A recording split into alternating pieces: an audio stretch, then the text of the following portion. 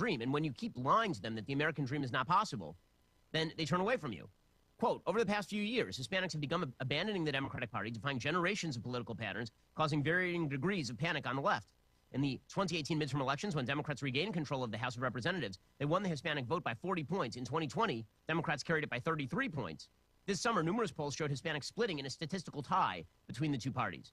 So what are the criticisms that are being relayed to Tim Alberta? Quote, Democrats are insufficiently patriotic. They are elitist in their cultural sensibilities. They are oblivious to the struggles of and priorities of working people.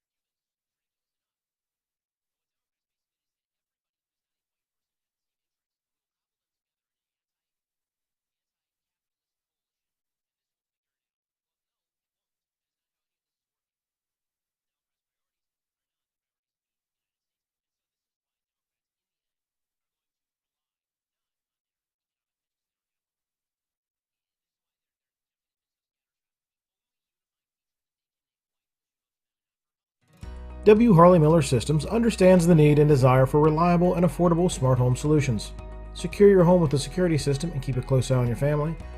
Automate your home with a Control4 system and have smart technology work as one. Set daily schedules to control your thermostats. Push a button and set the mood for dinner by dimming lights and playing music, or just sit back and enjoy a movie in your own home theater. Put decades of experience to work for you. Visit us at whmsystems.com or call 304-350-1931. Happiness grows here. Orr's Farm Market. Visit us at Orr's Farm Market, just 5 miles west of Martinsburg, to pick up all your local fresh fruits and vegetables. With our in-house bakery, fresh fruit slushies, and apple cider donuts, you can't go wrong. Live bluegrass every Saturday from 12 to 5 p.m. And check out all that's local and delicious at Orr's by going to orrsfarmmarket.com or visit our Facebook page. Happiness grows here. Orr's Farm Market.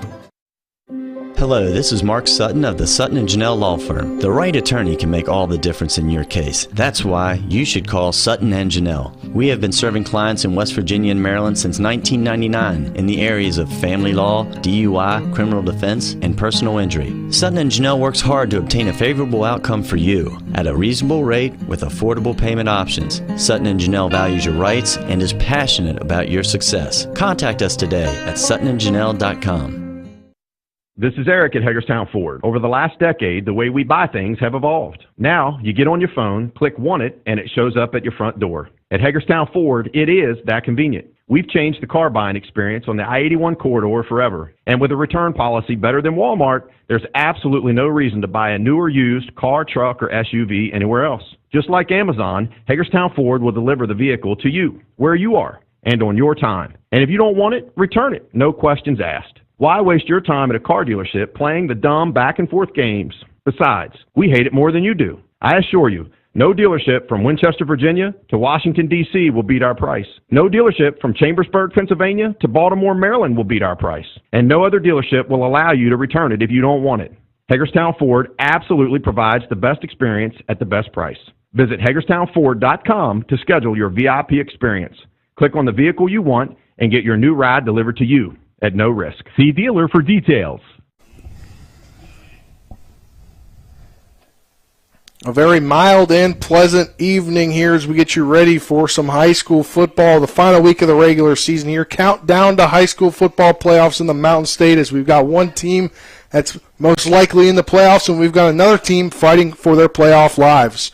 Good evening, everybody, and welcome in. Spencer Dupuis joined alongside Dylan Bishop. Happy to have you with us here. We're at Spring Mills High School, and it's a battle for teams, respectively. One really in the playoffs and another team trying to get in the playoffs that's going to need a win and some help. But if University wins tonight, Dylan, they're squarely in the playoffs. But if Spring Mills wins, they need a win and a bunch of help.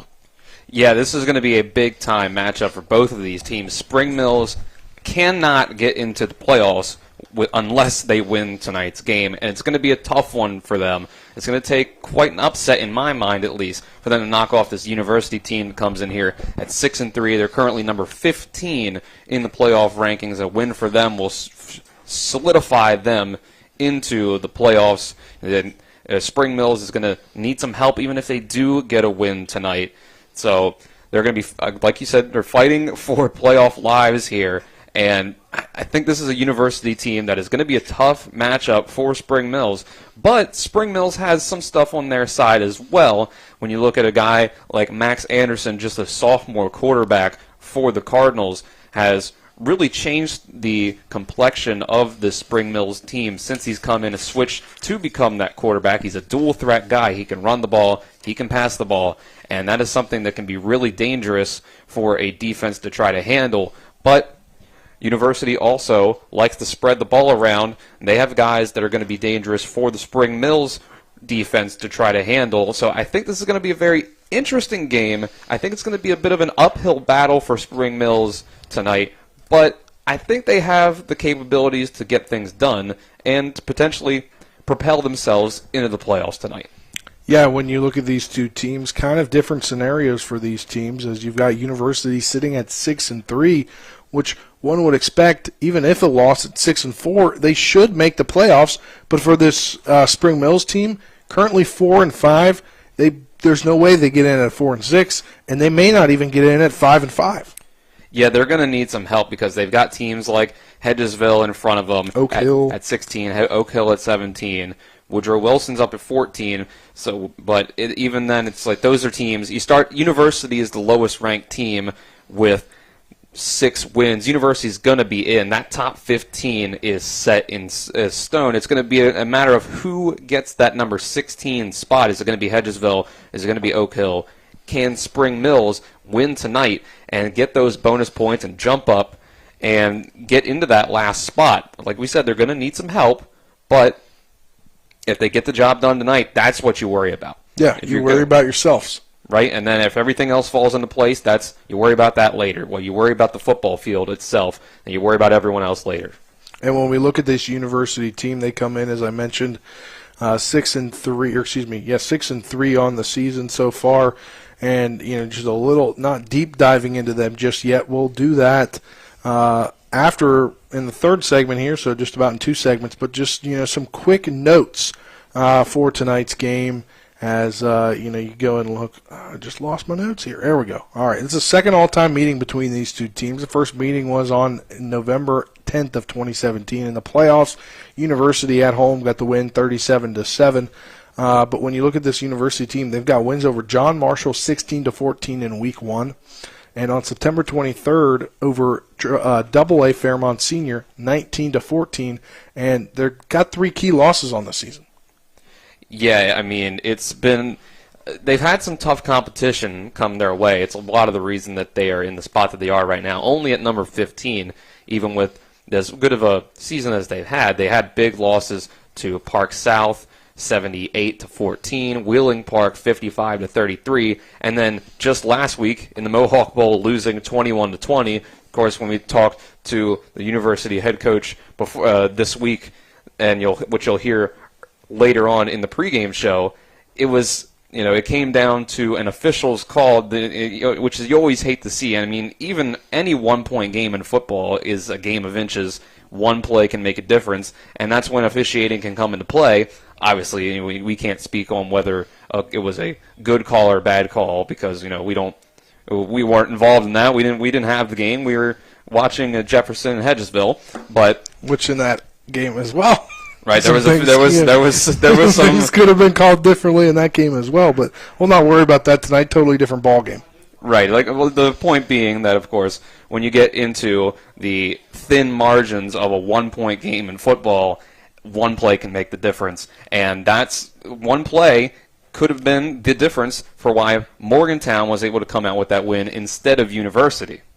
Yeah, and we saw the same thing about a couple months ago. Or no, about a month ago between Hedgesville and Spring Mills. 1 point made the difference. Right now, Spring Mills could be sitting at 5-4. Right. It was a really sensational freak play where Hedgesville had Jackson West go down with an injury, come back later in the game into the wide receiver position and come and catch a game-winning touchdown, and in a situation where the Spring Mills defender could have batted the ball down, but he batted it down into the hands of Jackson West, and that made the difference right there. That one play is the difference between Spring Mills already having 5 wins, being ahead of Hedgesville in the rankings, and the difference between them being 2 spots behind them. Yeah, it's a huge difference, and we'll break this contest down more. But after this 3-minute break, you'll hear Colin as he's going to check around the EPAC for this final week of the regular season. This is the pregame show brought to you by W. Harley Miller Systems, providing custom integration services like home and office automation, home theater networking, audio, video distribution, and more. Call 304-350-1931 or visit WHMsystems.com. After this 3-minute break, you'll hear the check of the area schedule, and then after that, we'll be back to break down this university team. You're tuned in to West Virginia High School football on Talk Radio WRNR and TV 10. Back in 3 minutes. W. Harley Miller Systems understands the need and desire for reliable and affordable smart home solutions. Secure your home with a security system and keep a close eye on your family. Automate your home with a Control4 system and have smart technology work as one. Set daily schedules to control your thermostats. Push a button and set the mood for dinner by dimming lights and playing music, or just sit back and enjoy a movie in your own home theater. Put decades of experience to work for you. Visit us at WHMsystems.com or call 304-350-1931. Mayhem is everywhere. I'm your new bangs, and you can't stop staring at me. That's it. Just tilt the rearview mirror over here. And while you're checking me out more times than a library book, your car is wandering into that lane over there. More bangs? Neat. And if you've got cut rate insurance, you could be paying for this yourself. So get Allstate. Call Martinsburg Allstate agent Gary Kelly today at 304-263-4596. Hi, I'm Annette McDonald, and I am the designer at Orsini's in Martinsburg, West Virginia. We welcome you into our store to show you a complete line of what we do here. We design your cabinetry, quartz countertops, granite countertops, hardware, anything for the full remodel of your kitchen and your home needs. We also do bathrooms, and we have flooring available too. We make sure that your project with Orsini's is the best in the market. Welcome to Orsini's. Orsini's.com. Let's go! Drink some beers! Mountaineer Grill and Pub! Conveniently located right off 81 at 214 Mid-Atlantic Parkway, Mountaineer Grill and Pub offers many daily specials, including happy hour 11 a.m. to 6 p.m. with $2 domestic bottles and $2.50 domestic drafts. Monday night is trivia night, Thursday night is wing night, and Wednesday and Sunday night is steak night. Let's go! Drink some beers! Mountaineer Grill and Pub! Jambo Construction and Fencing Company, LLC is a veteran-owned and operated company right here in the Eastern Panhandle of West Virginia that specializes in decks, fencing, and hardscaping. Find us on Facebook at Jambo Construction and Fencing to see more of the projects we've completed. For a free estimate, you can call Bo Bartley at 304-268-5452 or Jamie Gall at 304-279-5053. We are licensed and insured in the state of West Virginia, and as Martinsburg alums, we say, Go Bulldogs. I'm Jonathan Bodwell, Bodwell Insurance Solutions, your local Medicare and life insurance agency. We are here to help you navigate the Medicare maze. We represent all of the major carriers, and you do not pay any more to go through us than if you go directly through a carrier. But if you go through us, you have a local professional to help you with all your Medicare needs, not a voice that could be in some other part of the world. Bodwell Insurance Solutions, your local Medicare agency, BodwellInsuranceSolutions.com or 304-283-0864. Welcome back to the W. Harley Miller Systems pregame show. It's now time for the check of the area schedule brought to you by Sunset Water Services, proudly installing water softeners in Martinsburg and Berkeley County since 1989. The last week of the regular season is finally here, with final seeding and playoff spots still up in the air for some teams. What more could you ask for? Let's start with the Jefferson County rivalry tonight. The Jefferson Cougars are 6-3 overall entering tonight's game against the Washington Patriots. Last week, the Cougars lit up the scoreboard en route to a 54-7 win over the Hedgesville Eagles. Jefferson is currently in a three-way tie with Morgantown and Wheeling Park for 10th place in the Week 10 WVSSAC Class AAA playoff ratings. A win this week would not only help Jefferson's chances of better seeding in the playoffs, it would also be the Cougars' fifth straight win over their cross-county rivals. Head coach of the Jefferson Cougars, Craig Hunter, shared his thoughts on the rivalry and how much the win tonight would mean to his program, as well as what his team needs to do to get that win. It means a lot to the kids in the program as far as Washington finally is starting for me to develop to be a rival, because Washington was not a school when I went to Jefferson. For me to get off the rivalry being Washington, but for the kids who have been here in the area now, it's become a cross-county rival. But, it's a big game for the kids, big game for us. It's a huge game to solidify a better spot in the playoffs for us. So even though we may be in regardless, it's where you want to be, in the playoffs. What spot do you want to be in? Opposed to being, 15, 16, where you got to play one or two, as opposed to being maybe 9, 10, or 11, and maybe having a better matchup for yourself. So it's very important, not only for being a cross-county rival, but also for, a better playoff spot. Defensively, they really try to get after you by throwing stunts at you to confuse your offensive line, and then offensively, just the whole misdirection of the single wing offense. They're big up front. They can move people, and just like I said, the misdirection of the single wing. If you're not reading the proper keys or playing gap assignment football, you can get lost in the shuffle. Take what the defense gives us: man-to-man coverage on the outside. We're going to try to find ways to get the ball to our speedy receivers in space. They lighten the box up, and we're going to run the ball. That's just common sense. We got to play assignment football, get after them up front, not really play it like you're playing a passing team. We're going to try to get some knockback up front, but we're not going to blow through the line and get upfield. We're just going to play our gaps and play gap assignment football and then tackle. It's been a disappointing season overall for the Washington Patriots, as they sit at 2-7 overall. However, the Patriots are coming off a 35-3 win over the Hampshire Trojans and are ready to upset the Jefferson Cougars and end this season on a high note, as well as have the bragging rights in the county until next season. It won't be an easy task for Washington, and head coach Glenn Simpson understands that, but that's not going to stop them from giving it their best shot. My goodness, they are a fast football team, very talented football team. This is one of those deals where the style makes the fight, and we definitely have opposing styles. They are a very skill-oriented team. They have great speed, great ball skill, and they like to spread the field. We bring things a little tighter, a little closer together. The main thing is that same attitude that we had last week, preparing and looking to our seniors, not only for leadership but also for inspiration. That goes double this week. For these seniors, it's the last opportunity to play football against our neighbor in the county, so we want very much to right some wrongs and see if we can shock the world and take a very good Cougar team and see if we can't get one. Being in the county, seeing the coaches, the students, the players, the faculty, there are very clear lines drawn, even though we don't root against each other at all times. But when we get on the field, it is very much a us versus them mentality. That's, I think, the way rivalry should be.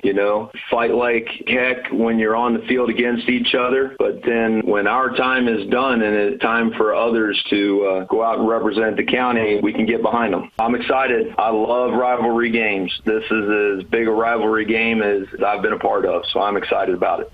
The Musselman-Applemen also sit at 6-3 overall, but are separated from Jefferson, Morgantown, and Wheeling Park by .78 points in the WVSSAC playoff ratings, which pits the Applemen in 9th place. Musselman is coming off a tough loss to the Bridgeport Indians last week by a final score of 62-21, and are looking to bounce back this week as the Applemen head to Parkersburg to take on the 4-5 Big Reds. A win for Musselman could potentially mean a home game for the first week of the playoffs and would most likely keep Parkersburg on the outs of the top 16 spots. Musselman head coach Brian Thomas says they know the situation that the Big Reds are in far too well because it's the exact situation his team was in last season. Coach Thomas says that because of that, he wants to make sure his team is ready for the game tonight and not already looking ahead to the postseason. We were 3-6 at this point last year, which is, complete flip of what we are this year. We're 6-3. When we were 3-6 last year, we went into this Parkersburg game, we knew the season was over. So that's not the case this year. We're going to be in the playoffs. Their win-loss record, they don't have a winning record. And a lot of times that's just what people look at. People kind of don't know the ins and outs about teams. They just see the record and they say, oh, well, they must not be very good. But, they've lost to some really good teams. They're a good football team. They have some good athletes on their team. Defensively, they mix some stuff up to kind of keep you guessing. So, like I said, they have a really tough schedule. They've lost to some really good teams. So you factor in that and then the trip ahead of you got to travel. You're taking 16, 17-year-old kids 4 hours away from home on a bus all day. So you kind of, you factor in all that stuff together. We got to be ready to play. If we're not ready to play, this is the team that they can beat us. And, if we come out ready to play and execute, we could beat them. So, I expect a good football game. They do a lot of different stuff. They probably line up in more formations than anybody that we've played against all year. So, football is really not that hard. You have to line up correctly. If you don't line up correctly, people can find a way to exploit, your misalignments on defense. And then if you don't get to the ball, you don't tackle well and not allow the big plays, then, that's easy for them to score. So we got to make sure we line up correctly to all the things that we do. We have to make sure that we play sound football or else, that they have enough guys that they're going to be able to move the ball and execute against us. The Hedgesville Eagles are 4-5 overall and currently hold the final spot in the AAA playoffs if the season ended today. The Eagles are coming off a 54-7 blowout against the Jefferson Cougars last week, extending Hedgesville's losing streak to 3 straight games. Tonight, the Eagles host the Hampshire Trojans. A win for Hedgesville would mean the Eagles would clinch a playoff spot for the first time under head coach Matt Faircloth. However, a loss would most likely end the Eagles' season. Coach Faircloth has said its playoffs are bust for Hedgesville all season long. This is what Coach Faircloth had to say about the Hampshire Trojans and what his team needs to do to get the win tonight. They're your typical Hampshire team. They're going to play hard. They're going to give you everything they got. They run a lot of different formations. They run a lot of different personnel guys on the field. So for us, it's making sure we got the matchups we want and making sure we want to establish what we want to do early on and making sure we do that. Number 10, when he goes to quarterback, he's got some speed to him. He's pretty elusive. So anytime he goes to quarterback, we definitely want to know where he's at. And number 8 for them is a good-looking kid that really plays running back, H-back, quarterback. They put him at wide receiver. He plays DB, outside backer. So knowing where those guys line up, and then they got good size up front. So for us, it's just making sure we know where 10 and 8 is for sure because they can be matchup problems. Come out from the jump and put pressure on them. Stop letting people put pressure on us to have to fight back and establish the run game. Open up the pass game and then fly around and be fast and physical on defense. Over the last 3 weeks, we went away from running through tackles, and now because we were getting a lot of guys banged up, so now guys are arm tackling. So this week, get back to running through tackles and play fast and physical. The final game of the high school football season in the Mountain State is tomorrow afternoon, so we'll have to wait for the official playoff bracket as the Martinsburg Bulldogs travel to Alexandria, Virginia to play the Bishop Ireton Cardinals for the first time in program history. The Bulldogs come into the game 7-2 overall and are sitting in 4th place in this week's playoff ratings. Bishop Ireton comes into the game with a record of 1-8 overall. It's the 3rd straight road game for Martinsburg and the farthest trip for them this season. Bulldogs head coach Britt Sherman says that he's using this trip for his team as an example for future trips the team will hopefully be making in the playoffs. Hopefully we'll get a lot of reps with a lot of guys, and Ireton is a team that Coach Wortham's coming over there. He did a lot of really good things at Woodbridge back in the late teens, won a bunch of 6A state championships. It's one of those deals where he's just in there, he's starting to set the culture, but they still have some really good athletes. Looking at them on film and seeing their guys, and if we let their quarterback get loose, he's scoring. They really have some good athletes that have some speed, so definitely not taking them lightly. We're trying to finish strong. and hopefully we're just crisp and execute really well. You can tell they haven't gelled real well because of Coach Wortham's first year, but this is their last game, so they had a lot of guys out last week. He said they had some sickness, so they're probably going to have those guys back this week, and we may see almost a completely different team than what we've been seeing on film. Travel trip, use it as an experience, use it as a business trip, and just execute and play really hard and finish the regular season strong, because, you know, I hear a lot of people talking about, well, this ranking here, ranking there, and if so-and-so loses, but we don't take care of business, what we can control, and that's winning Saturday, then none of the rest of that stuff matters. That was your check of the area schedule, brought to you by Sunset Water Services, proudly installing water softeners in Martinsburg and Berkeley County since 1989. Once again, our matchup tonight features the University Hawks at the Spring Mills Cardinals. We will continue to preview this matchup coming up next on the W. Harley Miller Systems pregame show. You're tuned into West Virginia High School football on Talk Radio WRNR and TV 10. When will I be able to retire? How do I make the most of the money I have? How do I leave a lasting legacy to my loved ones? I'm Philip McCoy, financial advisor with the Mirius Group, a private wealth advisory practice of Ameriprise Financial Services Incorporated.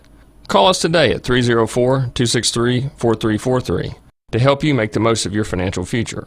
Our office is located at 1270 Winchester Avenue, Martinsburg, West Virginia. Ameriprise Financial Services Incorporated, member FINRA and SIPC. What came first, the chicken or the egg? No matter what you think, you can have it either way. Rock's new bagel croissant and chicken waffle breakfast sandwiches are made fresh every morning. Rock's local market. Rise and shine. You're gonna be late for work. Good morning, sleepyhead. Have a good one. Rock's new bagel croissant and chicken waffle breakfast sandwiches are made fresh every morning. Rock's local market. With 4 new car dealerships and 4 used car dealerships in 3 states, Parsons is the largest used car and fastest growing new car dealer in the tri-state area. Take Parsons Ford with huge savings on hundreds of new Fords, financing from 0%. Parsons' goal of financing for all, and Parsons' famous above-market trade-in allowances that help make Parsons #1 for used cars too. See why so many won't buy anywhere but Parsons Ford in Martinsburg. We became #1 by making you #1 first. Parsons. The Palace Lounge in Martinsburg is the place to be this football season. Join us Fridays for Martinsburg Bulldog games, Saturdays for Shepherd Rams and WVU games, and every Monday, Thursday, and Sunday nights for the NFL primetime games. We still have steak night every Wednesday, shrimp nights every Thursday, and now taco and margarita nights every Tuesday. So come on in and enjoy the Palace Lounge. We're located at 1350 Edwin Miller Boulevard in Martinsburg. Ever try to collect on an insurance claim? Perhaps a homeowner's claim, auto accident, or fire. Insurance companies collect money from you for protection should something bad happen. And when it does, they don't want to pay, or they offer too little. At Mansion Ferretti, we have an attorney who worked defending insurance companies and knows all the dirty tricks they play to deny or lowball your claim. Call us today for help in getting what you really deserve. Mansion Ferretti, when you need justice. You've put up with your water long enough. It's time for Sunset Water Services, your local water solution since 1989, to fix your water problems. Get better tasting, better smelling, and better looking water today. Say hello to drinking your own delicious water for pennies per gallon. Say yes to healthier skin and hair and to softer and brighter clothes. Sunset Water Services delivers your bags of salt to you, so they'll save your back too. And our products come with a 1-year satisfaction guarantee. Call 304-754-9031 for a free water quality test today. SunsetWater.com. Welcome back to the pregame show, brought to you by W. Harley Miller Systems, providing custom integration services like home and office automation, home theater, networking, audio-video distribution, and more. Call 304-350-1931 or visit WHMSystems.com. Spencer Pooh joined alongside Dylan Bishop. Happy to have you with us. You'll hear from our sideline reporter / sideline camera operator, Colin McLaughlin later. Up on top running camera tonight is John Alderton, and running our ATEM tonight, our executive producer, is Braden Schaffner. And Dylan, we'll start breaking down this University Hawks team. They come into tonight's matchup 6-3, and all their losses are to teams ranked ahead of them this year in the SSAC playoff rankings. Started off on September 2nd, a 78-14 loss to Park South, who could be the top team in all of the Mountain State if they can win and beat Hurricane tonight. Yeah, it's no, Huntington and Hurricane, right? Yeah, Huntington and Hurricane. If they can win tonight, they can be in the top two teams. Excuse me. Right. So, yeah, all three teams that this University squad has lost to are all not only ranked ahead of them, they're all in the top 10 because you have Morgantown and Wheeling Park that are currently tied at number 10 right now. So technically all in the top 10, even though there's 10 and 11, kind of, if you want to look at it that way. They lost to Wheeling Park 55-33, and then lost again the Mohawk Bowl that we kind of mentioned in the Open 21-20 last week.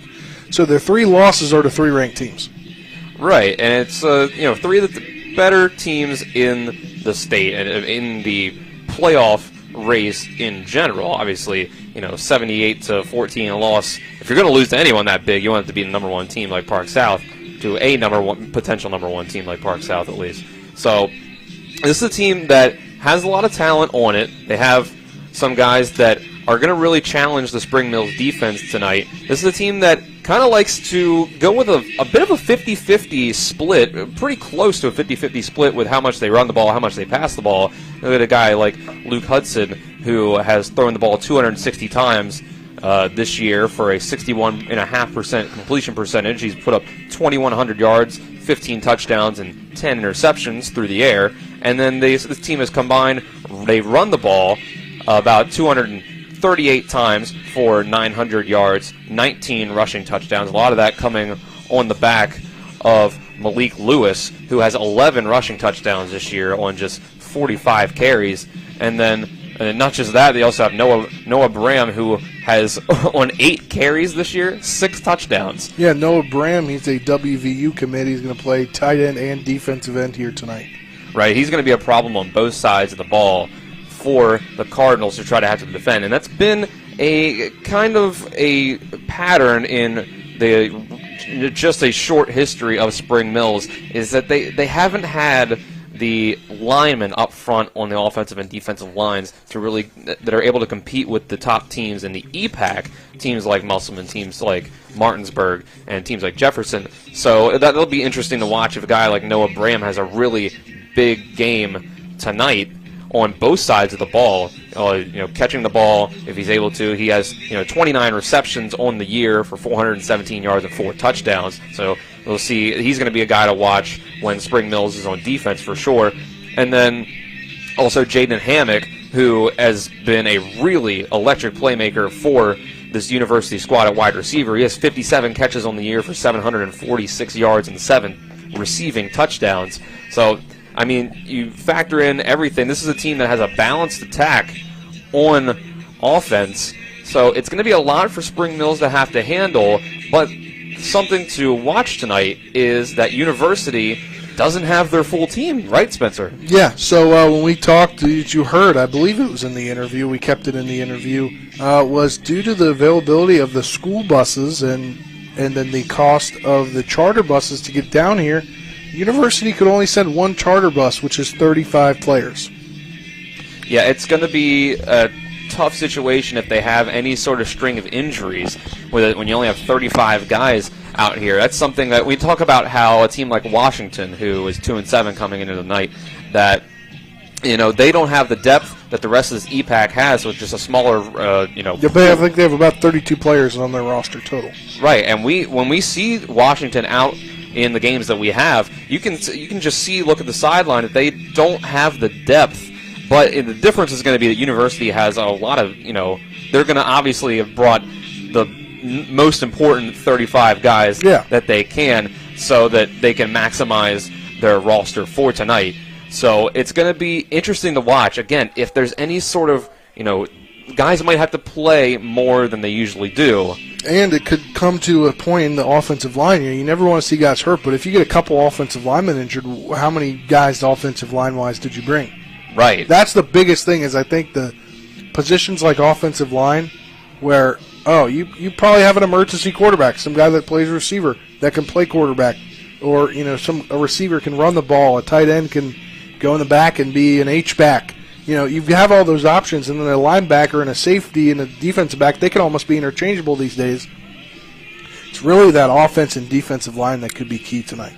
Right, and especially when it comes to, it's not just that in general, how many guys you have backing up, but you get one backup offensive lineman in a game, it can make a big difference, especially if it's a tackle or a guy only has one guy. He has open space to one side of him, as compared to a guard or a center who has another lineman to help him out on each side, each of his outside shoulders.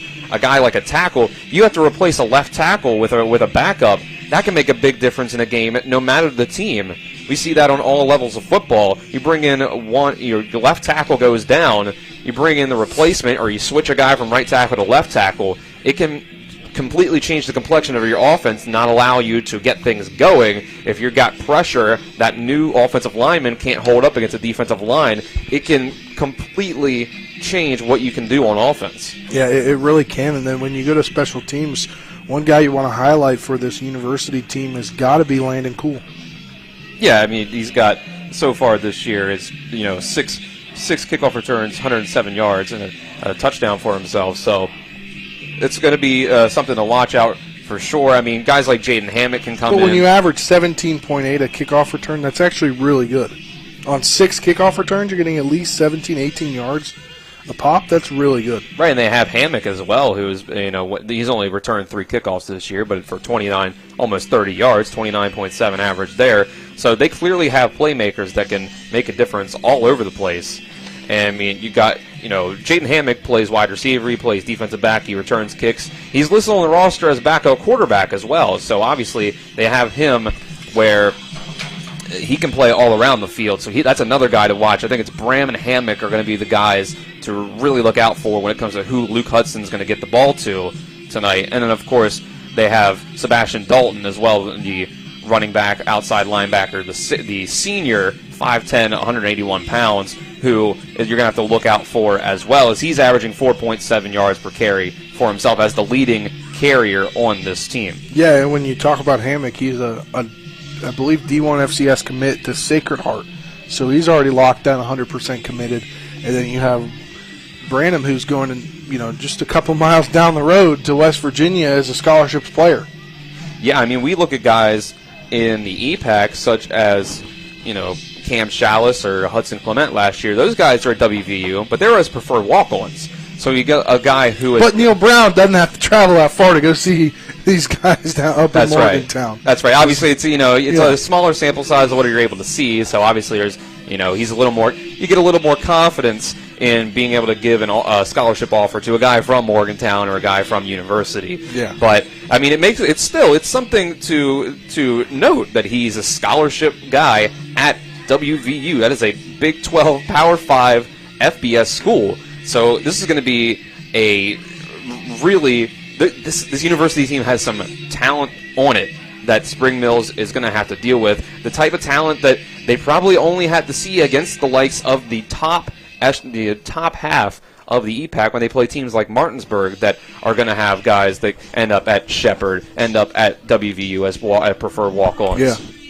All right, well, I think we've broken down a lot of this University Hawks team. I mean, you want to look at the scoring situation. They average they have scored on the season 283 points. They've only given up 219 points, so that's already in their favor. Yeah, they're averaging about 31 points a game on offense. They're giving up about 24 a game on defense. You can attribute a lot of that average there probably has gone up because of that Parkersburg South game where they gave up 78 points to really get that bump that average up. But on average, it's a 7-point differential. They're do the math in my head real quick. They're plus 64 on the season point differential. Yeah. So, I mean, this is a good team. Like we said, their only 3 losses on the season are to teams that are currently ranked in the top 10 in the state of West Virginia for AAA. Yeah, and that'll be a huge matchup tonight as we'll break more of this down later on in the show. We'll talk Spring Mills. But first, we're going to step aside for a 3-minute break on the W. Harley Miller Systems pregame show. On the other side of that break, you'll hear our interview with head coach for the University Hawks, John Kelly.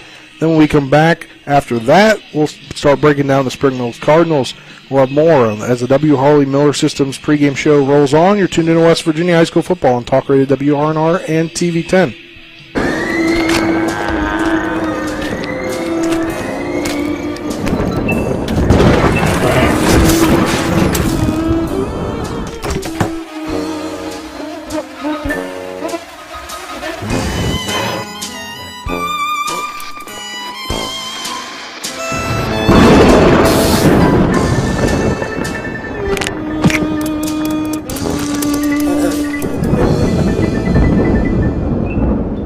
Hi, Crescia Hornby here. Larry DeMarco, broker of Modern Realty Results, believes he has some of the best real estate agents in the Eastern Panhandle. Agents at Modern Realty Results have years of experience and knowledge of the local real estate market. Agents within the office work as a team to provide quality customer service. We strive to always ensure client satisfaction through handling every transaction with honesty and integrity, all while offering competitive rates. Modern Realty Results is veteran-owned and managed. Please call us at 262-4222, modernrealtyresults.com.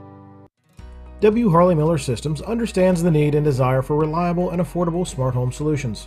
Secure your home with a security system and keep a close eye on your family. Automate your home with a Control4 system and have smart technology work as one. Set daily schedules to control your thermostats. Push a button and set the mood for dinner by dimming lights and playing music, or just sit back and enjoy a movie in your own home theater. Put decades of experience to work for you. Visit us at WHMsystems.com or call 304-350-1931. With 4 new car dealerships and 4 used car dealerships in 3 states, Parsons is the largest used car and fastest growing new car dealer in the tri-state area. Take Parsons Ford with huge savings on hundreds of new Fords, financing from 0%. Parsons' goal of financing for all, and Parsons' famous above-market trade-in allowances that help make Parsons #1 for used cars too. See why so many won't buy anywhere but Parsons Ford in Martinsburg. We became #1 by making you #1 first. Parsons. When will I be able to retire? How do I make the most of the money I have? How do I leave a lasting legacy to my loved ones? I'm Philip McCoy, financial advisor with the Mirius Group, a private wealth advisory practice of Ameriprise Financial Services Incorporated. Call us today at 304-263-4343 to help you make the most of your financial future.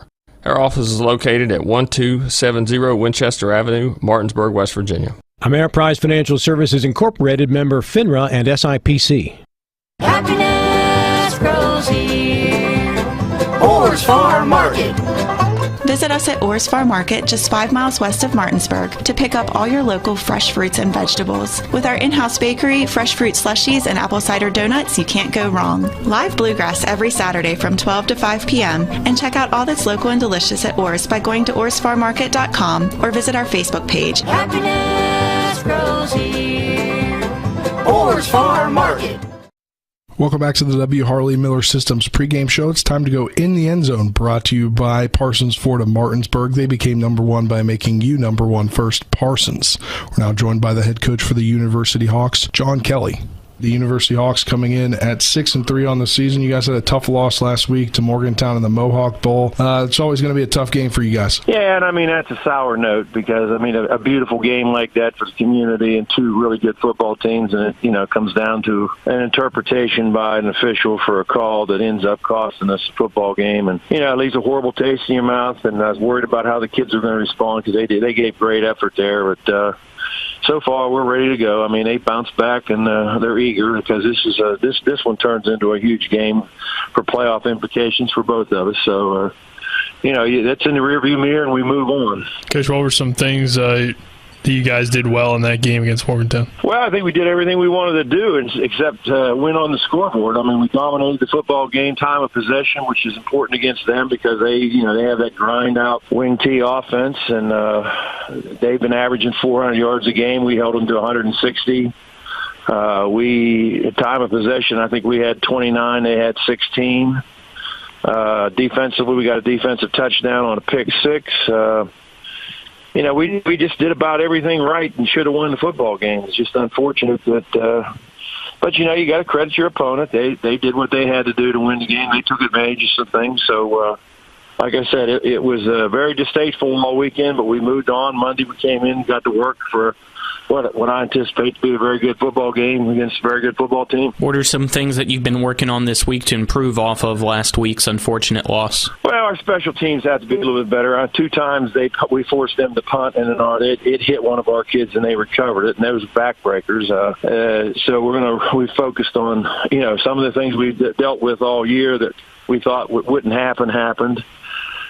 Secondly, we made some mistakes. They made an adjustment at halftime to us, and we didn't adjust back. We figured maybe Spring Mills will try some of the same thing after watching film. So we've been working on that in our run game. But this is a very difficult game because this Anderson kid at quarterback. I mean, it's very he's just unbelievably slippery. I mean, he's a broken play guy. He's a good hard runner guy. He can throw the football guy, and there's not a whole lot of defensive alignment or anything else once he gets out in the open because he's just almost impossible to tackle. So that worries us quite a bit because when you have a dual threat guy like that can do a lot of things, it breaks the back of your defense. And, Coach, you guys have had a common opponent this year in Albert Gallatin out of Pennsylvania. How much do you look at the tape of those games, both your teams? Does that do anything? No, we really didn't look at it for the following reason. Albert Gallatin runs that funky single wing triple game that they don't run. They run sort of a spread similar to us with the inside zone game and jets, and they run similar stuff to us. So Spring Mills does. So we didn't look at that tape. We went back and looked at I think it was the Jefferson game because Jefferson will line up like we did, and we went back and looked at I'm trying to think that North Hagerstown game because the North Hagerstown lines up similar to us. So everybody that plays Albert Gallatin, including us, plays kind of a junk defense. We put probably 8-9 guys in the box to stop that run. And, since we're a spread team, I don't think they're going to be able to do that. Coach, who have been some guys that have stood out to you this year on your team? Well, Jaden Hammock he's signed going to sign D1 with Sacred Heart University out of New Jersey. He was offered and accepted. And Noah Bram, who was out the first about 4 games with a high ankle sprain, of course, he's already signed and delivered to WVU as a scholarship kid. And then defensively, Brock Kaler, our inside linebacker, is only a sophomore. He leads the team in tackles with about 78, and he had 15 tackles, 8 assists, and 4 tackles for loss against Morgantown. So he's really coming on. He's going to be he's a tremendous wrestler too. He's was undefeated and unscored on last year as a sophomore and was a state champion. So he's the real deal, that's for sure. So. And then we got a real good lineman in Anthony Cookie Rivera. He's a good defensive, offensive lineman. I think he's all-state type kid. So, and then we got some just good role players. That's what you need too. They don't jump off statistically. They don't jump whatever, but they do what they're supposed to do. And we were banged up really bad the first part of the season. We actually against Fairmont Senior, really don't know how we won that game. We started 2 freshmen at corner. And our secondary was maligned clear up until probably 2 weeks ago when we finally got everybody healthy and got everybody back. So we're pretty healthy going into this game. Malik Lewis, our power runner, he's going to be out. But other than that, we came out of the Mohawk Bowl pretty healthy. What have you seen from Spring Mills on film? It scares me. Since they've moved Max Americas, well, how do you say his name? Maximus Anderson. Since they moved him to quarterback, they're a different team. He's special. He's a special player. Our kids know him from basketball.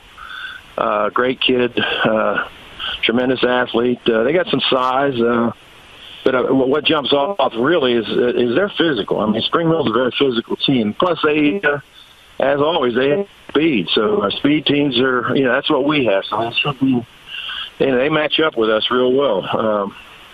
I don't know much about their opponents, like Hagerstown's. We don't know anything about them. And like you said, we only had one common opponent. They play some really good Eastern Panhandle teams, that's for sure. We don't play anybody the caliber of Martinsburg and Jefferson. But, we played some good teams, too. We played the Fairmont Seniors and the Wheeling Parks and the Parkersburg South. So we're battle-tested. So, it's a little disappointing. We're not going to be able to bring our full team over there because of our bus situation over here. We can't get buses to go to away games until after 5 o'clock, so we're going to get a charter bus, and we're only going to bring 35 kids, which I've never not brought my whole team, so that's really a downer. But, hopefully we're going to bring 35 guys that are good enough to win. And when you look at kind of where you both are in the situation of the SSAC playoff rankings, for you guys would be a win to 100% solidify you guys in that 10 to 14 range. But for them, they're still fighting for a spot, and a lot of things would have to go right for them to even get in the playoffs this year. But what's your team's mentality going into this game? that we discussed it starting Monday. We said this is a playoff game right here because they are still in it, like you said. But I've seen funny things happen. I mean, if they beat us, they get a bundle of points, and if a couple of people up above get beat, like it's very possible that Woodrow Wilson's going to get beat. It's very possible Morgantown's going to get beat. They have a very tough opponent in Lindsley. There's some other teams up there that could get upset. And if they beat us, they could sneak in at 16 or 15. And if we win, we could jump. I don't do all those calculations. I leave that to the gurus. But I think we could get as high as 13, maybe 12. But we need some help, too, to move up. I mean, we need Morgantown to lose and Beckley to lose and some other things. But, that's the beauty of this system. I mean, it's very fair. And it really, a lot of times, it comes down to that very last tick on the clock on week 11 before we decide who's going to go where. All right, Coach, thank you for the time. Appreciate it, guys. Thank you very much. That'll do it for the In the End Zone segment brought to you by Parsons Ford of Martinsburg. They became number one by making you number one first. We'll have more of the W. Harley Miller Systems pregame show as it rolls on next. You're tuned into West Virginia High School football on Talk Radio WRNR and TV10. WV Medicine is pleased to introduce 6 new providers who've joined our medical staffs at Berkeley Medical Center, Jefferson Medical Center, and University Healthcare Physicians. Dr. Sandeep Kashyap, Thoracic Surgery. Nurse Practitioner Dana Price, Interventional Radiology. Dr. Jessica Rude, Family Medicine. Dr. Michael Seen, Orthopedics. Dr. Emran Sheikh, Orthopedics Hand and Wrist. And Dr. Alexander Shin, Emergency Medicine. WVU Medicine, growing to meet the needs of our community. Hi, this is Lauren from Orsini's right here in Martinsburg. Grilling is not just for the boys. We are a Platinum Traeger dealer carrying the Pro Series all the way up to the Timberline Series. We have every flavor of wood pellets along with accessories, rubs, sauces. Not just Traeger, we carry Utz, Meat Church, Lanes, and Dizzy Pig. We also carry a full line of Yeti products. Orsini's has everything to complete your backyard. Visit us at 360 Hack Wilson Way or at Orsinis.com. If you're in an accident, the first thing that you have to do is call 911. You have to get medical care immediately. The next thing you need to do is call us. When you hire us at the Skinner Law Firm, what we do is we are going to investigate your case and we're going to lay out the options that you have, all at no cost to you. We will use all of our resources and all of our experience to get you what you deserve. The Skinner Law Firm, SkinnerFirm.com. Ollie's VIP North Side is the best spot to catch all your favorite teams. Join us Monday for Dollar Wings and Monday Night Football, Thursdays on the patio for the Cornhole Tourney, Friday Night Lights with happy hour specials, or Saturdays during or after the college games for Steak Night. Get a ribeye or New York steak for just $26.95. Ollie's has great food and drink menus too, along with 17 TVs to watch any game of your choice from anywhere at the bar or their outdoor patio and fire pit. So stop by and see for yourself today at 36 Veronica Drive in Martinsburg. That's Ollie's VIP North Side. We'll see you for the game. Hagerstown Ford continues to be your leader in car sales up and down the I-81 corridor. We will beat any and all competitors' prices. And we've made buying a new car easier than ever with one-day delivery better than Amazon and a return policy better than Walmart. Your satisfaction is our guarantee. If you don't like it, simply return it and we'll come pick it up. No questions asked. Why would you shop anywhere else? At Hagerstown Ford, we take great pride in our community and supporting our local student athletes.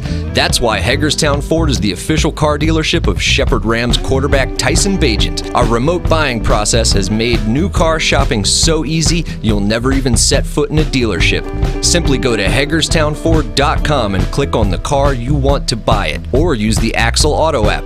It's that easy. You can order your new car on any device. Go to HagerstownFord.com and get your new car signed, sealed, and delivered from Hagerstown Ford.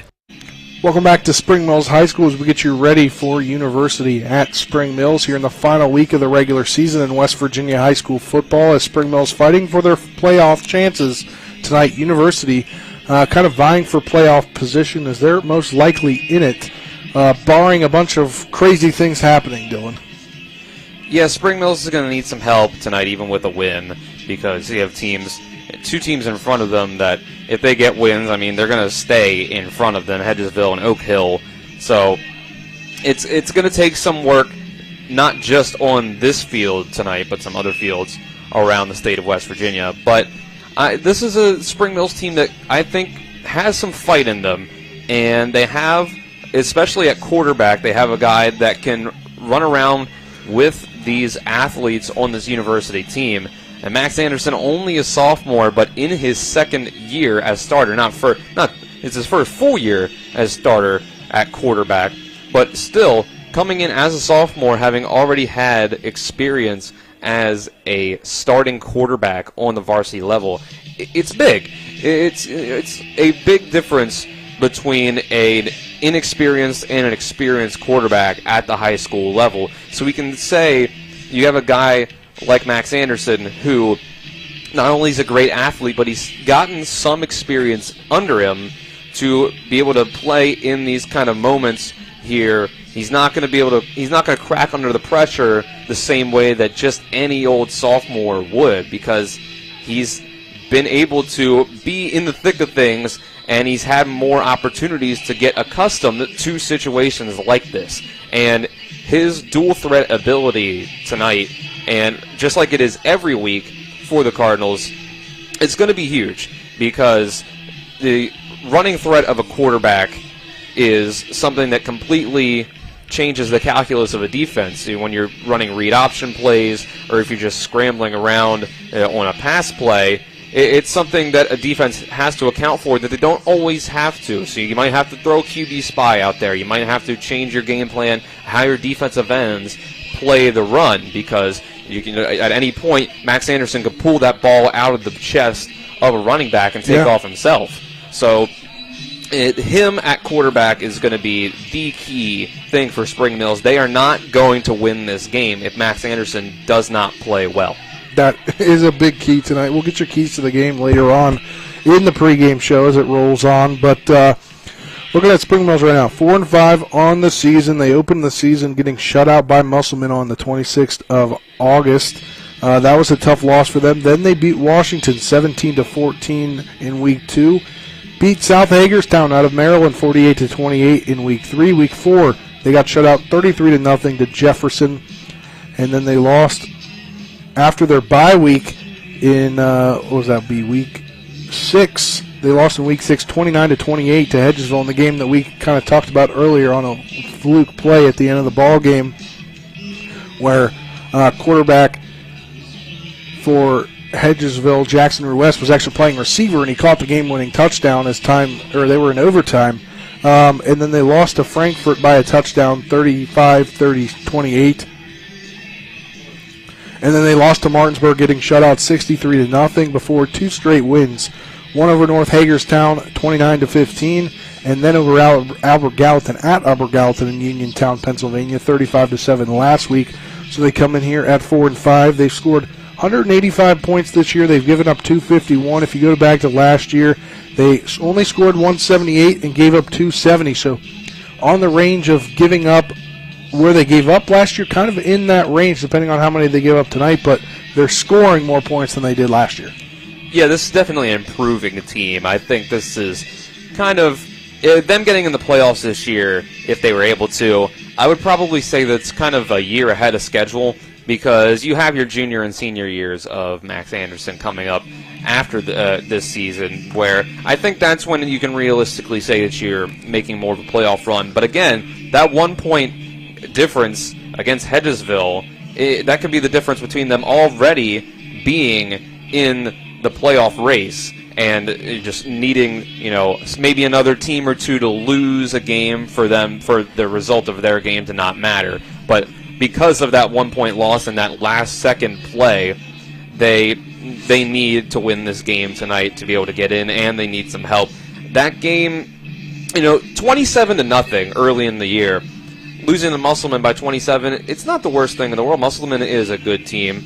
And then you would go to Week 2. I think that would be the concerning one, considering that Washington is 2-7 on the season, and you only beat them 17-14. But that's early in the season. You've had time to recover from that. You're coming off of 2 wins in a row against North Hagerstown, and coming off of that win last week, 35-7 against Albert Gallatin is a good momentum builder, because obviously they were coming before those 2 wins that they had right there. They're coming off of that loss to Martinsburg 63-0, which we had here on Talk Radio WRNR and TV10, where it just seemed like they weren't able to get anything going against the Bulldogs. The Martinsburg barely had to even use their offense in that game, because I think that was the game where we had just so many touchdowns on special teams and defense that Martinsburg's offense ran 10 offensive plays at halftime, and it was just an all-around performance that Spring Mills will want to forget. But you put that behind you, and you can come down and have a good game tonight. You're coming off of 2 wins in a row. Have that momentum, try to get yourself in the playoffs. And we're waiting to see if Colin down on the field has official news about something potentially that would be pretty cool tonight that we could talk about on the air. Colin, if you can hear me and you do, let Braden know, and we'll figure out if we can send it down to you with the information. But something cool could be happening tonight. But let's continue to break down this team. We talk about Max Anderson. He's only in 10th grade. He missed a few games this year. It was part of their losing stretch of the year. He wasn't playing. And as he's come back, they've gotten extremely better, and they've lost. They only have 4 seniors on the team. So they've gotten those 2 guys back in the last couple of weeks, in Gavin Jones and Sam Stotler, and those have been huge guys that are coming and help, both off one's an outside linebacker and the other being a defensive end.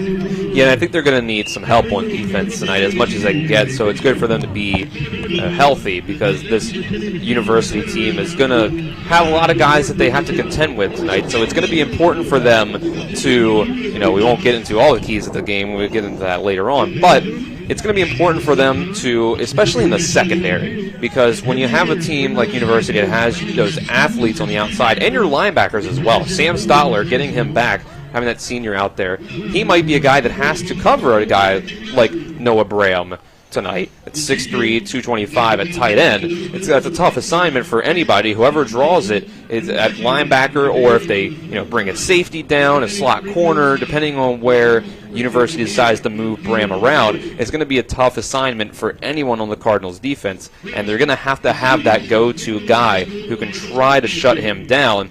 And then on the outside, when you have a guy like Hammock, Jaden Hammock, you're going to have a corner out there that can stop him, and your secondary in general, your free safety, strong safety, whoever it be, is going to have to make sure that they don't take the top off of the defense and allow those big plays. You're going to have to tackle. You cannot let these guys get out into open space, make guys miss, turn a 5-yard catch into a 25-yard gain by missing tackles.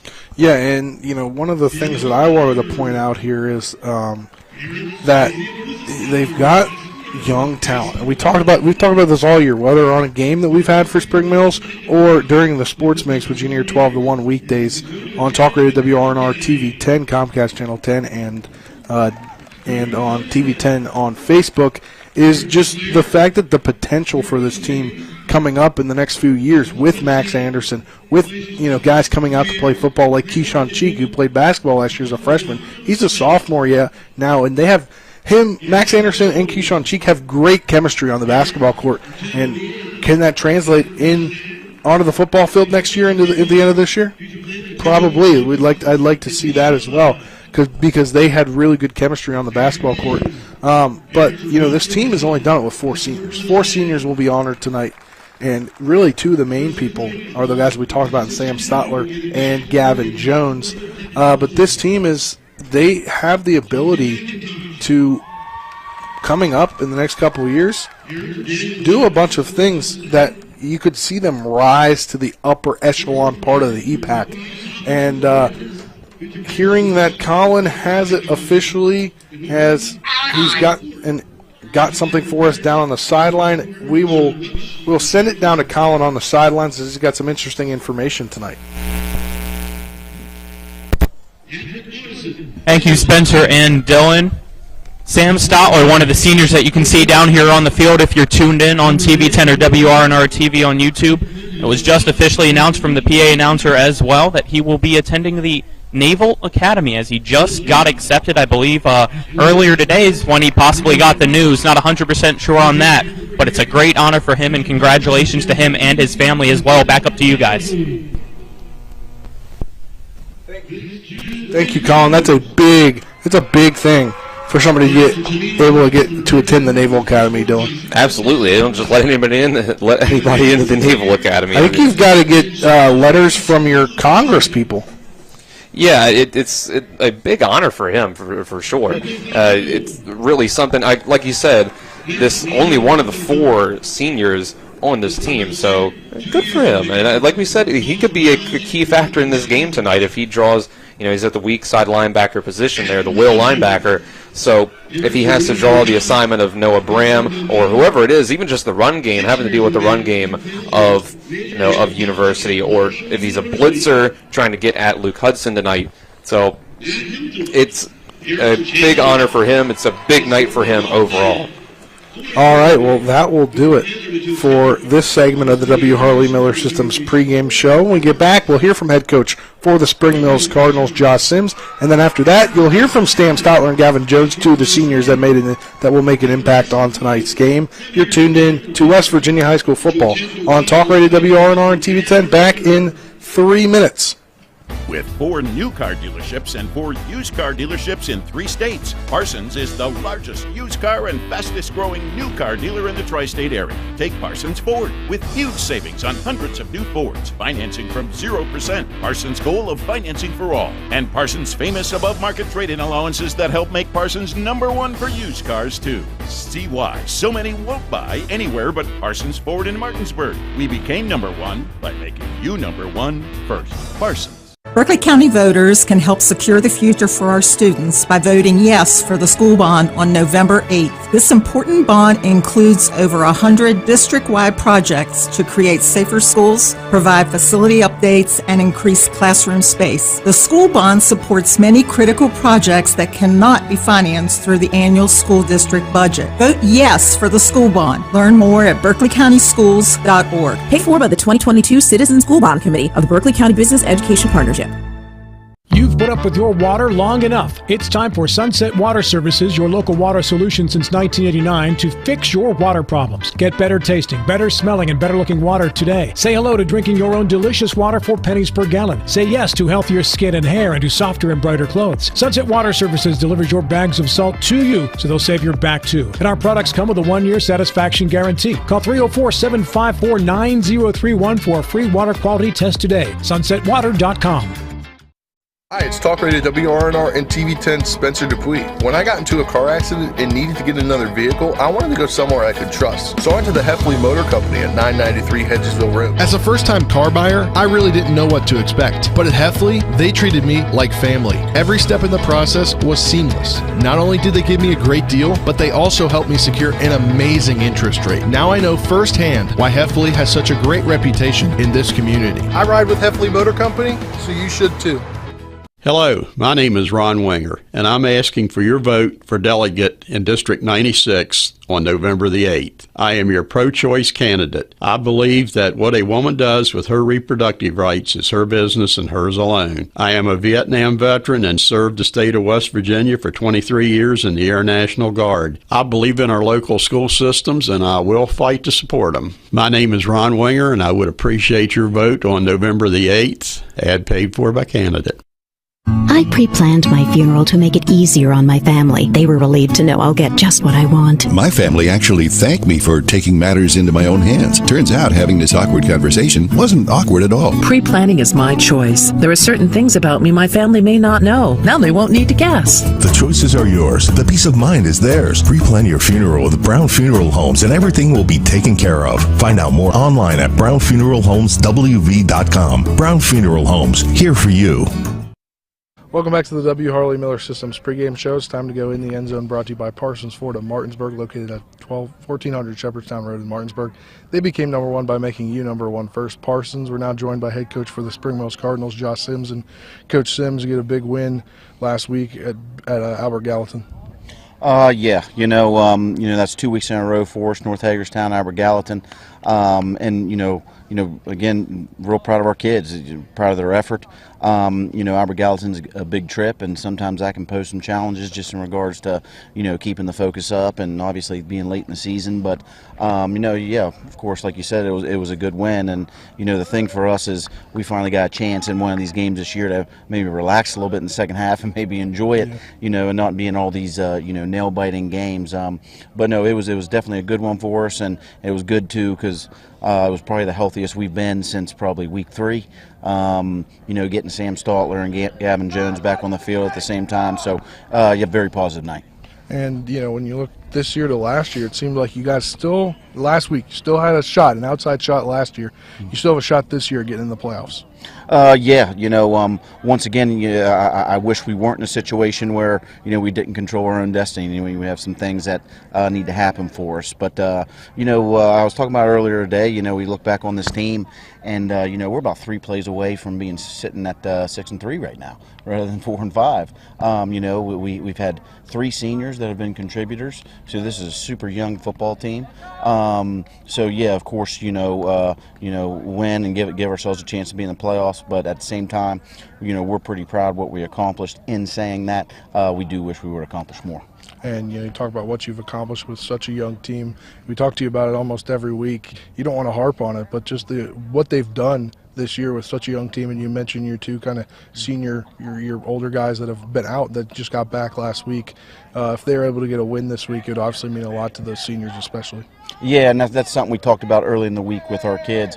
Gavin and Sam, they've been 4-year players here. They've been good leaders. They've been good examples, and very hard workers. And that goes beyond football. It goes up in the school. That goes in other sports like lacrosse.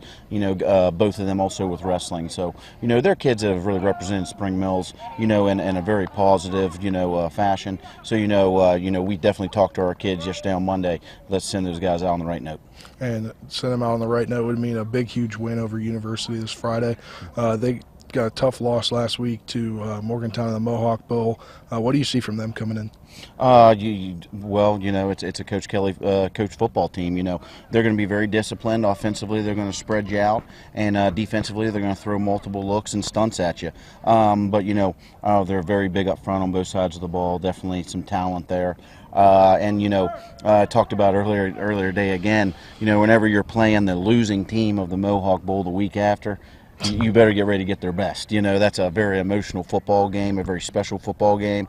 But in saying that, University coming up short, I'm sure we're going to get, kind of an angry football team and a team that's, going to have a little chip on their shoulder. So, they're going to be bringing us their best, so obviously we better bring ours. When you look at your 2 teams, common opponent Albert Gallatin, and when we were talking to Coach Kelly, he said kind of a non-factor when you want to look at that film just because of the kind of style that Albert Gallatin runs. You don't want to kind of look at what each team runs. He said that your team would be kind of similar to, I believe, a Park South team.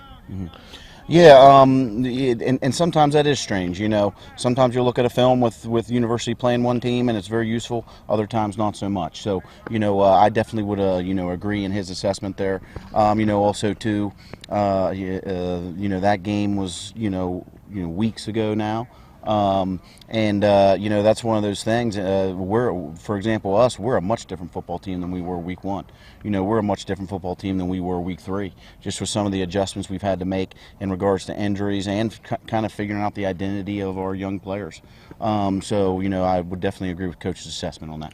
And when you look forward to this week, Max Anderson, he's obviously always a big factor in every game, but he's got to do a lot of things right in order for you guys to get a win. He does, and Max has been incredible in that regard. Obviously being a workhorse for us, and I always bring it up with him, just his leadership and his command in the huddle, and once again being very special. He's only a sophomore.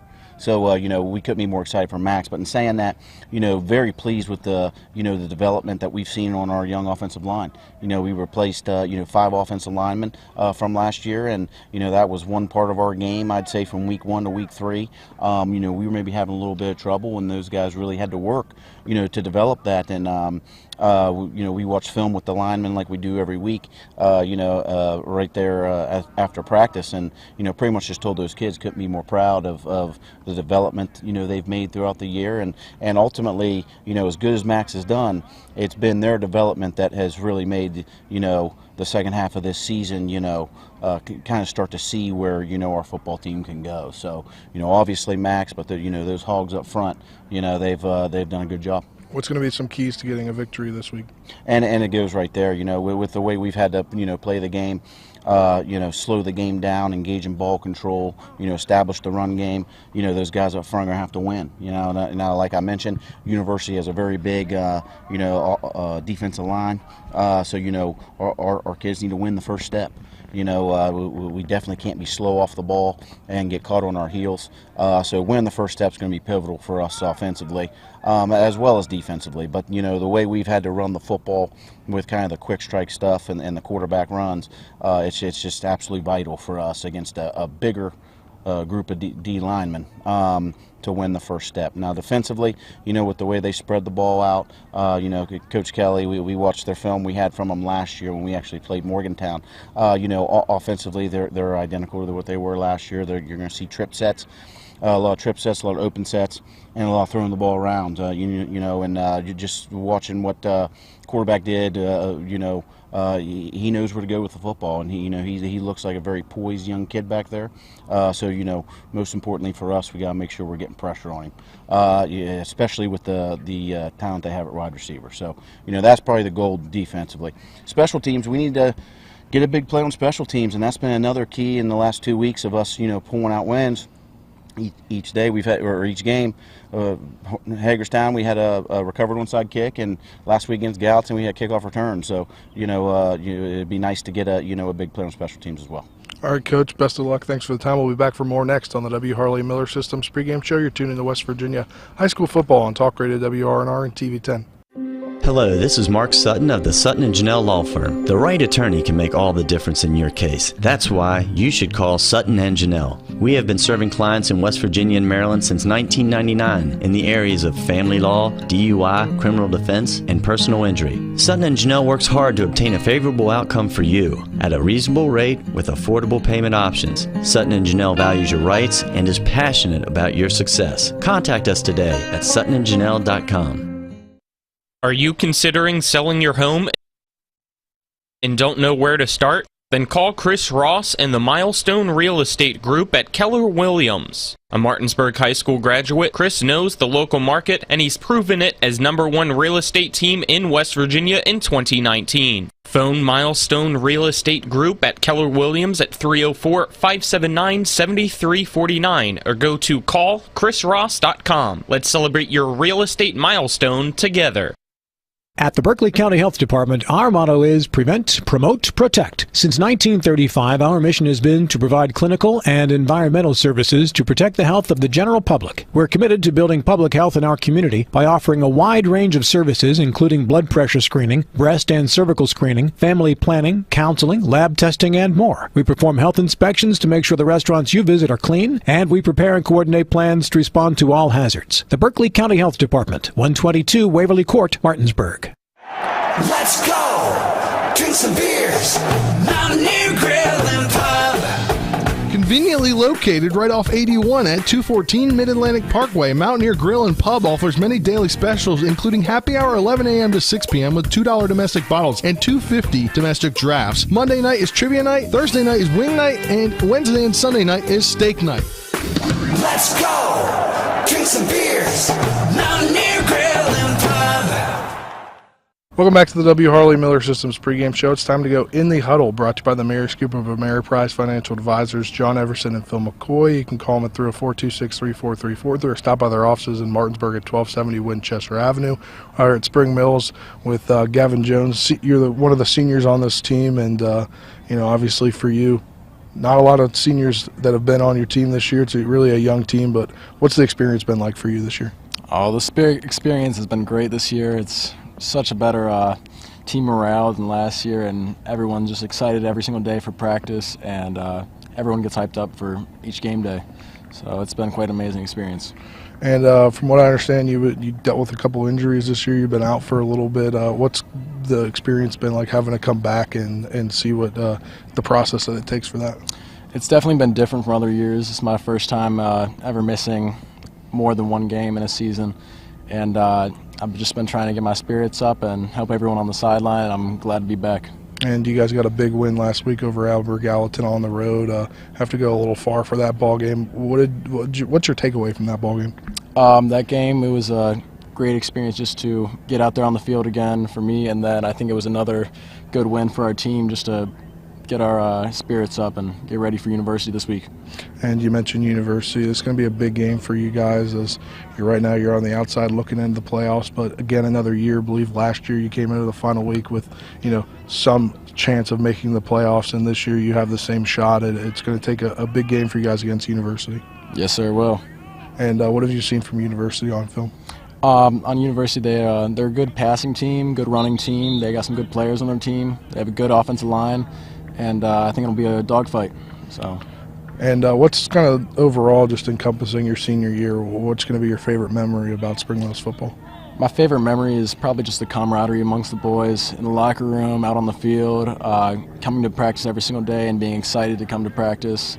Everyone works super, super hard on the field, and it's just been a great experience. All right, thanks for the time. Best of luck on Friday. We'll now bring in Sam Stotler, another senior for this team. What's senior year been like for you? Senior year has been fantastic. A lot of team building this year. I mean, past couple years have been great. Been great to see some great players graduate from here. Really, I'm just looking forward, me and the rest of the seniors, to make that same kind of impact on the upcoming players. So really just trying to build that younger class up. And you guys have had 2 wins in a row heading into this final week of the year. What have those 2 wins meant to you leading into this final matchup? Really, I think that those have just gave us a great push here. We have some hope that we can make it to the playoffs here. So really, that's kind of given us some positive momentum that we have a chance of making it to the playoffs, and that's really been our goal all season with the young team that we have. We just really thought that that's been an attainable goal that we can really reach. So that's really what we're striving for. And you mentioned young team. What's it been like to be one of the lone seniors on this team? Yeah. So of course, I mean, I've played with a lot of people. I've played since my sophomore year on varsity. So really, just trying to take those lessons that those other seniors had taught me whenever I was an underclassman, and just kind of pass them down, just as far as what what teamwork means, what it means to be devoted to the team, and just really how to make a good impression on the rest of your teammates and be a valuable player. And big matchup this week against University. They're right on the edge of making it in the playoffs. You guys are right on the cusp of potentially getting in. What have you seen from them on film? I mean, they're just an all-around good team. Their passing game is pretty strong, so our secondary is definitely going to have to step up there. They've got a pretty big fullback, so as far as the D-line and the linebackers, we definitely got to be ready for the big guy coming up the middle there. So. What are some keys that it's going to take for you guys to get this upset win? Really, I think special teams is really important.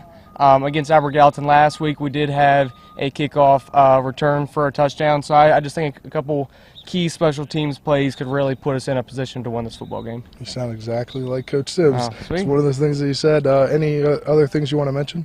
No, I don't believe so. I mean, this year's been a fantastic experience for me with Coach Sims bringing in some new defensive coaches. They've really helped me, really allowed this to be a positive senior year for me, and really allowed me to gain some football experience here.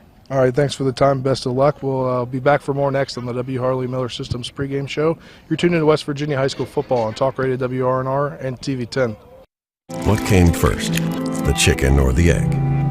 No matter what you think, you can have it either way. Rock's new bagel croissant and chicken waffle breakfast sandwiches are made fresh every morning. Rock's Local Market. Rise and shine. You're gonna be late for work. Good morning, sleepyhead. Have a good one. Rock's new bagel croissant and chicken waffle breakfast sandwiches are made fresh every morning. Rock's Local Market. This is Ben Copenhaver, your local alarm professional at Dynamark Atlantic Security. Did you know that home break-ins are 6% more likely during the day? That's right. The bad guys know when you're away, and they are smarter than you think. Dynamark Atlantic Security has the security solutions for you. Don't commit the error when the game is on the line. Phone me today at 304-671-2158 to learn how to play good defense against the bad guys. Dynamark Atlantic Security. Call today at 304-671-2158.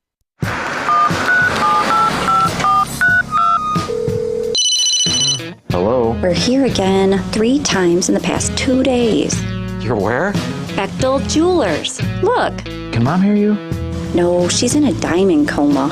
Get her the pendant, or I will. Hey, that's my credit card. What? Can't hear you, Dad. You're breaking up. It's going to take more than a crying baby to wake her out of this diamond coma.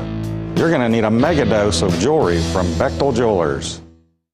Heffley Motor Company, just off I-81 at 993 Hedgesville Road, is a family-owned and operated business providing the Eastern Panhandle with the highest quality pre-owned vehicles and customer service since 1997. Heffley is a pre-owned Carfax Advantage dealer. We're proud to be your partner, serving the community. You're local, we're local, so why not buy local? Call us at 304-267-7172 or see us at 993 Hedgesville Road. And if you want to sell your car, we buy cars too. Check us out at Heffley.com. Heffley Motor Company, a nice place to do business.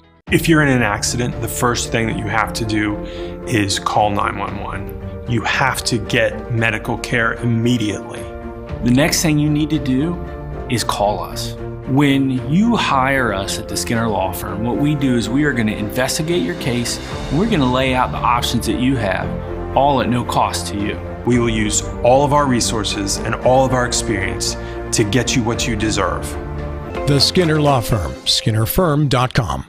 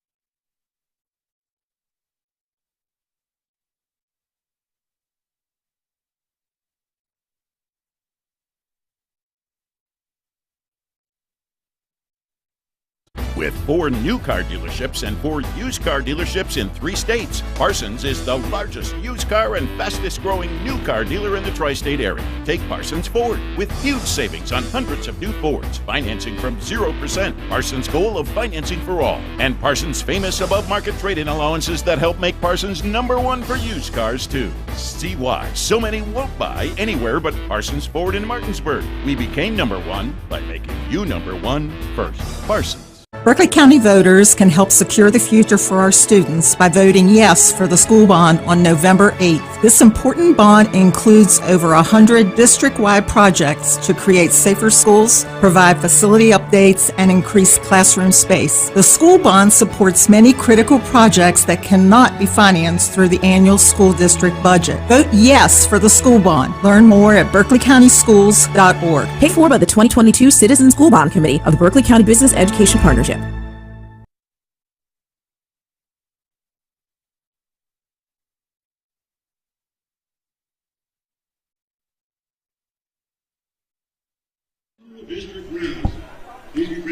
Welcome back to the W. Harley Miller Systems pregame show. We begin to wrap things up. We've got the referees for tonight's game. We'll send it down to Colin on the sideline. He's got them. Thank you, Spencer and Dylan. Your tonight's officiating crew. The referee is... The umpire tonight is J.P. Jones. The linesman is Brian Costello. The lines judge tonight is Jason Smith. And lastly, the back judge tonight is James Watts. That's your officiating crew tonight. Back up to you guys in the booth. All right, thank you, Colin. We'll hear from him later on in tonight's game. But Dylan, we'll now get it to the keys to the game portion of the broadcast. The key to your next car is at the Heffley Motor Company, located at 993 Hedgesville Road in Martinsburg. You're local, we're local, so why not buy local? Dylan, I ride with them, so you should too. What are your keys to tonight's ballgame? Well, for University, I think that you have to make Max Anderson beat you with his arm. If you let him go around, running around on the QB run game, read option game, and scrambling around, extending plays with his legs, it's going to be a long night. And then you have to stay balanced on offense. This is a team that does usually do that. If you can get the run game going, it sets up the pass game. Even though it's your spread offense, you can work that play-action passing game. And then for Spring Mills, kind of the opposite of what I said for University, you have to make sure that Max Anderson is that dual threat tonight, that University has to focus on his legs and can't just key in on his passing. And then on defense, you got to keep the passing game in front of you. You can't let them take the top off the defense with guys like Jaden Hammock.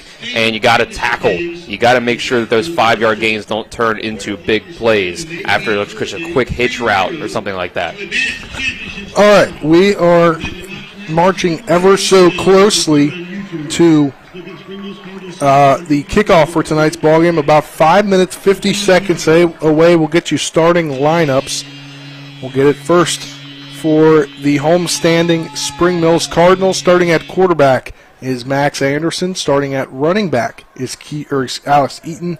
Starting at wide receiver, Keyshawn Cheek. Cam Taylor, Zach Bender. At tight end, Tristan Davis. At left tackle, Prophet Guillemine. Left guard, Todd Claxton. Center, Braden Kirk. Right guard, Peyton Neff. Right tackle, Anthony Williams. And then we'll get the defense for the away team in the University Hawks.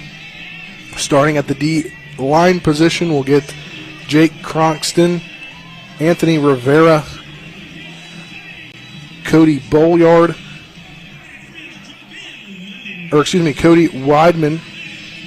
Bolliard, and Gavin Poraski. And then Noah Branham is starting at linebacker along with Jacob Stevens. At the cornerback positions, it is Jaden Hamrick and John Coleman. Safety position, Landon Kuhl and Armani Dalton. And then for the offense for the University Hawks, it's Luke Hudson starting at quarterback this season. And then it'll be Avery Dalton at halfback, along with Melek Lewis. The wide receiver position, it'll be Jaden Hamrick and as well as Eamon Jackson, John Coleman, and Ethan Jorge. And then from left to right, starting at the right tackle position, we'll get Noah Branham, the starting tight end, and then Anthony Rivera, Seth Dravar, Jacob Stevens, Tyler Baberkoa, Gavin Powerzanik. That is your starting lineup on the offensive side. Then for the defense for Spring Mills, Gavin Jones, Anthony Williams, defensive end Xavier Anderson, outside linebacker Tristan Davis, outside linebacker Alex Eaton, will linebacker Sam Stotler, the senior, middle linebacker Isaiah Eaton, the S linebacker is Nate Graham, the defensive back Zach Bender, Keyshawn Cheek, and the safety is Jason Schreiner. Those were your starting lineups, brought to you by Jambo Construction and Fencing LLC, a veteran-owned company that specializes in decks, fencing, and hardscaping. For a free estimate, call Bo Barkley at 304-268-5452. All right, we will step aside for our next break, and then when we come back, we'll get ready for the game. About 2.5 minutes until game time. This has been your W. Harley Miller Systems pregame show. We'll be back. Get you ready for kickoff after this 2-minute break. You're tuning to Sports Mix on Talk Radio WRNR and TV 10. Jambo Construction and Fencing Company, LLC is a veteran-owned and operated company right here in the Eastern Panhandle of West Virginia that specializes in decks, fencing, and hardscaping. Find us on Facebook at Jambo Construction and Fencing to see more of the projects we've completed. For a free estimate, you can call Bo Bartley at 304-268-5452 or Jamie Gall at 304-279-5053. We are licensed and insured in the state of West Virginia, and as Martinsburg alums, we say, go Bulldogs. My kids, you know I want the best for you, don't you? We need to have a conversation. End-of-life planning is no one's favorite discussion, but the relief of having everything in place when the hour of need arrives is a gift. Give it to your family. Plan ahead with us. Brown Funeral Homes, a leading provider of cremations, invites you to explore the many flexible options of cremation. From environmental considerations to the benefit of greatly reduced cost, it may be the perfect answer for your family. Online at brownfuneralhomeswv.com. Brown Funeral Homes, here for you. And that concludes today's pregame show. We play every play like it's the most important play of the game. Let's go. Coming up next, it's the starting lineups, opening kick, and play-by-play action of West Virginia high school football. Today's game is being brought to you by Bechtel Jewelers, the Brown Funeral Homes and Cremations, Chris Ross with the Milestone Real Estate Group, the Skinner Law Firm, Hagerstown Ford, the Madchen Ferretti Law Firm, the Mirius Group of Financial Advisors, Orsini's Home Store, Parsons Ford of Martinsburg, Sutton and Janelle Attorneys at Law, CMA Honda of Winchester, and WVU Medicine. And now, let's go back to the field and rejoin our Talk Radio WRNR broadcast team.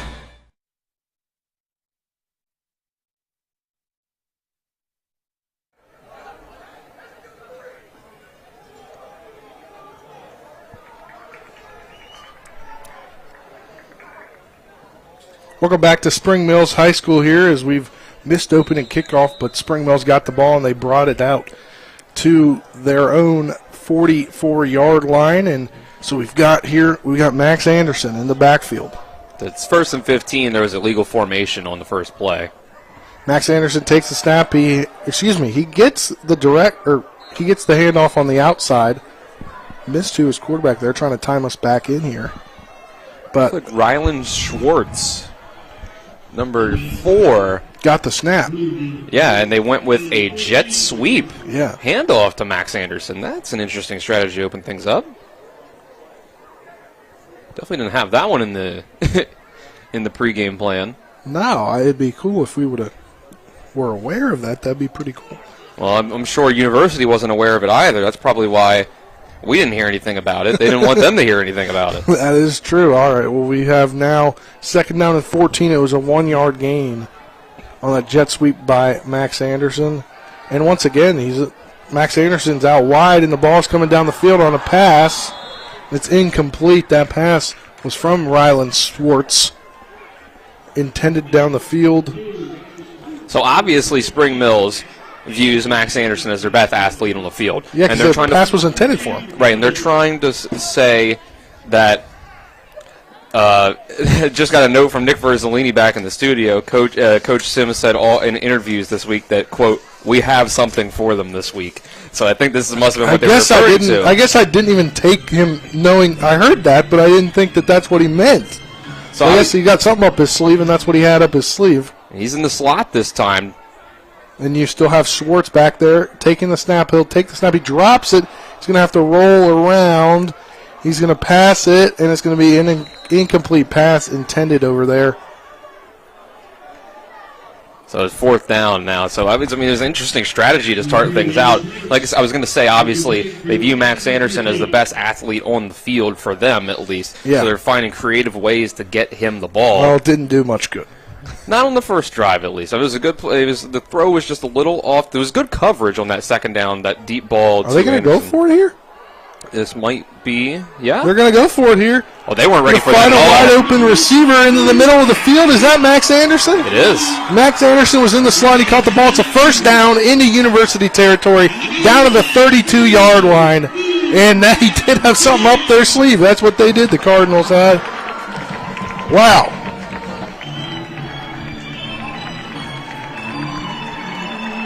So they've gotten it down to the 31-yard line now. So that was a 29-yard gain there. I mean, University was lined up as they were in the punt team. They did not think that this was a fourth down conversion at all.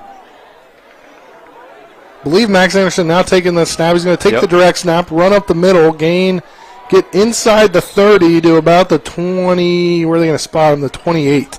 29 is where they spot him. So now we get back to what we were expecting. Yeah, so they've now changed things around now. They're going to see. Let's see, how much of that are we going to see all game long with Schwartz in at quarterback? Is that just their first drive kind of thing, or are we going to go back to it for the rest of the game? That's extremely interesting strategy to open things up. Well, he got him the first down, so. It did. May not have happened on the first few attempts, but it did get him the first down. So we've got two receivers to the far side, one to the near side. You got an H-back in there along with a running back. Anderson's bringing a guy to the backfield, and they're going to pitch it over to him, and it's not going to be a double pass. Thought it was going to be a double pass, but it's instead going to be a loss of about 3 or 4. So that was Cam Taylor Black that they gave the ball to there. Tried to go and end around a reverse, and it just was snuffed out. Didn't work as planned. So now it'll be a 3rd down and 11 from the University 32 here as Spring Mills got a 4th down conversion on a wide open pass, a reception by Max Anderson. And here we go, Schwartz. Now we've got Schwartz back at quarterback. Going to bring in motion a 3rd guy to the right side as Schwartz is rolling out to the right side. It's going to be intercepted. Going down the sideline, but hit out of bounds. An interception for this University team. Did you see what number that was? I think it was number 4. Well, what I did see, Michael Jones. What I did see on that play was that Max Anderson was running a corner route about 10 to 15 yards down the field, a couple yards shy of the first down marker, and he was open. If Rylan Schwartz could have made that throw to him, but he decided to check it down to his first read, and it just was not there. So University will start at their own 42-yard line after the interception, a 1st down and 10.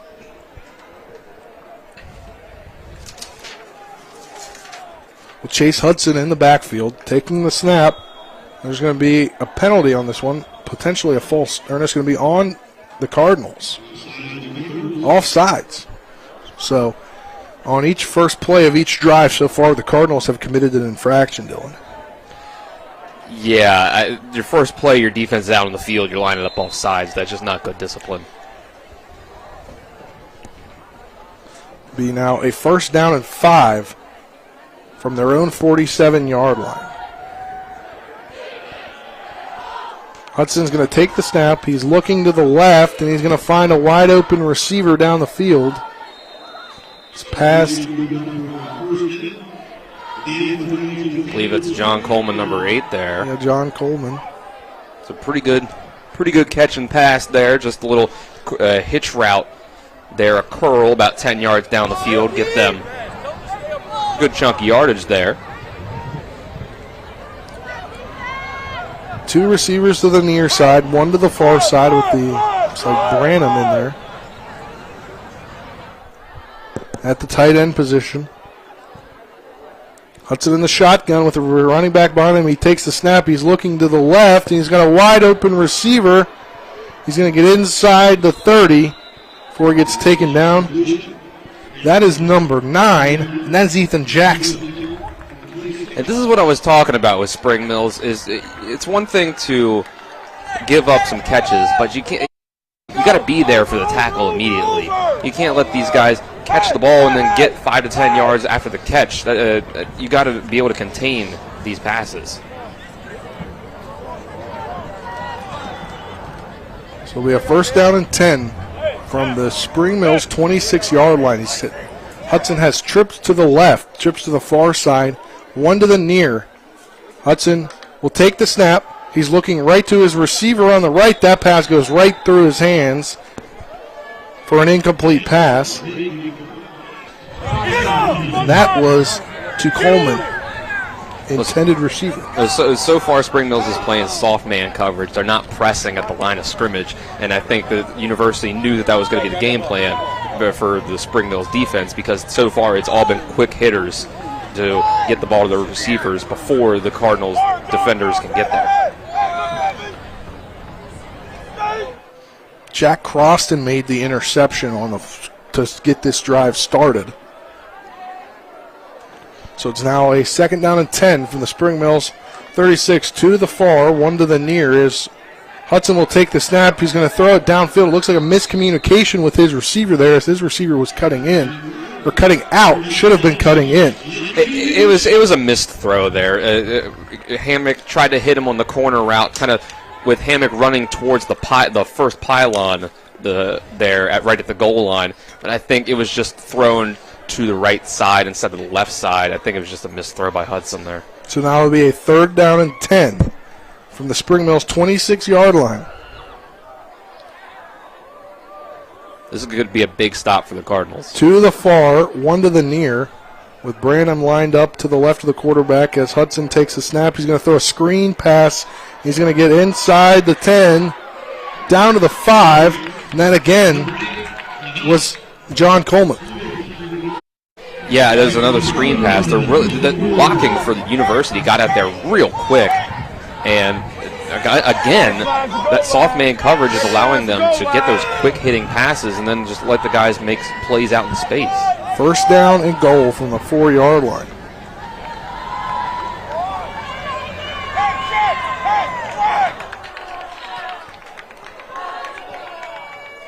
You've got 2 to the far, 1 to the near, playing the same exact as they were before, except for now they don't have Branham in unless he's actually lined up wide, and they're going to go to Hammock, and he cannot make the catch. Excuse me, it was Hammock, as they were trying to throw the post route there. Couldn't make the catch.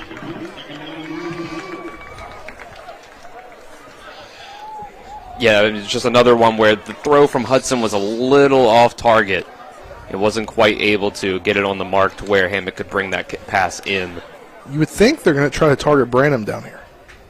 I think there's a good possibility of it that they might even run the ball with him. He's had 8 carries on the season, and 6 of them have gone for touchdowns. So I think this is definitely a situation where you could see a handoff to him. And they've got the I formation going. That's the Maryland I. 3 guys behind Hudson, and they will hand it off to Branham, but he's going nowhere.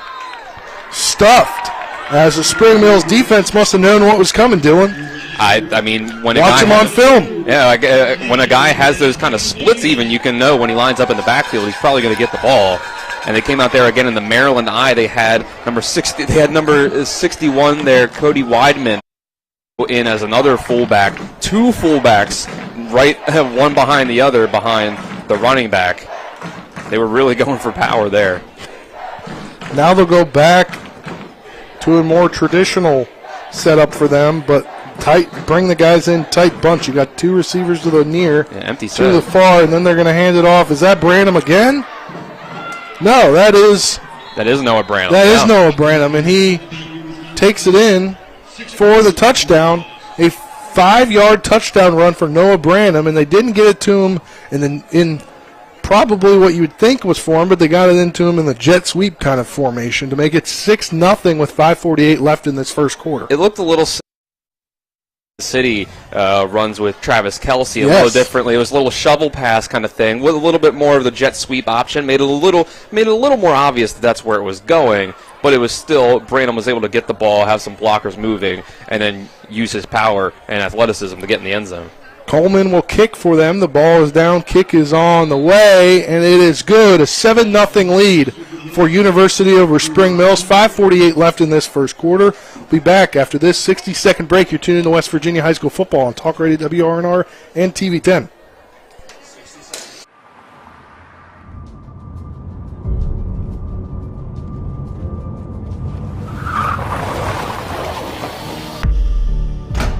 You've been in an accident. Why won't the insurance company pay? Because they're trying to save money at your expense. Call Mansion Ferretti for your free consultation. We have the experience to deal with the insurance company and get you the compensation you deserve. Mansion Ferretti, when you need justice. I'm Jason Barrett. I'm running for state senate because I believe it's time to build an even better West Virginia. That starts with a less burdensome tax policy, reliable internet service, a strong education system, and a robust tourism industry. I believe this building starts right here in Jefferson and Berkeley counties. I ask for your support and your vote on November 8th. Paid for by friends of Jason Barrett. Lead for University as they'll get ready to kick it off. Coleman will once again be the kicking man. First quarter sponsored in part by Keep Hannah Geffert for state senator. This November 8th, you can vote for her. Visit senatorgeffert.com for more. Get you the other ones later on in this first quarter, but Coleman will run and he'll actually boot it. Not boot it, he'll kick an onside kick to the up man, and it's going to get retained by Spring Mills. That was number 44. Don't have a 44. No, we don't have a 44 on the roster there for Spring I Mills. didn't think so. That's why I went to double check, because I was like, I knew he had a 45. Yeah, but again, it's essentially the same field position as last time. It's literally the same exact yard line that Spring Mills started the last drive on, their own 44. Yeah, last time they kicked it deep that way. This time I think University was trying to get that ball to bounce off of the up man so they could recover it. But this time, Max Anderson will take the first snap of the drive. In at quarterback. One to the far, and then they bring another guy in a jet sweep fake. He's going to throw the screen pass. It's caught. He's going to the 40, to the 30, inside the 30 before he's taken down. That is number 24, Alex Eaton, the junior. And that's a big play you needed on first down to stay within this ball game, Dylan. Right, a little bit of misdirection there as they had the jet sweep motion going left to right, and then the screen comes right to left. That was actually two of the biggest plays that Spring Mills got on offense against Martinsburg. Yes. Was screen passes. And that was really the only offense that were able to get going. Yeah, and it was that first drive early in the first quarter that they were able to get that one big play. So they go back to the well, and it works again. All right, we've got a first down and 10 from the University 25. Max Anderson still in at quarterback. He'll get ready to take the snap, bring another guy in motion. And we've got a penalty flag here. Delay game. Delay of game. Push him back 5 yards, so it'll be first down and 15 from the 30-yard line. First quarter also brought to you in part on TV 10 by Smallwood and Small Insurance in Martinsburg, your total insurance solution at 121 Administrative Drive. In Martinsburg, call 304-263-3361, and also by Parsons Ford at 1400 Shepherdstown Road and online at parsonsford.com. They became number one by making you number one first. Parsons. Max Anderson still lined up in the shotgun, bring the same guy in motion. They're going to leave him out in the slot on the near side. Max Anderson takes the snap. He's trying to buy some time. He's going to run the ball. He's going to tuck it. He's going to get in back to close to the original line of scrimmage. They're going to say he stepped out at the, are they going to mark it at the 25? I think so. Or the 26? No, they're going to mark it at the 25. So it'll be second down and 10. Gets him back to the line of scrimmage. I thought he had Nathan Graham running open down the seam there, but it would have been a tough throw. But he's able to use his legs. This is what I'm talking about. If Anderson can make a difference with his legs back there at quarterback, it makes things a lot tougher for University. They have to take advantage. They have to account for that. Max Anderson will remain in at quarterback, not out wide. They've got two to the near side and one tight end, and it'll be a rollout play on the boot, trying to find his receiver, but he won't find him. He'll just throw it away and out of bounds. So now it'll be third down and 10 from the 25. Yeah, I saw that was really good coverage by University at that time. They had a couple of guys running shot routes down the field, those deep crossers, but they had it covered. So it was a good job by the Hawks there to make sure that Anderson didn't have anyone to throw it to. So third down and 10 from the University 25.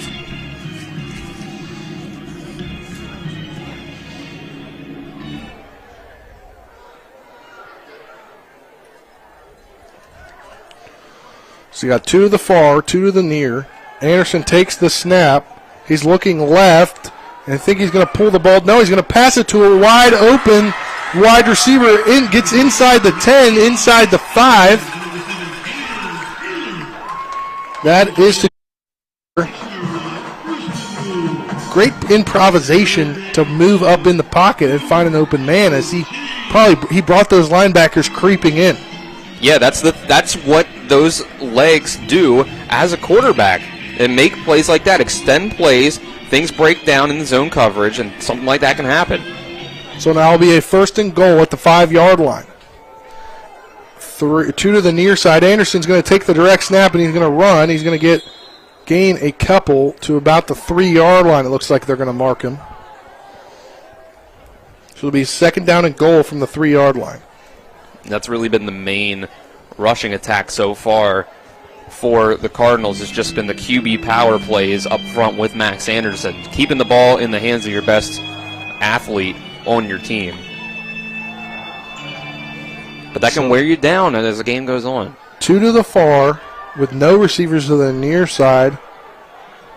And Anderson's going to take the direct snap again. He's going to try and get in the end zone. Touchdown! Touchdown, Spring Mills. A 3-yard push for Max Anderson. Gets the game within 1 here. 3:32 left in the first quarter. 7-6 your score.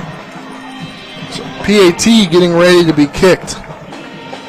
That was an impressive back of Max Anderson. It looks like they're probably going to see a lot less of that, kind of gimmicky plays with Anderson out wide. You want the ball in Max Anderson's hands as much as possible. Ball is down. Kick is on the way from Sarah Rader, and it is good. So your score is tied at 7, 3:32 left in the first quarter. We'll take a 60-second break. You're tuning to West Virginia High School football on Talk Radio WRNR, TV 10 back in 60. Hello, my name is Ron Winger, and I'm asking for your vote for delegate in District 96 on November the 8th. I am your pro-choice candidate. I believe that what a woman does with her reproductive rights is her business and hers alone. I am a Vietnam veteran and served the state of West Virginia for 23 years in the Air National Guard. I believe in our local school systems, and I will fight to support them. My name is Ron Winger, and I would appreciate your vote on November the 8th. Ad paid for by candidate. Ollie's VIP North Side is the best spot to catch all your favorite teams. Join us Monday for dollar wings and Monday Night Football. Thursdays on the patio for the cornhole tourney. Friday night lights with happy hour specials, or Saturdays during or after the college games for steak night. Get a ribeye or New York steak for just $26.95. Ollie's has great food and drink menus too, along with 17 TVs to watch any game of your choice from anywhere at the bar or their outdoor patio and fire pit. So stop by and see for yourself today at 36 Veronica Drive in Martinsburg. That's Ollie's VIP North Side. We'll see you for the game. Welcome back to Spring Mills High School. We've got a tie ball game between Spring Mills and University. Spring Mills trying to fight its way into the playoffs. Needs a win and some help tonight. University most likely in the playoffs, as kickoff by Sarah Rader, and it's going to be a squib kick down at the 30. It's going to be taken there by Jaden Hamrick, and he's going to get forced back to about the 34-yard line, probably give him forward progress to the 35. We'll get a drive summary for the last scoring drive by Spring Mills, brought to you by Jason Barrett for State Senate. Vote to cut the car tax. Vote for Jason Barrett next Tuesday for Senate. Yeah, it was a 5-play, 56-yard touchdown drive for Spring Mills on the back of 2 big passing plays extended by Max Anderson, and then ending out with a 3-yard touchdown run by Anderson. So Spring Mills 18th ranked according to the latest WVSSAC rankings. University at 15. University 6-3. Spring Mills 4-5. Fighting for its playoff lives is Spring Mills, as Hudson's going to take the snap. He's going to hand it off to his running back, Sebastian Dalton. He's going to get a few before falling down. It'll be 2nd down now from the 37, it looks like. That's only the 2nd running play of the game for University. It was really that one handoff to Bram down by the goal line that we saw. Before that, it was all passes from the Hawks. Ball's going to go to the 39, so it'll be a 2nd down and 8.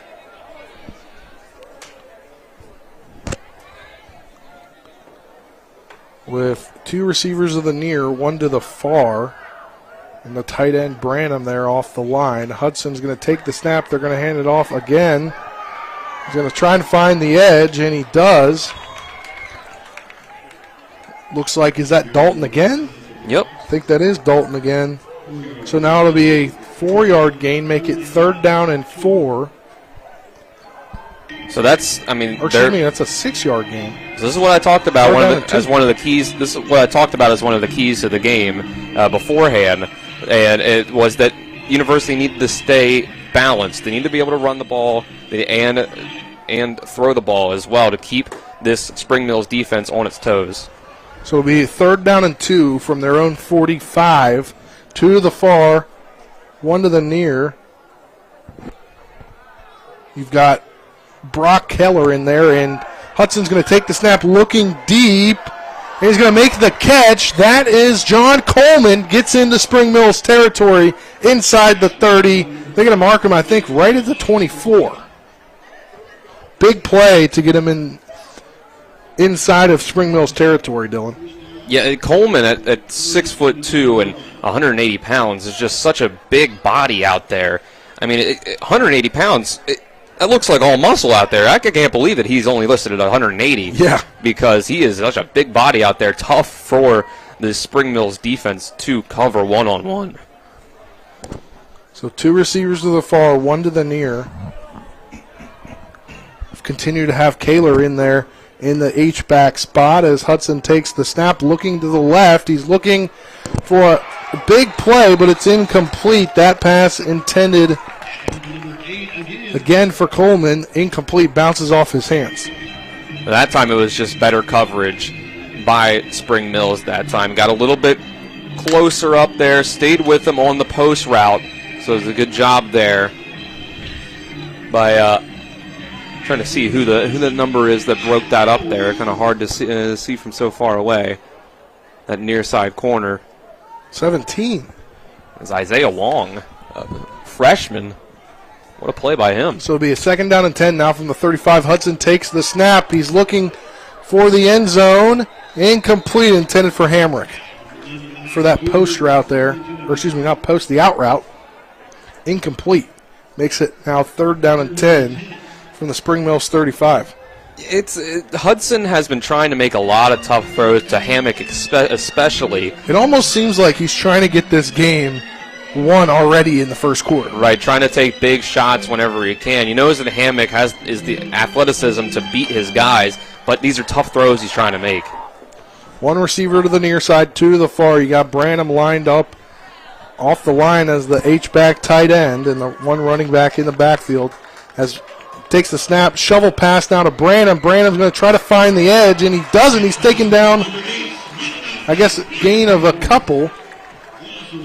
Or no, it'll be loss. To about a 4-yard loss there. 29. Had it as a 25. I was looking at the scoreboard, and for some reason it had him lined up at the 35, so I was glancing over there. That's where I got wrong. It was at the 25. Back now to the 29. It's 4th down. And it looks like offense is staying out on the field. I can't blame them from this field position. 4th down and 14. You got 2 to the near. And I think you've got a tight end in there. They got to get this play off. 5 seconds on the play clock. You got Hamrick in there in the slot. 2 to the far.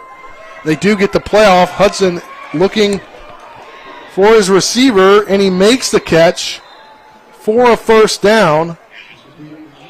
Is that Coleman again? Or is that Branham? No, I think that is Ethan Jackson, number 9. That's a good throw by Hudson, but you need to have better coverage there. If you're Spring Mills, you got to know where the sticks are, and you got to really close in on those guys when they come there. Because time winding down in the first quarter, Dylan. Don't think they're going to get another playoff. And after 1, we're tied at 7. We'll head to the 2nd quarter with University in the red zone after this 60-second break. Tune in to West Virginia High School Football on Talk Radio WRNR and TV10 back in 60. WV Medicine is pleased to introduce 6 new providers who've joined our medical staffs at Berkeley Medical Center, Jefferson Medical Center, and University Healthcare Physicians. Dr. Sandeep Kashyap, Thoracic Surgery. Nurse Practitioner Dana Price, Interventional Radiology. Dr. Jessica Rude, Family Medicine. Dr. Michael Seen, Orthopedics. Dr. Emran Sheikh, Orthopedics Hand and Wrist. And Dr. Alexander Shin, Emergency Medicine. WVU Medicine, growing to meet the needs of our community. Are you considering selling your home and don't know where to start? Then call Chris Ross and the Milestone Real Estate Group at Keller Williams. A Martinsburg High School graduate, Chris knows the local market, and he's proven it as #1 real estate team in West Virginia in 2019. Phone Milestone Real Estate Group at Keller Williams at 304-579-7349 or go to callchrisross.com. Let's celebrate your real estate milestone together. Welcome back to Spring Mills High School as we start the second quarter, all tied up at 7 between University and Spring Mills. University coming in at number 15, most likely getting into the playoffs at 6-3. Spring Mills at number 18, 4-5, needs a win and a lot of help tonight with University now in the red zone, 1st and 10 from the 12-yard line with 2 to the far, 1 to the near, and then you've got an H-back in there. I'd keep going to Coleman if I were University, if they're gonna leave him one-on-one. Hudson takes the snap. He's looking to the left in the end zone, and it's over the head of the intended receiver. That was Coleman. That was Coleman. It kind of looked like miscommunication on the route. It might, yeah, that might have been. I think that time it did seem like he was expecting Coleman to just run a fade route towards the back of the side of the end zone, and he ran a post, and it went right over his head. But again, they're still leaving Coleman one-on-one out there, and I'm not sure that the Cardinals have someone that can defend him one-on-one. So it'll be a 2nd down and 10 from the 12-yard line. And again, it looks like he's going to have him all by himself there. Hudson takes the snap, looking for the screen pass to number 5, Sebastian Dalton, and he's taken down. Are they going to give him the line of scrimmage back? No, I think this is going to be a pretty solid loss here. He threw that back. Yeah. I think it was a backwards pass. It looked like that. So it's going to go as a run for Dalton, but he just immediately was tackled in the backfield. It's a good play by the Cardinals. Ball now spotted at the 17-yard line, 3rd down and 15. Trips to the near side, 1 to the far side with Sebastian Dalton in the backfield. Dalton takes the snap. He's looking to the left. He's going to throw to a wide open man. That is Hamrick. Or excuse me, no, is that Branham? Branham gets down to the 1-yard line. Well, now you're in a situation with a play like that you might go for it here on 4th. And, I mean, no one covered Bram out in the flat there. It's a 1st down and goal from the 1-yard line. Oh, it was? Okay. Yeah. So now you got to wonder, are they going to run this play? It kind of looks like they're set up to run the same play they ran on the other side in the red zone. And it looks like they will. They're lined up in the Maryland I. Yep, back in the Maryland I. Hamrick to the far side. Brock Keller back there.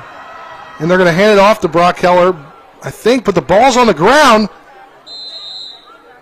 Are they saying touchdown, or is the ball on the ground? I think Keller got in, but it looked like the ball. They're going to say 2nd down. I do think Keller got in and the ball came out. I don't think he ever got control of the ball, Dylan. He might not have. The ball was on the ground. It looked like Keller crossed the goal line into the end zone, but looked like a scramble for the ball. So obviously he didn't have control of it, or else it would have been a touchdown. So now it's 2nd down and goal from the 1-yard line. They're just going to put it back to the line of scrimmage here.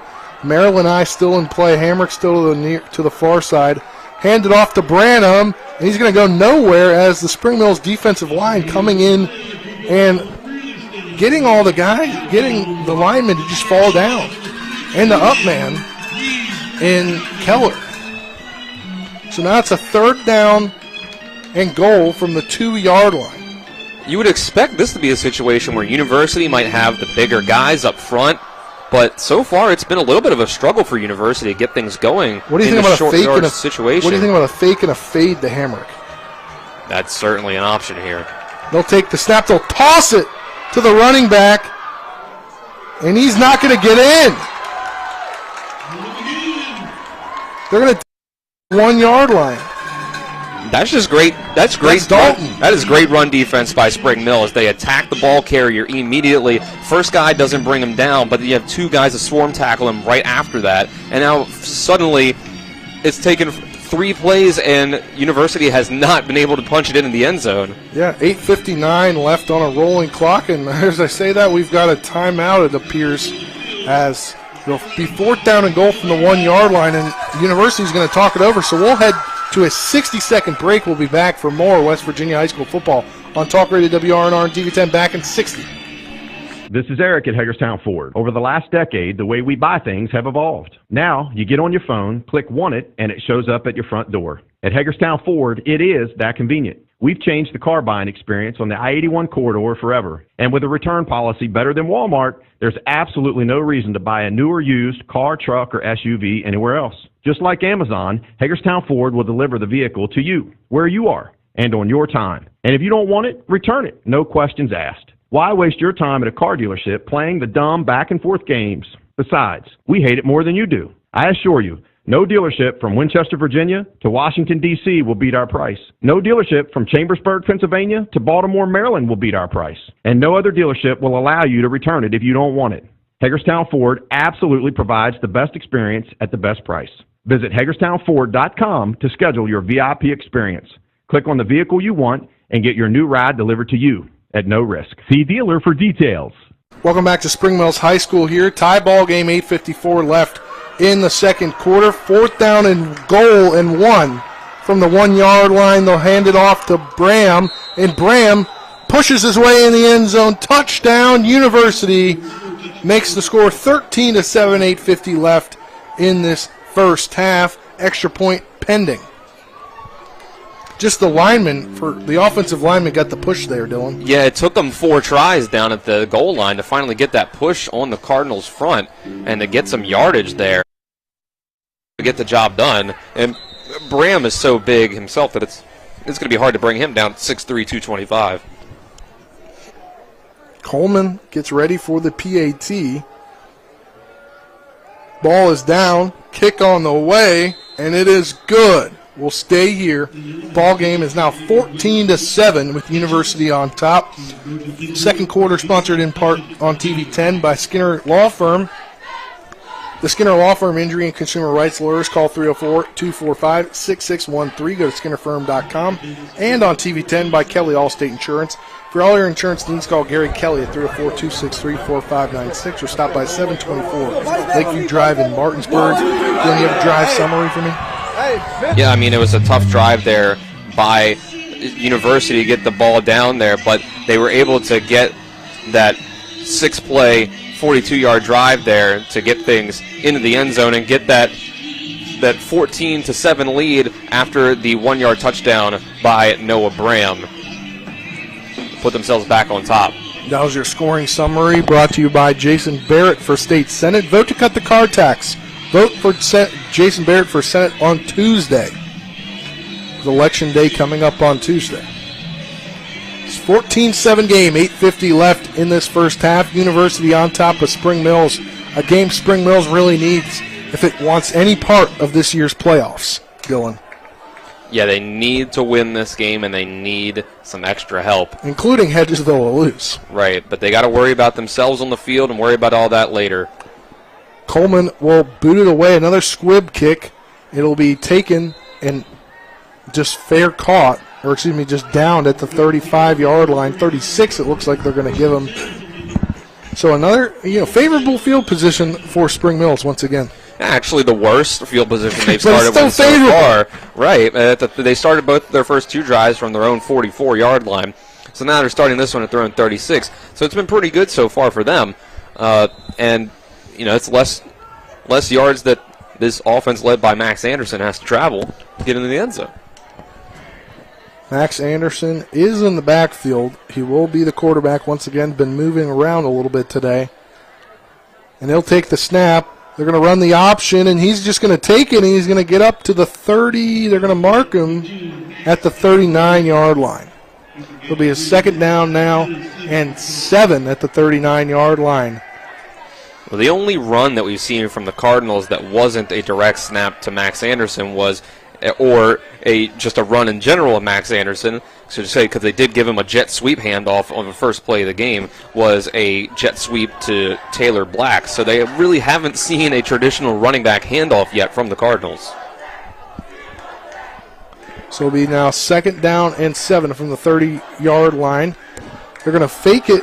And there we go. In the shovel pass, but then it'll be a run direct. It'll be a handoff. Is that Taylor again? Or no, is that Alex Eaton? Yeah, I do think that's Eaton's first carry of the game. Like I said, right, it's kind of a weird announcer's jinx to throw out there, but as soon as I say they haven't handed it off to a running back yet, they go ahead and they do it right there. So now it'll be 3rd down and 5, gains 2 on the play up to the 41-yard line. 2 receivers in the near, and Anderson's going to direct snap and run, and he's going to get really nowhere. Maybe they're going to give him 1 on the play to the 42, 41 and a half. Yeah, I think they can give him 1 yard. No, they're going to put it back to the same line of scrimmage. It looked like the referee on this side, the line judge on this side, wanted to go to the 42, but the referee up the middle decided, no, we're going to put him back at the line of scrimmage. So it'll be 4th down and 5. Yeah, and they're bringing out Schwartz here. But last time they did this, they ended up throwing the ball to Max Anderson. Take the snap, and they will pooch punt it away. It's a very good punt. It's going to be fielded at the 22-yard line. Coming around is Hammock. Hammock's going to get up to the 39-yard line.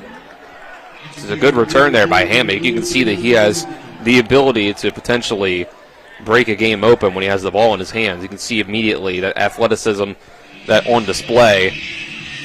It's a pretty solid return there. Sets up good field position for University.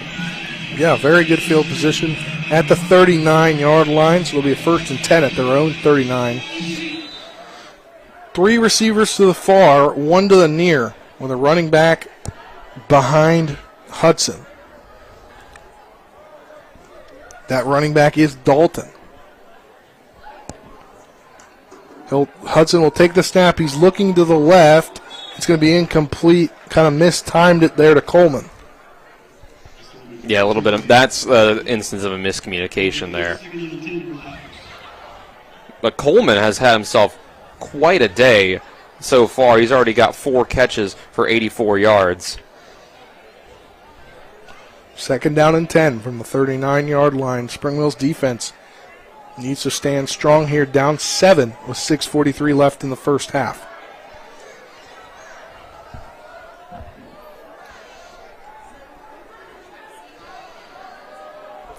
Two to the far, 1 to the near, with Bram in there at tight end. They'll take the snap. They'll fake the handoff to Dalton. Rolling out is Hudson.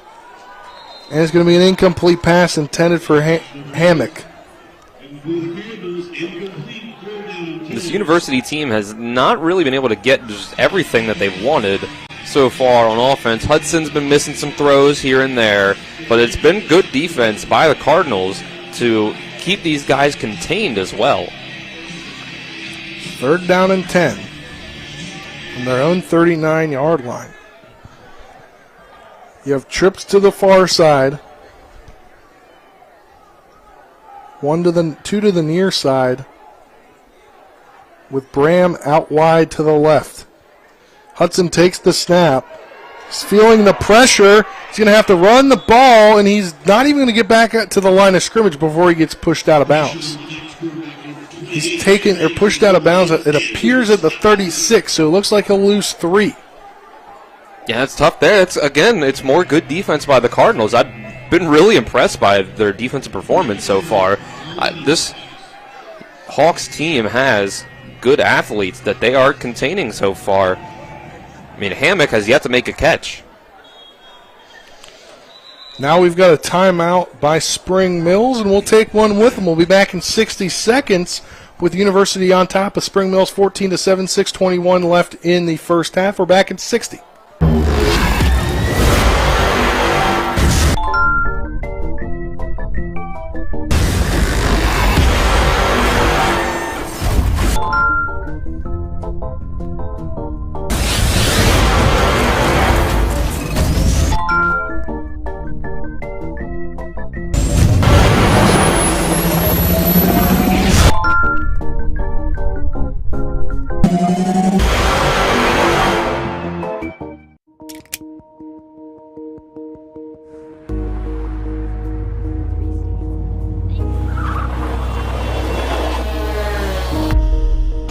You've been in an accident. The choice of a lawyer may be the biggest decision you make for you and your family's future. At Mansion Ferretti, we offer a free consultation and no fees until we win your case. Call us today and protect your future. Mansion Ferretti, when you need justice. Welcome back to Spring Mills High School here. University on top 14-7, 6:21 left in the first half, and they'll punt it away as it's 4th down and 12. And we've got a flag on the play. I think it's going to be offsides on Spring Mills. And that at will. They'll move the ball forward 5 yards, so they'll make it 4th down and 7. They'll punt it away once again. Shout out the crew tonight. John Allerton up top running main camera. Braden Schaffner running as our producer tonight. Colin McLaughlin on the sidelines running camera. And back in the studio, Nick Verzolini, Dylan Bishop, my broadcast partner. I'm Spencer Dupuis. Punt away inside the 15, down at about the 13. That's a pretty good boot. Yeah, no return possible there for Spring Mills. Keyshawn Cheek wasn't able to get there, just kind of let it roll. So this is, the opposite of how Spring Mills has started every other drive, where it's been really good field position. Now they're back inside their own 15-yard line, so a long way to go. Only 6 minutes left in the first half. The way they've been running the ball, they can probably make this the last possession of the half if its offense can get things going successfully. 1st down and 10 from their own 13. Anderson remains in at quarterback. He'll take the low snap, and it looks like it's going to be a direct run, and he's going to have the option to pass. He's trying to find something, and he's going to throw it away. It looks like he got batted down by a University defender. So, man, it would have been a really tough throw on the opposite side of the field, but Keyshawn Cheek was wide open behind all of the defense by the time they realized it was a passing play. By the time Anderson looked up the field and was able to see it, he had a guy right in his face he had to run away from. 14-7 the score. University on top. 6:01 left in this first half, second quarter. You have 2 to the far, 2 to the near. And a running back next to Max Anderson. They're bringing receiver in motion as Anderson takes the snap. He's looking deep and dropping it. Was his receiver. Another one to Cheek? Yeah, another one to Cheek. That he was open that time. Anderson just kind of threw it behind him a little bit, made him have to turn around for that one. It still hit him in the hands. So they say, if you're a wide receiver, you should catch everything that hits you in the hands. But that was a tough one. This is Cheek's first year playing football. We know he plays basketball really, really well. It's a really good point. And he has great chemistry with Max Anderson, but you figure he makes that in a year or two. You go Schwartz back at quarterback. Schwartz back at quarterback. He'll take the snap. He's looking deep, and he's trying to buy some time. He's nearly sacked. He's going to throw the ball, find Alex Eaton. Alex Eaton breaks a tackle. He fumbles the ball. It's going to be picked up by Spring Mills. Can't advance it past where it comes. And that is Keyshawn Cheek to pick it up.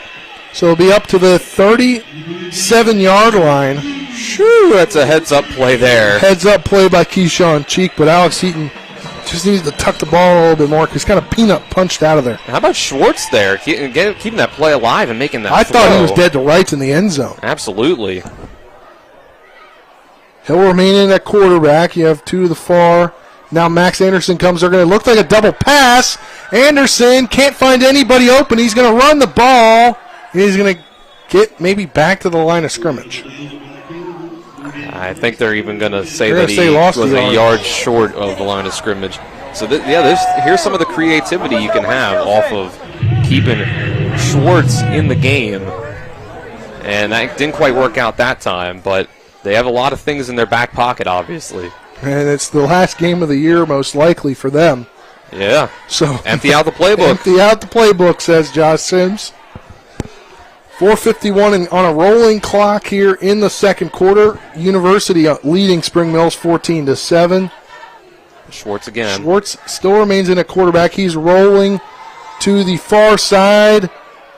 He's going to have to throw it away, and it's batted down. Are they saying it was a fumble? That came out of his hand before he was able to throw it. I think that's going to be a fumble.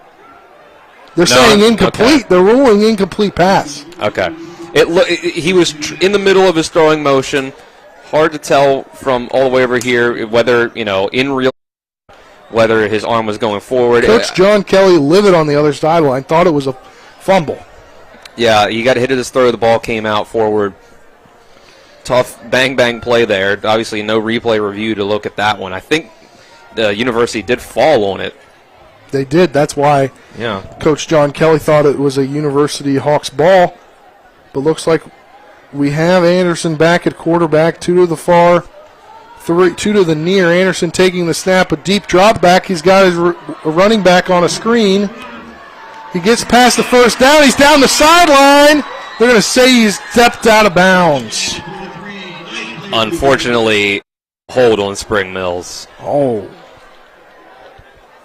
That's a tough one. That it was really already hurts. 3rd down and 10. That really hurts. The penalties have been a quiet killer for them so far. It's already their 5th penalty for 30 yards. It's just been pushing them back. And this is Spring Mills in this game really needs every break they can get. They can't turn the ball over. They can't lose the penalty battle. They can't lose the turnover battle and be able to beat this really talented University team. So it'll bring them back inside their 20-yard line, marks it 3rd down and 29 at the 18-yard line. That went from a 1st down inside of University territory to a 3rd down nearly in the shadow of their own end zone. Yeah, back. 3rd down and 29. Back past the 20 now. Anderson brings the receiver in motion. He takes the snap. He nearly gets sacked. He finds a way to get out of there, and he's going to find his receiver. Incomplete. That was intended for Jason Shiner. Nearly caught that one. You got to catch that, man. You got to catch that. That was a great throw by Anderson. It's great throws by Anderson that were incomplete. It was a great throw by Anderson that probably could have been intercepted if the defensive back turned around. But man, you got to catch that one. That's a tough break. This is a tough break. 4th down and 29. It'll be a punt. And not a great punt, but it's going to take a Spring Mills bounce, but it's going to bounce just inside the 45 to the 43. So great starting field position for University. With 4:03 left in this first half, they're already on top. The Hawks are 14-7. Plenty of time for them to go down the field and score before halftime, and they get the ball to start the second half. So that's going to be this can really shift the game right here if University were to score before the half and get the ball to start the second. So 1st down and 10 from their own 43-yard line.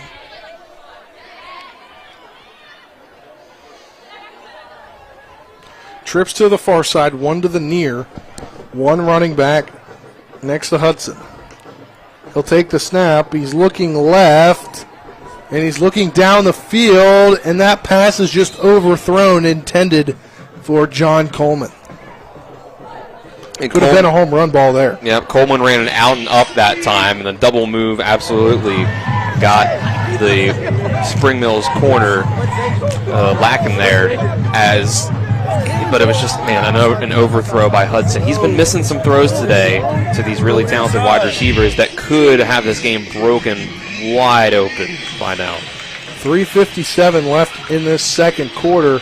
A lot of action going on in AAA tonight that could determine where the playoffs sit. You'll hear from Nick Verzolini at halftime as he's got a breakdown of all the scores in AAA in the state tonight. As Hudson takes the snap, he's looking left. He's got his receiver coming back to the ball, and is that Coleman? It's Ethan Jackson, that's I Ethan believe. Jackson. That 8 and that 9 curled up kind of look the same.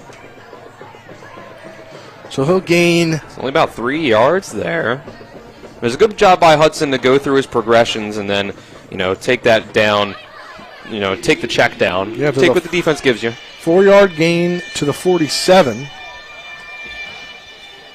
Their own 47, so it'll be 3rd down and 6 here on a running clock with 3:19 left in the first half.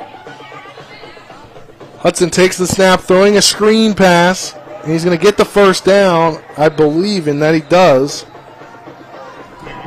Back to Coleman there.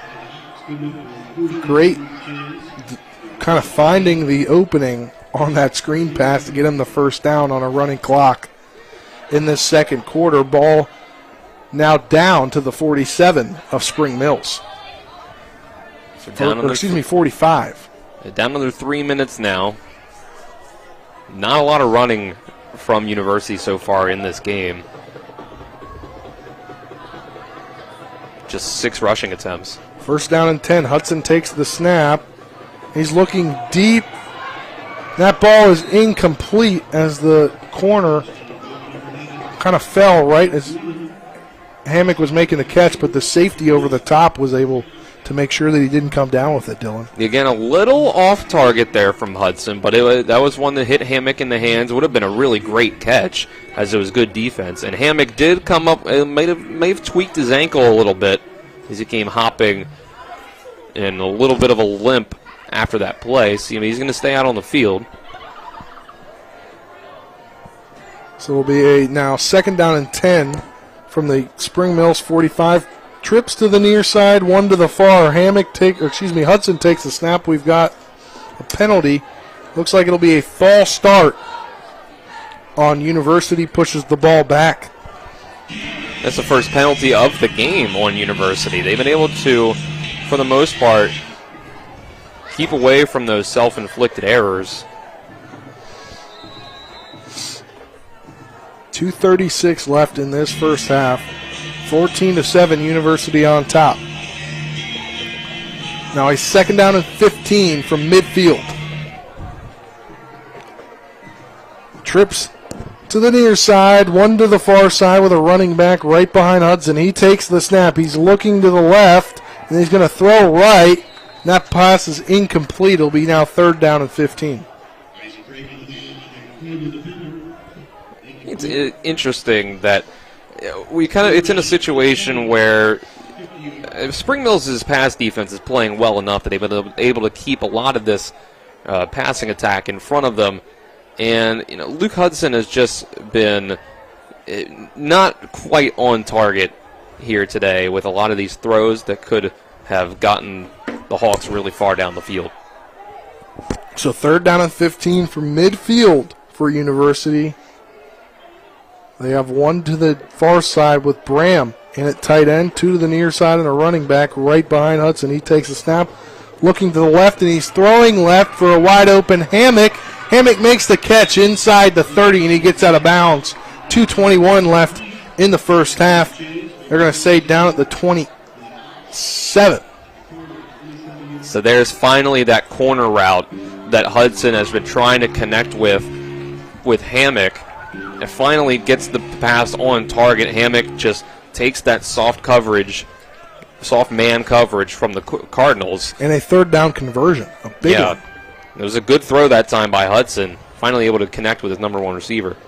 So two to the far with Bram out there at tight end, one to the near. Same formation as before. As Hudson takes the snap, he's going to come out of the pocket. He's going to decide to pass the ball as he stays behind the line of scrimmage, but is incomplete. Intended for his receiver, that Coleman, I believe. Or that was Bram. It was Bram that time was able to come out after, blocking for a little bit, come out on that, crossing route about 10 yards down the field, just off his hands there. First bit of mobility we've seen from Hudson tonight. Hasn't had to do too much running of the ball. Not too much at all. So it'll be a second down and 10 from the 27-yard line, just outside the red zone with 1:48 left in the first half. With the University on top, 14-7, looking to go up 21-14 here. Hudson will take the snap. He's looking left, and the ball is batted in the air after Coleman couldn't catch it. Nearly got his hands on it, was a defender for Spring Mills, but luckily it got batted away from the players. Got another penalty here. Looks like it's going to back up University here. Yeah, I think Hudson was a touch late on that. Maybe, one step too many. He took one too many hitches before he threw that one to Coleman. Isaiah Fong has really had a one-on-one assignment with John Coleman out wide most of this game. He's been doing a pretty good job. Wow. Coleman's still at 90 receiving yards in the first half, but not of the lack of trying. 15-yard penalty? Wow. Brings the ball back to the 42, a third down in a country mile. Dillon trips to the far side, one to the near. Hudson takes the snap. He's rolling out to the far side, and the ball is incomplete. Intended for his receiver down there in Jackson. So it'll be a 4th down and 25. What do you do here, Dylan? Do you go for it? No. Or do you pooch punt it away? You're almost at the part of the field where you might consider going for it. And, Hudson's staying out there right now. It's only a minute 41. So it's actually 3rd down. They didn't change. Okay. Yeah, so they didn't change it. It would have been 2nd down and 25. I think you only consider going for it if you get maybe to the 30-yard line here. So Hudson will take the snap, and the ball, the fumble, did he fumble it? And he did. He pitched it backwards to Dalton. Dalton. It back to Dalton. He's going backwards, nearly to midfield. I guess they're going to spot him down at the 49-yard line as Hudson kind of came up a little limp there on his arm. Yeah, he might have come down hard on that. See, now it's 4th down, midfield. Got to punt this one away. It's just a little too. The clock's running down a little bit. Play clock hasn't started, so you're probably going to run this baby down.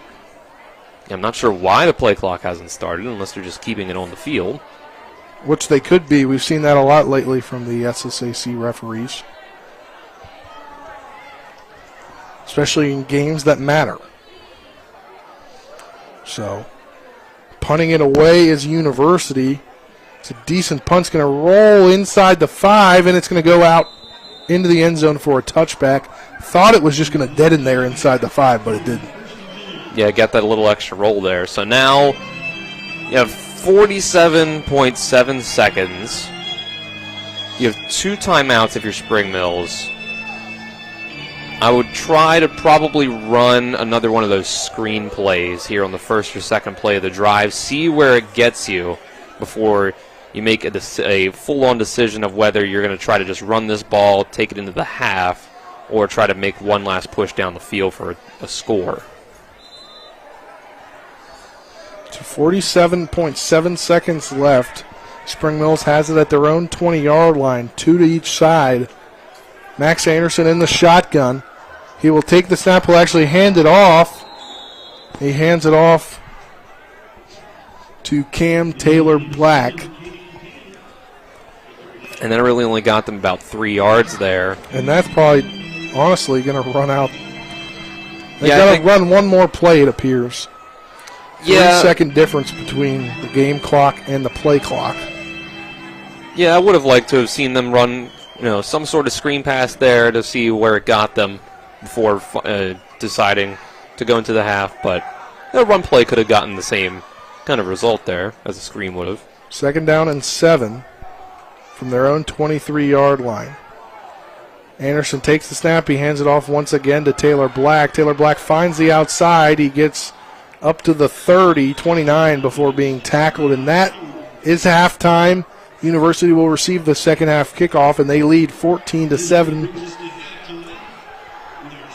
And Colin is down on the field with head coach for the Spring Mills Cardinals. Down on the field with head coach of the Spring Mills Cardinals, Josh Sims. Will send it to Colin. Thank you, Spencer and Dylan. Coach Sims, competitive first half so far. What have you liked from your team? Again, just our kids' effort. They're coming out, playing their hearts out. Obviously, we need to execute a couple things. We missed a couple wide open receivers, and when you get those opportunities against a good team, you got to make those plays. Once again, I've been pleased with the effort all year, pleased again, but there's a couple of things execution-wise. Like I said, you get open guys, run down the middle of the field, you got to complete those passes. What are you going to tell them in the locker room before half? Same thing. I mean, the stuff we're doing, offensively is there. It's just got to be executed. Same thing defensively. We're in third, and we have in 3rd and 10s and 3rd and 15s, and I think it was a 4th and 13, and we're letting those things be converted. Them stay on the field, kind of holding our offense off. So we're having a little bit of trouble finding some rhythm. So defense needs to get off the field. But I think special teams has played well thus far. Obviously, keep that going. But it really just comes down to execution. All right, thank you, Coach Sims. Good luck in the second half. Back up to you guys. Take it up here. We will step aside for a 2-minute break. When we come back, we'll have the halftime show. After this 2-minute break, you're tuned in to West Virginia High School football on Talk Radio WRNR and TV 10. Back in 2 minutes. Radon is the second leading cause of lung cancer deaths in the United States each year. But do you know the radon levels in your home? Home is a place to live, love, and laugh, not a place to breathe air containing radon. The Berkeley and Morgan County Health Departments are distributing free confidential radon test kits, and you can get yours at the Berkeley County Health Department office in Martinsburg and the Morgan County Health Department office in Berkeley Springs. Protect your home and family. Get your free radon test kit today. Hello, this is Mark Sutton of the Sutton & Janelle Law Firm. The right attorney can make all the difference in your case. That's why you should call Sutton & Janelle. We have been serving clients in West Virginia and Maryland since 1999 in the areas of family law, DUI, criminal defense, and personal injury. Sutton & Janelle works hard to obtain a favorable outcome for you at a reasonable rate with affordable payment options. Sutton & Janelle values your rights and is passionate about your success. Contact us today at suttonandjanelle.com. Hi, I'm Annette McDonald, and I am the designer at Orsini's in Martinsburg, West Virginia. We welcome you into our store to show you a complete line of what we do here. We design your cabinetry, quartz countertops, granite countertops, hardware, anything for the full remodel of your kitchen and your home needs. We also do bathrooms, and we have flooring available too. We make sure that your project with Orsini's is the best in the market. Welcome to Orsini's. Orsini's.com. With Honda, every summer adventure is the destination. Take your adventures even farther with Honda, America's most fuel-efficient full-line automaker. For a limited time, well-qualified buyers can get a 2.9% APR on a 2022 Honda Civic and a 3.9% APR on a 2022 Accord or 2023 HRV. CMA's Honda of Winchester, 3985 Valley Pike. CMA, moving lives forward. See dealer for financing details. Exclude Civic Si based on EPA estimate of MY20 full-line automaker fleet-wide fuel economy 2021 EPA Automotive Trends Report. Welcome back to Spring Mills High School here. It's time for the halftime show brought to you by Manson Ferretti Law Firm in Martinsburg, where it's about seeking justice for you. Go to lawyers.com. Dylan, a 14-7 lead for University at halftime. And you heard from head coach for the Spring Mills Cardinals, Josh Sims, that he's pretty impressed with the way his team's played, but it's those 3rd down and 4th down conversions, not getting off the field as a defense, that he's kind of really harped on. Yeah, and I think he's right there. That really has been kind of the key, is that they've gotten University to these 3rd and 4th downs, played really good defense, but then it's just kind of, not getting it all the way there. The guys like John Coleman making those plays on 3rd and 4th, that one to Jaden Hammock as well. John Coleman's been really tough to stop. They've done a really good job on him, but he still has 5 catches for 92 yards. And, Luke Hudson's missed some throws here and there that could have broken this game a little farther open, but it's generally been good coverage by Spring Mills on the defensive side. And then, Max Anderson, the little wrinkle that they threw into things with Rylan Schwartz coming in, it threw them off a little bit on that first drive. But he's made some things happen. He threw an interception that changed the complexion of this game a little bit. But so far, Spring Mills has been executing pretty well on offense, and I think they've been doing a really good job on defense. But they do, like Coach Sims said, they need to get off the field on 3rd downs, get off the field on 4th downs. It was that 4th down where University was able to get that touchdown to make it 14-7. So if they can hold them on those 3rd and 4th downs, they're doing a really good job on 1st and 2nd. So if they can keep that up, continue to contain guys like Jaden Hammock, and not really let them get anything going running the ball like they have so far, Spring Mills can still win this game for sure. Yeah, so we'll give you a scoring recap. University got out to a 7-0 lead, Dylan. Yep, that was on the back of a 5-yard touchdown from Luke Hudson to Noah Bram. on right that there. shovel pass. Yep. I thought it was a run, but I didn't see the shovel pass. Yeah, got a little bit just an underhanded toss there. I knew he was in the backfield, and I knew he was getting the ball, so I thought it was a touchdown plunge. And then Spring Mills came back, tied the ball game at 7. Yeah, they got a couple of good big chunk plays passing the ball as Max Anderson used his legs. He extended the play and threw balls out to the likes of Cam Taylor-Black and Alex Eaton, but then pounded it in himself for a 3-yard touchdown and ended up at 7 points apiece. All right, and then University comes and takes the lead at 14-7, and that's where we are right now. Yep, they were able to go down the field there, get those 3rd and 4th down conversions, and it was that 4th down where they finally punched it in the end zone after Spring Mills made 3 good stops at the goal line, but finally it was a 1-yard rushing touchdown for Noah Bram to make it 14-7 for the Hawks. And just needed to stand up one more down, but they couldn't. It was a 14-7 ball game at halftime. We will step aside for a 2-minute break. On the other side of that break, you'll hear Nick Verzolini back in the studio as he's going to break down all the scores around AAA as fight for the playoffs tonight as get ever so closer to the Class AAA playoffs that begin next week. We'll step aside for a 2-minute break, and you'll hear Nick Verzolini on the other side of it. You're tuned into West Virginia High School Football on Talk Radio WRNR and TV 10. If you're in an accident, the first thing that you have to do is call 911. You have to get medical care immediately.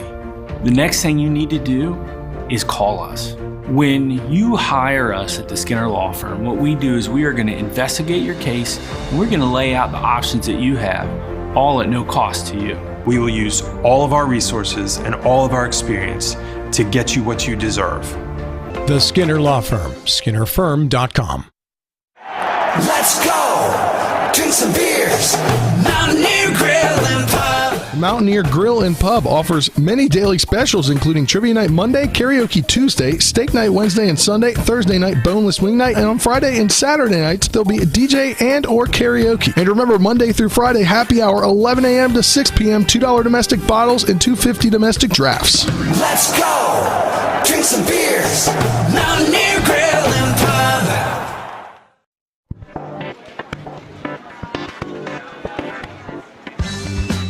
Laura. Hey, Laura. What's with the sunglasses? Ouch! The word is spreading. Bechtel Jewelers is home to some dangerously brilliant diamonds. See the difference at Bechtel Jewelers in Inwood. Sunglasses not included.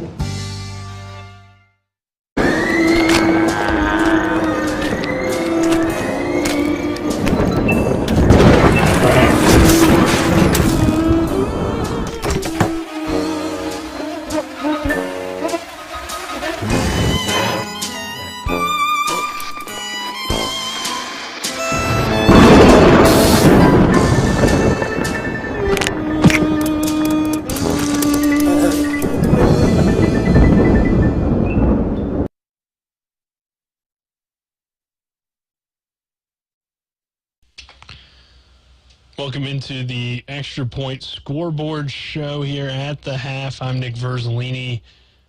The game you're currently tuned into, the Spring Mills Cardinals trail the University Hawks, number 15 team of the state, 14-7 here at the half. We'll look at some other EPAC scores. Hedgesville is beating up on Hampshire, 28-0. We'll get into the significance of that game here in a little bit. Jefferson leading Washington in the Jefferson County rivalry 21-11, and we found out this morning that will be Coach Glenn Simpson's final game at Washington as he is stepping away from the program after 5 seasons. So tough one there, but Washington playing pretty good against the number 10 team, one of the many number 10 teams in the state. Another thing we'll get into here in a little bit is this is the final day of the regular season, so postseason play is being determined, and Jefferson in a big tie for number 10, but they currently lead by 10 over Washington at the half, 21-11. Musselman beating up on Parkersburg, 28-6, and then tomorrow we will have Martinsburg, Bishop Ireton live from Alexandria, Virginia, as the Dogs go on the road for their season finale. We will have that for you with a 10:30 pregame show and a noon kickoff. We'll now get into some other big scores from around the state. At the half, it's a tied ball game between number 1 Park South along with number 8 Princeton, tied there at 7.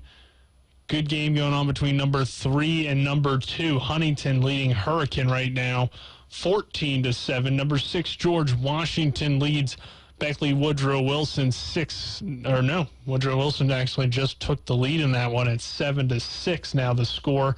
Morgantown in a good game with Lindsley 20-17 the score there. And Wheeling Park leads John Marshall 28-7. So you see all three of those teams that are tied in that number 10 spot are winning, which if that does happen this week, as here's a look at the playoff picture as of right now, plus some of the teams on the outside looking in. If all three of those number 10s win, I believe it will stay exactly the same there because, well, they'd still probably be tied.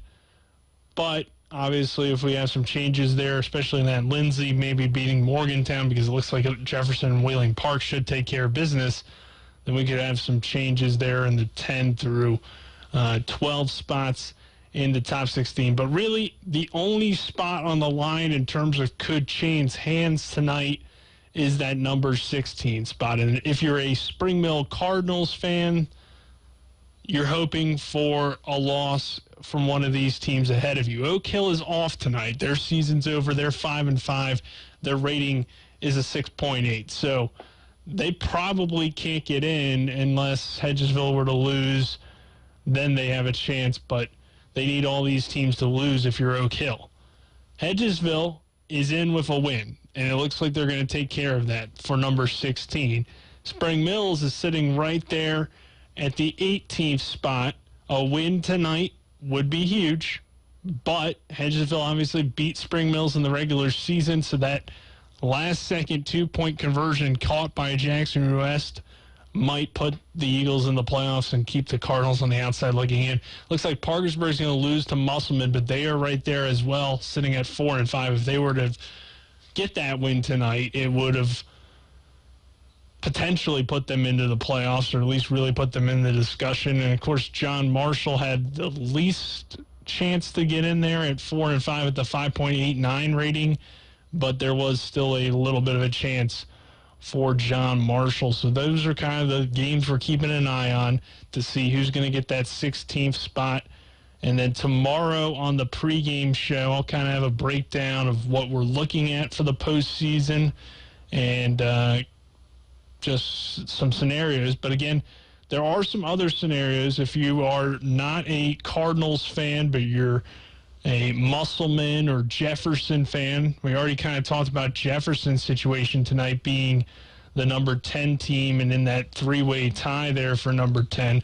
But if you're a Musselman-Appleman fan, you're rooting for Park South tonight. And how about this? Guess what? If you're Martinsburg, you're rooting for Princeton tonight for an outside shot at maybe having home field throughout the playoffs. Would you ever think that Martinsburg and Musselman would be on the opposite side of something? Of course they would be, right?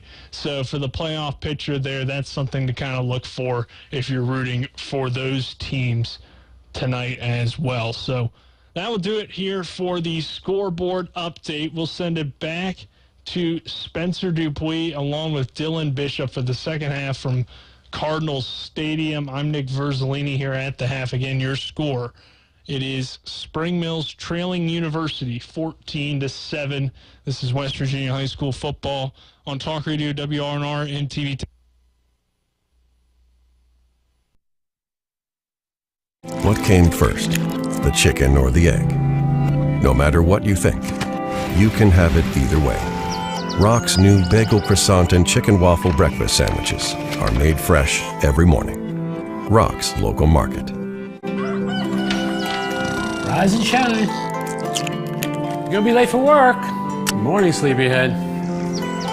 Have a good one. Rock's new bagel croissant and chicken waffle breakfast sandwiches are made fresh every morning. Rock's Local Market. Radon is the second leading cause of lung cancer deaths in the United States each year. But do you know the radon levels in your home? Home is a place to live, love, and laugh, not a place to breathe air containing radon. The Berkeley and Morgan County Health Departments are distributing free confidential radon test kits, and you can get yours at the Berkeley County Health Department office in Martinsburg and the Morgan County Health Department office in Berkeley Springs. Protect your home and family. Get your free radon test kit today. Are you considering selling your home and don't know where to start? Then call Chris Ross and the Milestone Real Estate Group at Keller Williams. A Martinsburg High School graduate, Chris knows the local market, and he's proven it as #1 real estate team in West Virginia in 2019. Phone Milestone Real Estate Group at Keller Williams at 304-579-7349 or go to callchrisross.com. Let's celebrate your real estate milestone together. My kids, you know I want the best for you, don't you? We need to have a conversation. End-of-life planning is no one's favorite discussion, but the relief of having everything in place when the hour of need arrives is a gift. Give it to your family. Plan ahead with us. Brown Funeral Homes, a leading provider of cremations, invites you to explore the many flexible options of cremation. From environmental considerations to the benefit of greatly reduced cost, it may be the perfect answer for your family. Online at brownfuneralhomeswv.com. Brown Funeral Homes, here for you. Welcome back here to Spring Mills High School with the University on top of Spring Mills 14-7. Nick gave you the scores. We got a breaking score update, Dylan. Yeah, just 3 minutes ago, got an update here that Princeton has gone up after stopping a fake punt by Park South. Princeton leads Parkersburg South, the #1 team in the state, 21-7. As of 7:07 left in the second quarter. That's a big update. Rick Kozlowski of the Journal tweets halftime 42 for Hedgesville, Hampshire nothing. Hedgesville rolling in that ball game. Get an update from the top two of the top three teams in the state. It is 14-7 at halftime. Tweeted 48 seconds ago. Shout out to Greg Carey from Metro News. As Huntington is on top of Hurricane 14-7 at halftime.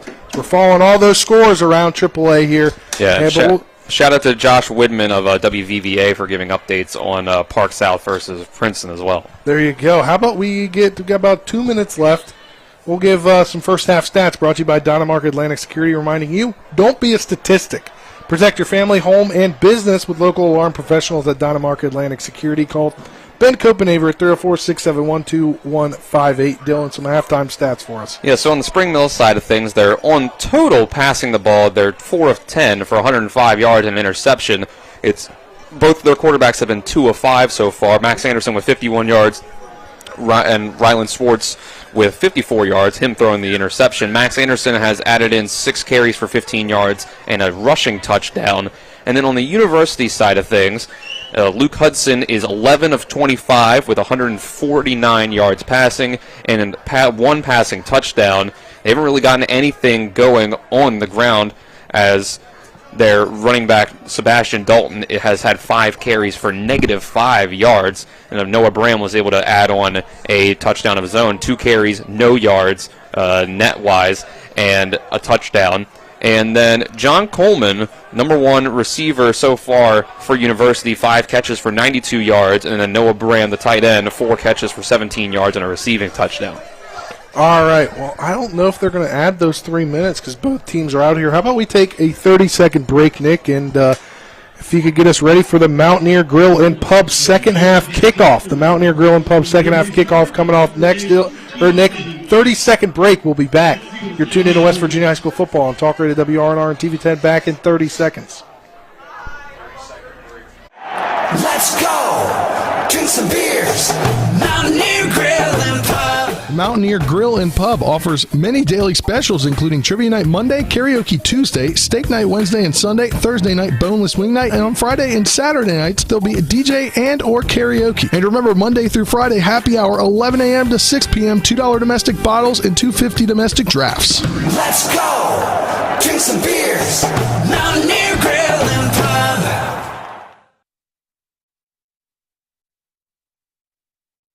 I don't believe they will add 3 minutes to the clock because both teams are out here and ready. As Spring Mills trots off the field, we'll get you ready for the second half kickoff. Brought to you by the Mountaineer Grill and Pub, located at 214 Mid-Atlantic Parkway in Martinsburg. Clock has run out. We'll end the Mansion Ferretti halftime show. Again, Mansion Ferretti, it's about seeking justice for you. Go to wvjusticelawyers.com as we get ready for the second half kickoff. So again, yeah, University is going to receive the second half kickoff here after Spring Mills got the opening kickoff. So if there was a situation late in that half where we could have seen another situation like last week with Jefferson and Hedgesville, where it was 12-7 with 2 minutes left in the first half, and then early into the second half, it became a 34-7 ball game because of two quick touchdowns by Jefferson in his last 2 minutes, and then one in the second possession of the second half for Jefferson. So they were able to avoid any sort of extending of the lead right before the half. We'll see if they can stop University's first drive of this half and try to get the ball back and tie this game back up. As we get you set for the kickoff, again, the second half kickoff brought to you by Mountaineer Grill and Pub. Just want to update you on the score as we got a Park South Princeton update. It appears 21-13 now. Park South just scores a touchdown, and I think there was a penalty on the field goal, the PAT, so they're going to retry the PAT here. That's big, another touchdown here with they're still in the second quarter. Right, yeah, there's a lot of time for Park South to get back into that game, for sure. Being the number one team in the state right now, you have to assume that they're not going to go down without a fight. So we're getting ready here. Could have taken that 2-minute break, Dylan. Didn't realize all this was going to go down here. But all playoff implications around the state of West Virginia tonight. It's going crazy. Keep you updated. Nick will have a further breakdown of where things look like after the ball game in the post-game scoreboard show. And of course, as all of this happens, the best team in the Eastern Panhandle, Martinsburg, is watching it all happen, from wherever they really choose to be, because they're not leaving until tomorrow morning for their game at Bishop Ironton. You got to wonder how much those coaches are watching that Princeton Park South game. Right. Or if they're just like, it doesn't matter. But we've got the second half kickoff here, and it's going to be fair caught at the 37-yard line. So that's where University will get things going. So again, it was kind of an inefficient first half for Luke Hudson, under a 50% completion percentage, only 11 of 25. So we'll see if he's a little more on target in this half. But 25 passes to only 7 runs.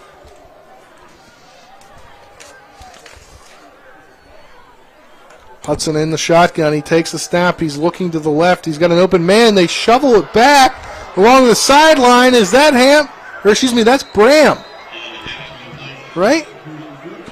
Yeah, he ran the old hook and ladder there. Hook and ladder. I think that was that Bram? No, that was Dalton.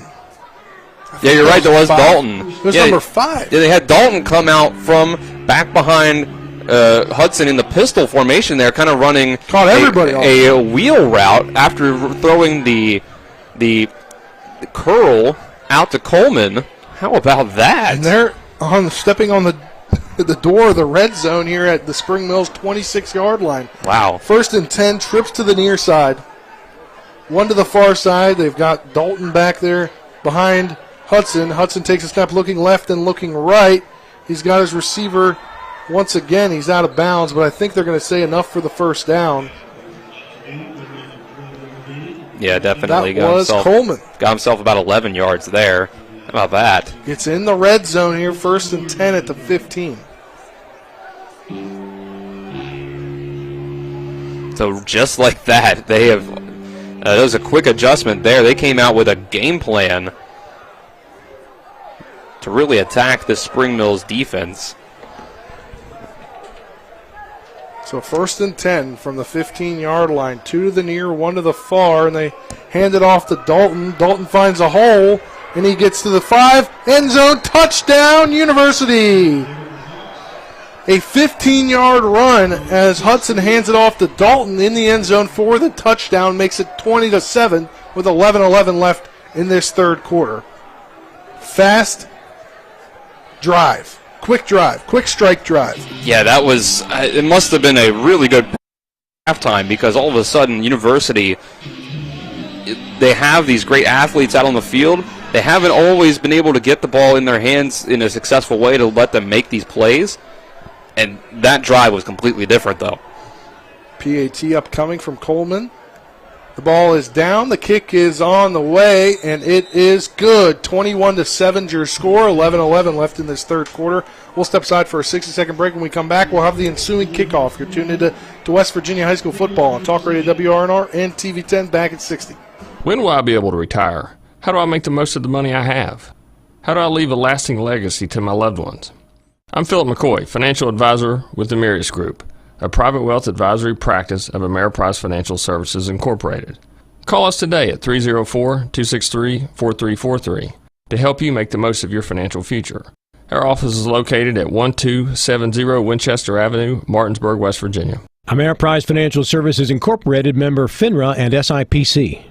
Looking for some nightlife? Then look no further. Laddie's Bar and Grill has a full bar and kitchen, pool table, and entertainment with great food at affordable prices. You can dine in or carry out by calling us at 304-263-5233. Laddie's is open Monday through Saturdays from 8 a.m. to 3 a.m. and Sundays from 10 a.m. to 3 a.m. We serve breakfast all day long, and our lunch and dinner specials are posted every day on our Facebook page. So stop on in to Laddie's Bar and Grill, located at 107 Lutz Avenue in Martinsburg.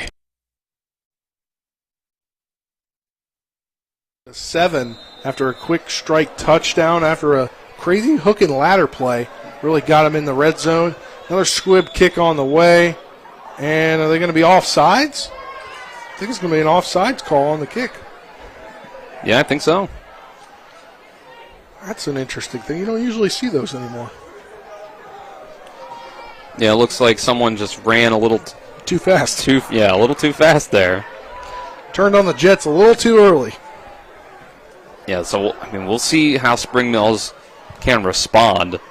Now down by 2 touchdowns. Typically a team that runs the ball more, kind of like Spring Mills has, it's a little bit of a disadvantage to them when you're playing from behind because that it's kind of a clock controlling offense that's really designed to keep the other team's offense off the field, but it takes a lot of time off the clock. And we saw that against Martinsburg when we watched Spring Mills, where they were able to just kind of nudge themselves down the field about 10 yards at a time.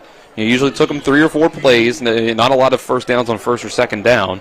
So we're going to re-kick here, ball back to the 35 for Coleman. That drive only took 49 seconds. Coleman will squib it, keep it on the ground again, and it'll be taken by the up man. He drops it, and he's just going to lay down on it. That was Alex Eaton. So we have 1st and 10 for Spring Mills from the 29-yard line.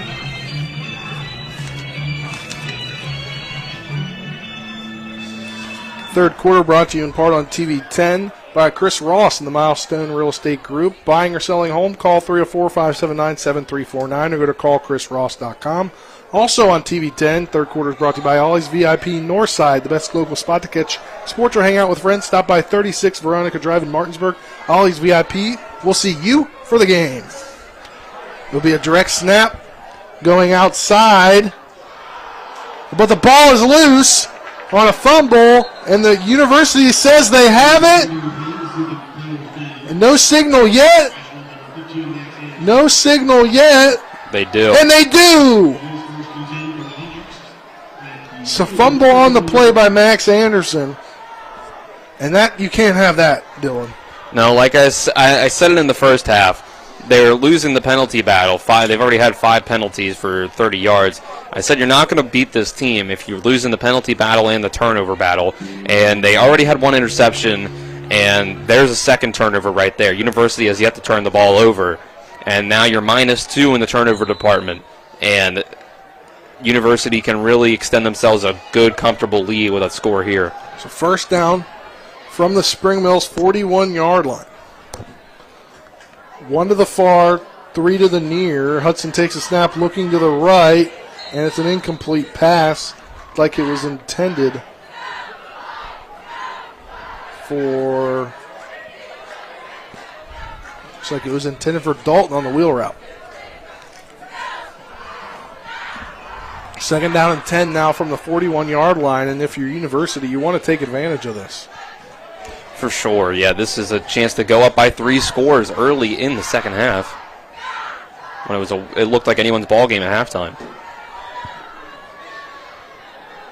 First down, Hudson takes a snap. He's feeling the pressure. He's going to roll out, and he's going to get taken down. Are they going to call a penalty on that for taking him down by his neck? It was hard to tell from the far, the press box on the far side here if he was out of bounds. They told me to get you guys. Was it holding? I mean, if anything, he was one step out of bounds, so I don't really get this call here. And they're going to call something. It's going to be 10, 15. That's 15 Are they yards. going to call a horse collar tackle, or are they going to call it Horse tackle out of collar. bounds? So you're calling it a horse collar. That is really interesting because he didn't sling him to the ground. He kind of just went I thought like he grabbed this. him by the shoulder pad. Yeah, it's an interesting call there. It wasn't. He didn't grab him really from behind. And it wasn't a vicious throw to the ground either. I don't get that one if I'm any of those teams down there. That doesn't make sense to me. Knocking on the door of the red zone now is University once again. 1st and 10 from the 24-yard line. They bring Hammock in. Another shovel pass to him. He's going to get the edge. He's going to get inside. Or jet sweep will print him down at like about the 21. Yeah, so he only had 1 catch in the first half, so there's a good creative way there to try to get the ball into his hands. Obviously, he's a good playmaker. They just haven't really been able to get much going with him. So it'll be a 2nd down now and 7 from the 21-yard line as University looks to go up now by 3 scores after the Max Anderson fumble on a direct snap as he got a first down, but he dropped the ball. So it'll be 2 to the near side, 1 to the far side with Bram, and they're going to hand it off this time to Dalton. Dalton's going to get up a burst inside the red zone to about the 16-yard line. But it's going to be short of the first down. So it'll be a 3rd down now and a couple. Yeah, so they've been moving the ball really well now on offense. I think they went into halftime and really got themselves some adjustments to where I think they've decided different ways to attack the Spring Mills defense. 21-7 is the score. University on top, looking to extend its lead here. 9:25 on a running clock in this 3rd quarter. They're going to have a direct snap. They're going to fight forward. They're going to mark him at a first down. I believe that was a snap to Bram. I think they ran a play that the Baltimore Ravens have ran a couple times this year, where they bring the tight end in motion, have him stop at the center, and take the QB sneak. Yeah, that was a good, nice play there. But they're going to give him the first down. It appears. Looks like it. Yep. First down, ball spotted at the 14-yard line. Can still get a first down without a touchdown here. Hudson takes a snap. He hands it off to Dalton. Dalton finds a lane outside, and he gets a good gain inside the 10-yard line. About 6 yards on the play. Makes it now 2nd down from the 8-yard line. So already Dalton has gotten a lot more going in this half. He had negative yardage in the first half, and now he's already been able to tack on over 60 yards in this half. The ball spotted on the 8-yard line. Be a 2nd down and 3. Hudson takes the snap. He hands it back off to Dalton, but he's met in the backfield. It's timed by number 26. That is Nathan Graham, Nate Graham the junior. Finally, Cardinals defense was able to stop something in the second half. So it'll be a 3rd down and 4 from the 9-yard line. A loss of 1 on the play. Nate Graham comes and blows it up. And here's been the difference so far in this game. 3rd down. Can the Cardinals finally get themselves off the field? Hudson takes the snap. He's looking left. Now he's looking right. He's going to throw in the end zone. Incomplete. Receiver drops the ball. That is Bram. So now it'll be a 4th down and 4. And looks like they're going to kick it. They're going to kick the field goal. The safe bet here. That would put them up 24-7. And Coleman's looked good kicking the ball so far on those extra points. He is a lefty. Yeah. Don't see that very often. I'm a lefty kicker myself, but I didn't get to I always appreciate it when I see it. Is Colin a lefty kicker? He's not, but no, he's not. He kicked last couple weeks ago at the Bulldog Bash last week. Ball is down. Kick is on the way, and it is no good. It hits the uprights. Doinked. He doinked it.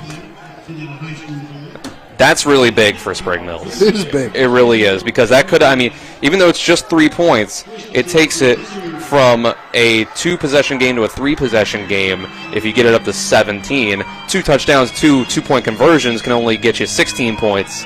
So that's a big difference there. Spring Mills will take over on downs. Change of momentum potentially in this ballgame. If you're the Cardinals, you absolutely hope so. But you do still have some pretty tough field position to start this out. You're only at the 20, so you got to go 80 yards for a touchdown here to get this back within 1 touchdown.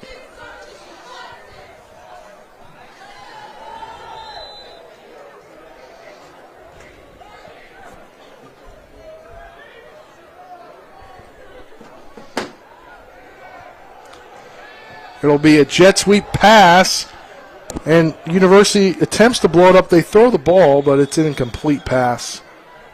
That was a very interesting play. Tried to pull it out of the playbook there, Dylan. Yeah, they tried to work off of what they did in the first half early on, where they had Anderson, first play of the game, they run a jet sweep with him, hand it off to him. He just runs the ball. This time, try to give it to him, let him throw the ball off of it, but nowhere to go. University was able to blow it up front. So it'll be a 2nd down now, and we have a timeout? Or is this an official's timeout?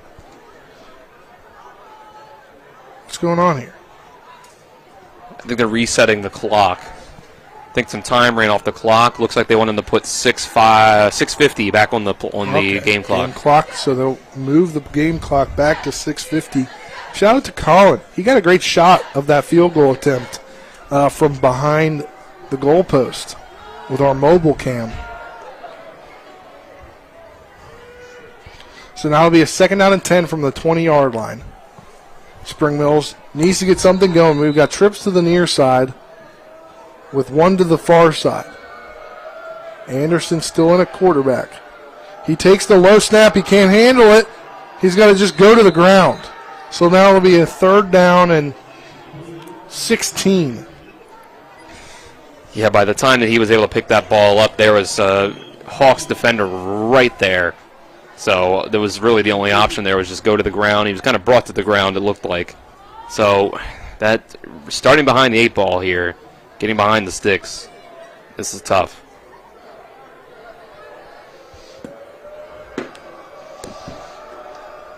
So it'll be a 3rd down and 16. Max Anderson's going to sling it out, but it's over the head of his intended receiver.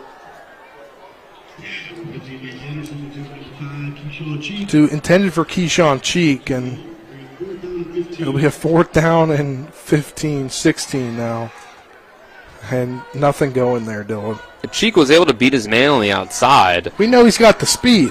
Yeah, we but know that. Anderson just put too much on it. And, man, even at a 2-touchdown game, it starts to feel like Spring Mills is going to have to consider going for more 4th downs, no matter where they are. Ball is almost blocked. It's not a great punt at all. It's still in Spring Mills territory, and it's going to stop at the 39-yard line. That was not a great punt at all. Not good protection either. No, and that puts the Hawks only 39 yards from the end zone. Now, obviously, you were able to get a stop on your last possession there, force a field goal, and it was missed off the uprights. But there's no guarantee that that's how all these possessions are going to go. More and more that you give University good field position like this, the more likely it is they're going to keep putting points up on the board. So it'll be a first down and 10 from the Spring Mills 39-yard line. 1 to the far, 2 to the near. They got a fullback in front of the quarterback. They'll hand it off to Dalton. Sebastian Dalton gets the carry. He gains about 3 to the 36. Second down and 7 upcoming. We're getting a lot more running the ball than we did in the first half from University. They're looking to change things up a little bit, keep themselves a little balanced. Only 8 rushing attempts by University in half number 1, and now in the second half, Sebastian Dalton already has 6 carries. So a second down and 7 now. Same formation as the last time. Hudson takes the snap. He's looking left. Now he's looking right. Down for a fly route. That's an incomplete intended there for Coleman. Makes it third down and 7. So we've talked about this kind of in the first half. It really seems like trying to go for the missile play, the home run play. Yeah, they're taking a lot of deep shots down the field because guys like Hammock and Coleman especially are pretty much able to beat their guys one way or another on most plays, but man, tonight Hudson really hasn't been able to get it there. He has a 61.5% completion percentage on the year, but at halftime he was only 11 of 25. And will remain second down as there was a holding call on that play, so second and 21 at midfield. So there's trips to the near side with Bram out there as the tight end in the slot. Then you got Coleman to the far side. Dalton in the backfield behind Hudson. He'll take the snap. He's looking left. He's looking down the field for Coleman. But Coleman wasn't in the area, really. Closest guy to that was the safety for Spring Mills, Jason Schreiner. Miscommunication on the route that Coleman was supposed to run. He ran a shallow route. It was supposed to be a deep route. Yeah, had a little bit of pressure in the face of the quarterback too, so it might have just been a situation where you just threw it to get rid of it. But here we go, another third and long. Spring Mills has been able to force a good bit of these. 21-7 is the score. University on top. Got to get off the field, though. 5:06 left. A third down and 21 from midfield. Trips to the near side, 1 to the far side. It'll be a running back screen to Dalton, and Dalton's going to get not enough. He's going to get up to the 44. I think they're going to give him the 44.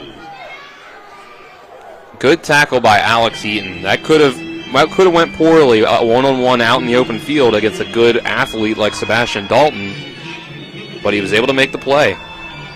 Hey, we've got a halftime update, Parkersburg South Princeton. Tied up at 21. Oh, wow. But a fourth down and 16 as University is set to punt it away. 2 back for Spring Mills. Ball is punted and it's going to be taken. And it's going to be hit off the body of the returner, and it's going to be University football in the red zone.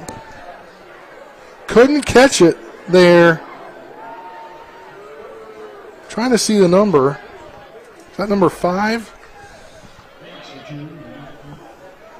Was that Cheek, I think? I think you're right, number 5, Zach Bender. Or Zach Bender, number 5, yeah. Yeah, I mean, So he tried to put his hands up and kind of catch it more of a traditional way a receiver would catch a ball. That's not a way that really helps you when it comes to trying to catch a punt. You really want to catch it like more of a basket catch, and it just hit right off of his hands. It came in at a weird angle. Yeah. But now University back in business in the red zone. First and 10 from the 16-yard line. 2 to the far, 1 to the near. Then you got the fullback there in Keller. Kind of run the same formation they did on the last drive. Sebastian Dalton behind Luke Hudson. Hudson will take the snap. He's looking to the right. He's trying to go in the end zone. It'll be a touchdown, a 16-yard pass from Luke Hudson to John Coleman. Puts University up 27-7, 4:11 left in the third quarter. And another touchdown on the board for University. PAT is pending. We've seen that pretty much all game long from, John Coleman has been able to make plays. You just throw it up to him one-on-one. They're playing a lot of one-on-one coverage against John Coleman, and it really hasn't been a good idea. He's up over 100 yards now, his first touchdown up on the board. PAT is on the way, and it is good. 28-7 is your score. 4:11 left in this third quarter. We'll be back in 60 seconds. You're tuned into West Virginia High School football on Talk Radio WRNR and TV 10 back in 60. Hello, my name is Ron Winger, and I'm asking for your vote for delegate in District 96 on November the 8th. I am your pro-choice candidate. I believe that what a woman does with her reproductive rights is her business and hers alone. I am a Vietnam veteran and served the state of West Virginia for 23 years in the Air National Guard. I believe in our local school systems, and I will fight to support them. My name is Ron Winger, and I would appreciate your vote on November the 8th. Ad paid for by candidate. Ever try to collect on an insurance claim? Perhaps a homeowner's claim, auto accident, or fire? Insurance companies collect money from you for protection should something bad happen. And when it does, they don't want to pay, or they offer too little. At Mansion Ferretti, we have an attorney who worked defending insurance companies and knows all the dirty tricks they play to deny or lowball your claim. Call us today for help in getting what you really deserve. Mansion Ferretti, when you need justice. Welcome back here to Spring Mills High School. 28-7 is your score as University looks to kick it off once again. It's Coleman going to kick it off. He caught the touchdown. Yeah, that was a one-play, 16-yard drive for a touchdown to John Coleman there from Luke Hudson. Set up by the fumbled kickoff, punt. And they'll kick it off short. It's going to go down the sideline. He's going to get up to around the 35-yard line. Scoring drive summary is brought to you by Jason Barrett for State Senate. Vote to cut the car tax. Vote Jason Barrett for State Senate this Tuesday with the elections. So Spring Mills will start at their own. They're going to call them at the 37, I believe, is where they're going to spot it. Or no, they're going to spot it at the 34. Saw the one referee was lined up at the 37. And like I said last drive, the typical Spring Mills offense, not really built to play from behind like this. Anderson has two to the far, one to the near. He's going to take the direct snap. He's going to run the ball. He's going to get up past the 40-yard line. So great play call on the first play there. Get some positive yardage. 3:52 on a running clock here in this third quarter. Yeah, one of his better runs of the day. 7 yards there. He had a 12-yarder on the last drive. That was his best one. Able to get himself 28 yards so far on the day running the ball. 7-yard gain on the play makes it 2nd down and 3 from their own 41-yard line. Two receivers to the far, one to the near of an H-back. Then they're going to bring around a player. They're going to fake it over here. Is that Cheek, I think? Taylor Black. That's Taylor Black. Taylor Black's going to get the first down the sideline, forced out of bounds into University territory. They're going to spot the ball. Where are they spotting it? They're not even going to get him in University territory. No, they are. All right. They're going to be at the 48-yard line of University. That gets him about an 11-yard gain there. They run the jet sweep to the right side. They have Taylor Black coming right to left. They run the double reverse there in a way. Good play there. So trips bunched up to the far side, one to the near side. Anderson takes the snap. He's going to run the ball. He's going to gain a few, maybe to the 45, down to the 45, 44 maybe. Looks like it's going to be the 45. They're just trying to pound the rock down with Max Anderson. That's the way that they run the ball. It's those end arounds, jet sweeps, and it's really just running the ball, direct snaps with Max Anderson. And Alex Eaton, the traditional running back, only one handoff to him in the first half, and he's coming off the field on this play. So two to each side, receiver-wise. Anderson in the shotgun with one running back to his left. They're going to hand it off to Black. Black is going to gain a couple down to the 43-yard line. Makes it now 3rd down and 4. So third and 4. I think it's 4 down territory at this point. Only 2 minutes left in the third quarter. You're down by three touchdowns. You can run the ball here with no worries and try to go for it on 4th down if you don't get it.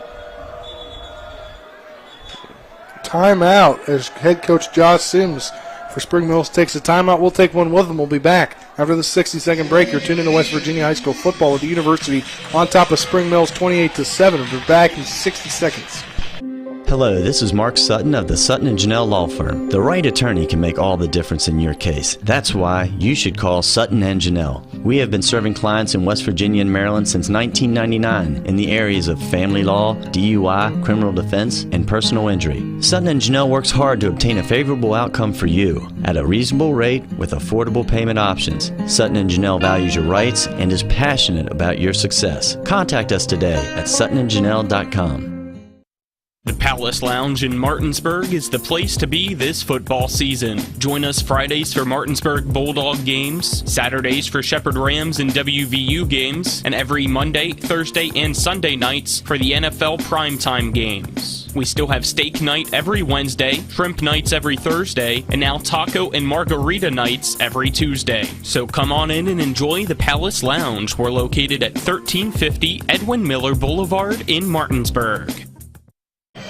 Welcome back to Spring Mills High School here. 1:57 left in the third quarter. University on top of Spring Mills 28-17. University coming in ranked 15th in the rankings, while Spring Mills outside looking in at number 18.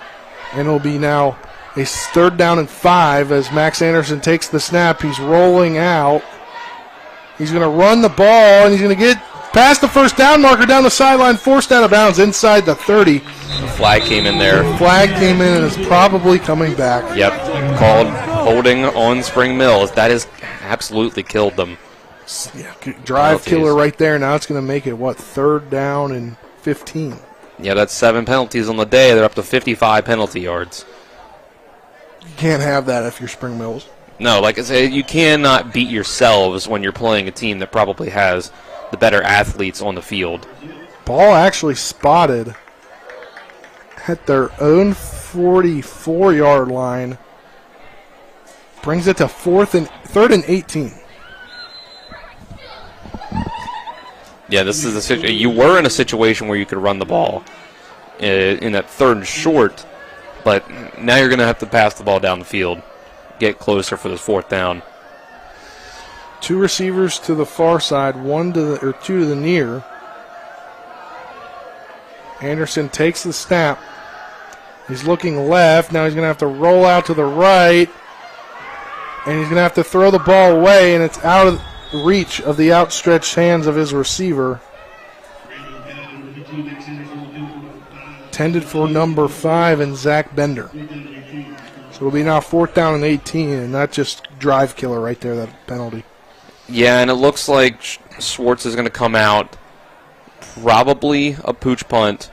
But as we've seen, we saw it on the first possession of the game. Yeah, but I think at this point they know that. They're ready at this point, yeah. I feel like. So I don't think you try that now. Right, yeah, the only thing would be if this is just the play you would want to run on 4th down with Max Anderson back at a wide receiver. You are starting to get to that point where you might have to consider going for it on every 4th down. Yeah, you do. 4th down and 18 from their own 44-yard line, but it will, in fact, be a punt. Much better punt than the last time. It'll be dropped inside the 30. It'll take a Spring Mills bounce inside the 20, and it'll drop right outside of the 15. It'll be spotted at the 16-yard line. That was a great punt to change field position. Yeah, able to get that roll there, have it go inside the 20. So it's going to take a lot for the Hawks to go down here and score again. But downside of that is that a long field means that potentially they can run a lot of time off the clock depending on how the drive goes.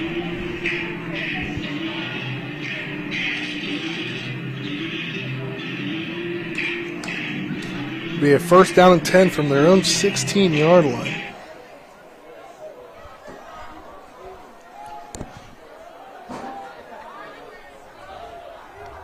Hudson in the shotgun. He's got 3 receivers to the left, and he ends up handing it off to Dalton. Dalton gets the carry. He goes up past the 20-yard line. Call him down to the 21-yard line. That's a gain of 5 on the play. Brings up 2nd down and 5. And I think they're just going to try to churn this game down, run the ball. Sebastian Dalton's been able to have some success rushing here in the 3rd quarter, and I think they're going to have to continue that into the 4th and try to really whittle this game away to where Spring Mills has no time to get their offense back out there and come back. So 2nd down and 5 from their own 21-yard line. Trips to the far side, and they're going to hand it off once again to Dalton. Dalton's going to get maybe back to the line of scrimmage before he's stopped and pushed back. So it'll be a 3rd down and 5, and they won't have to run another play in this quarter. You got 32 on the play clock and 28 on the game clock. Most likely we'll just run out of time here before they run another play. Yep, they're running it down. Looks like they'll be happy to just walk down to the other side of the field. Get ready for this 4th quarter as they continue to try to just wind this clock down and get the win. 7 and 6 and 5 and 4 and 3 and 2 and 1. And that'll do it for this 3rd quarter. University on top of Spring Mills 28-7. We'll be back in 60 seconds to start the 4th quarter. You're tuned in to West Virginia High School Football on Talk Radio WRNR and TV 10. You're right here in Martinsburg, TV 10 Martinsburg, Talk Radio WRNR Martinsburg. We're back in 60 seconds. I'm Jonathan Bodwell, Bodwell Insurance Solutions, your local Medicare and life insurance agency. We are here to help you navigate the Medicare maze. We represent all of the major carriers, and you do not pay any more to go through us than if you go directly through a carrier. But if you go through us, you have a local professional to help you with all your Medicare needs, not a voice that could be in some other part of the world. Bodwell Insurance Solutions, your local Medicare agency. BodwellInsuranceSolutions.com or 304-283-0864. Mayhem is everywhere. I'm your new bangs, and you can't stop staring at me. That's it. Just tilt the rearview mirror over here. And while you're checking me out more times than a library book, your car is wandering into that lane over there. More bangs. Neat. And if you've got cut rate insurance, you could be paying for this yourself. So get Allstate. Call Martinsburg Allstate agent Gary Kelly today at 304-263-4596. Welcome back to Spring Mills High School with University on top of Spring Mills 28-7 as we enter the 4th quarter with University sitting at 15 in the SSAC playoff ranking. Spring Mills on the outside looking in at 18. Doesn't look like they'll be able to get in even with a win tonight as Hedgesville was all over Hampshire at halftime 42-0, and they needed Hedgesville to lose. 3rd down and 4 from their own 22-yard line is University. 2 receivers to the near side, 1 receiver to the far side. You got Bram in there at tight end. And you've got, it's like Sebastian Dalton in at running back. Hudson takes the snap. He's looking left, and he's going to throw it down the field, and there's definitely got to be a pass interference there, right? He ran right into him. I don't see a flag getting thrown. He ran right into him as the ball was in the air. It was certainly tight coverage. That much is for certain. But incomplete, and University's got to punt it away. University will punt it away. 4th down and 4 from their own 22-yard line. 11:53 left in the 4th quarter. Max Anderson's back to field his punt. And there'll be a penalty here, and I think it's going to be offsides. That's a first down, is it not? Or it's yeah. Close. If it's not 4th down and 4, it's a 5-yard penalty, makes it first down. University's offense comes back on the field. You can't have that. No. You can't have that in any game. It's 4th down and 4. You can't be lined up off sides. That just can't happen. That's crushing. That's shooting you had yourself the opportunity to get the ball back. Just shooting yourself right in the foot. That's tough. You got to be furious on the sideline as a coach for Spring Mills. So now it's 1st down and 10 from their own 27-yard line. 2 receivers to the near side, 1 to the far. Handed off to Sebastian Dalton. He's going nowhere. Taken down in the backfield by 2 Spring Mills Cardinals. Call it Xavier Anderson and Sam Stotler, the senior going to Navy, who just announced today that he got into the Naval Academy. Yeah, that was shout out to him. That was really good run defense back there. That was really one of the only times in this half that Spring Mill has been able to slow down Sebastian Dalton.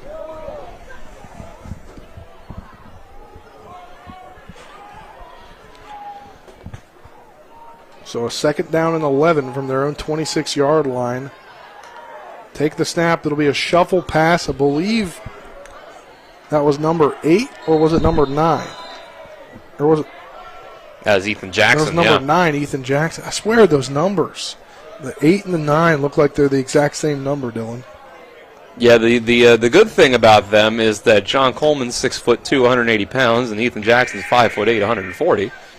So at least go for that there. Interesting noise being played.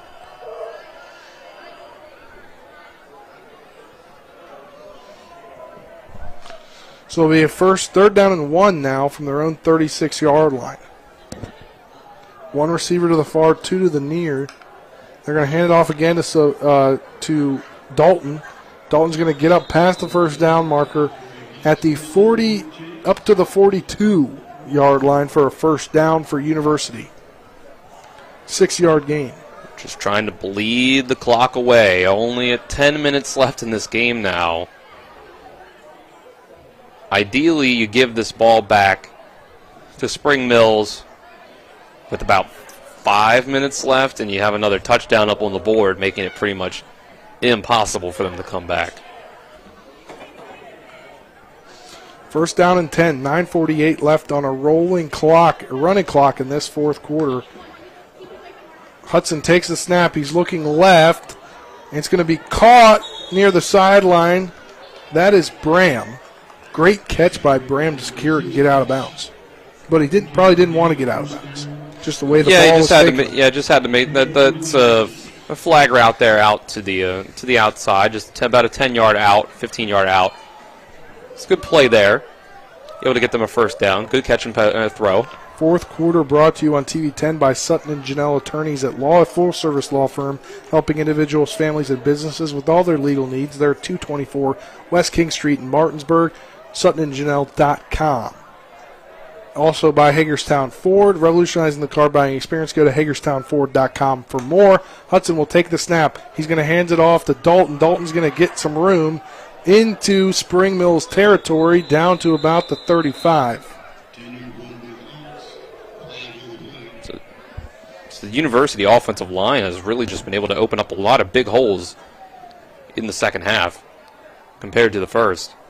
I think it's just the Spring Mills defensive line's getting worn down. And, well, they're backing it up. Backing it up here. It's like a 5-yard penalty on the Hawks. So 1st down and 15 from midfield. 2 receivers to the far, 1 to the near. Got Noah Bram. Or excuse me, no, that's Keller lined in there. And then Dalton in the backfield. Hudson will take the snap. He's running. He's going to get rushed out of the pocket, and he's going to throw to nobody as he's taken down. And there's a fight on the field. We've got a scrum down on the field, extracurricular activity, and multiple flags are being thrown. Probably going to see some ejections here, Nick, or Dylan, excuse me. Yeah, that's a case of a hard hit on the quarterback and then the offensive lineman rushing to their quarterback's defense. And that's when things always get chippy. So they'll sort it out here. Four officials are talking it over. Spring Mill's trying to get their guys to stay on the sideline. This will be tough. Multiple flags thrown. I have to imagine it ends up being offsetting penalties when it comes to yardage. But do they get a penalty on the defense for taking down the quarterback late? Right, that could be the only other thing there when it comes to where the ball moves. But then the other question is, do all the players on the field stay in this game? Yeah, I mean, from our vantage point, I can't tell if there were any punches thrown. Because if there were punches thrown, that should be an automatic ejection. Yeah, there was definitely some shoving. 54, I believe, for University. We're still talking it over down. It's going to be ejected. Colin getting a great shot. So, 54? Do we know for sure he's been ejected? 54 being ejected for University. So 54 has been ejected. That would be Gavin Stroznik. Did anybody get... They just throw another flag? I saw a flag come out again. I don't know if he was just putting it back on the ground because it wasn't his flag. Still trying to figure out what's going on here. So the interesting part of this is if an ejection comes about, we're in the second half of this game. So then they get suspended for the start of the playoffs. Exactly. So that's big. You got to really stay disciplined in times like this. That's not the kind of thing that these kids are out on the field thinking about in the moment. What the offensive lineman for University's thinking is, my quarterback just took a big hit. I need to protect him. I need to make sure that this guy doesn't, get one over on him. I need to make sure. I need to defend my guy. Looks like they've begun to sort out these penalties, at least on the University side, so they may have to sort them back out on the Spring Mill side.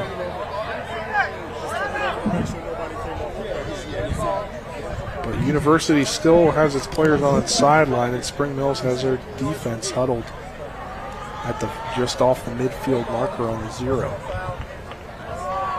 We going to get a call here?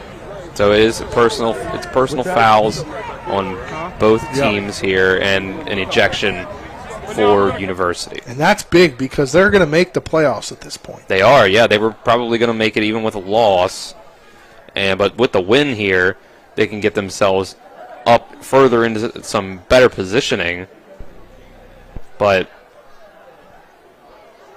they're going to be probably without at least one player. It'll be second down on the play. Still trying to sort some things out.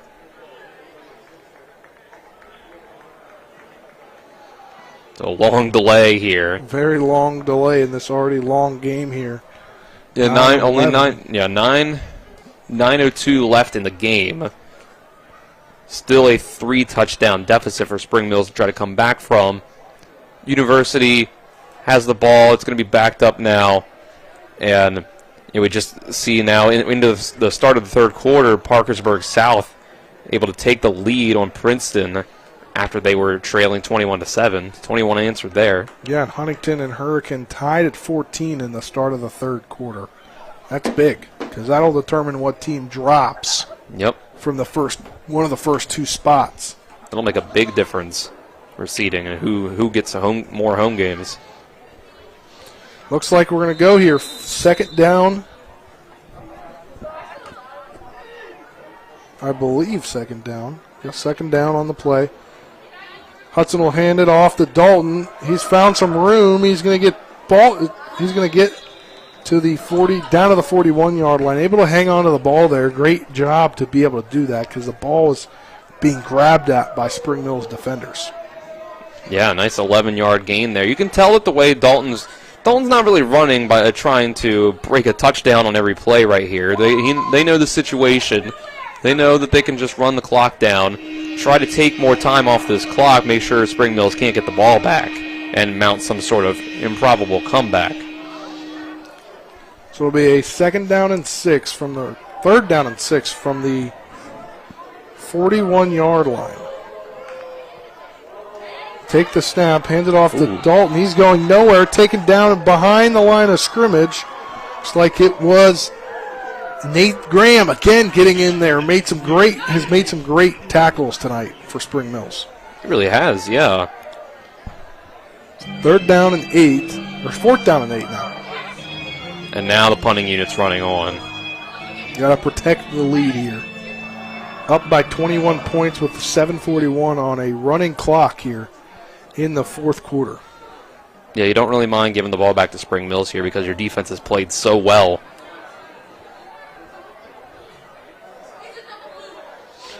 And they will punt the ball away. That one a low, or not a great punt. It's going to go out of bounds. Give Spring Mills decent field position at their own 31. No, they're going. I think it's probably at the 32. He kicked that one with the intention of trying to make sure it didn't go back for a touchback. So it had a lot of arc on it, but I think it ended up hitting off the side of the foot, going out on the sideline there. So it'll be a first down and 10 from Spring Mill's own 32-yard line. 7:20 left in the ball game.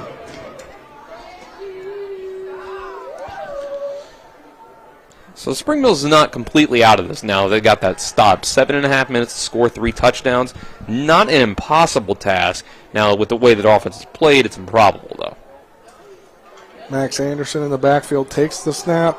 He's looking left. He's looking deep down the field, just out of the reach of the outstretched arms of Keyshawn Cheek.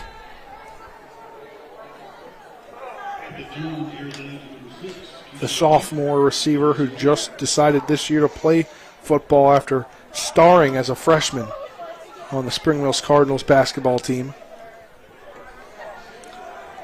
Just out of the outstretched hands. So like you said, Max Anderson, he's a great athlete, but he's still coming along as a passer just as a sophomore, so this is a tough spot for him to try to lead this team back with. So it'll be a second down and 10 from their own 32-yard line. Trips to the far side, one to the near in Cheek.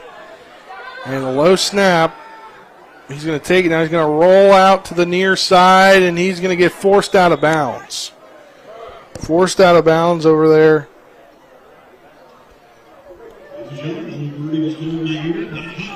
By Jake Croston, the man who had the interception on the first drive of the game. Yeah, there was just nowhere for him to throw the ball. He tried to extend the play with his legs, but that's a coverage sack, really. I mean, he runs out of bounds behind the line of scrimmage. So 7 minutes left in the ball game. Third down and 17. Be counted as a sack. Bring a man in motion. Makes a trip to the far side. They're going to throw to the man in motion. He's going to make the catch. And that was Zach Bender. Brings the ball up to the 39-yard line. Not enough for a first down, but it'll be a fourth down here in less than 5. It was a good job by Bender to hold on to that through the contact, and that is the first completed pass of the second half for the Cardinals. They were only 4 of 10 combined between Schwartz and Anderson in the first half. So fourth down and 3 from their own 39-yard line. Trips to the far side, one to the near. Anderson takes a snap, rolling left. He's going to find his man for the first down. That's Tristan Davis. That was a good play there. They ran it out, kind of like it looked very similar to a lot of the running plays they've run with Anderson so far, but they rolled the receivers out into the flat, and there was no one there covering Tristan Davis. There's a flag on the play, trying to see what it is on the far side. I think it was thrown late after the play. But it'll back up. It appears it's going to back up Spring Mills.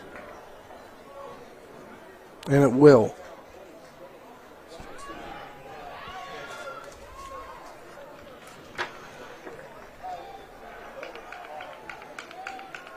Unsportsmanlike conduct.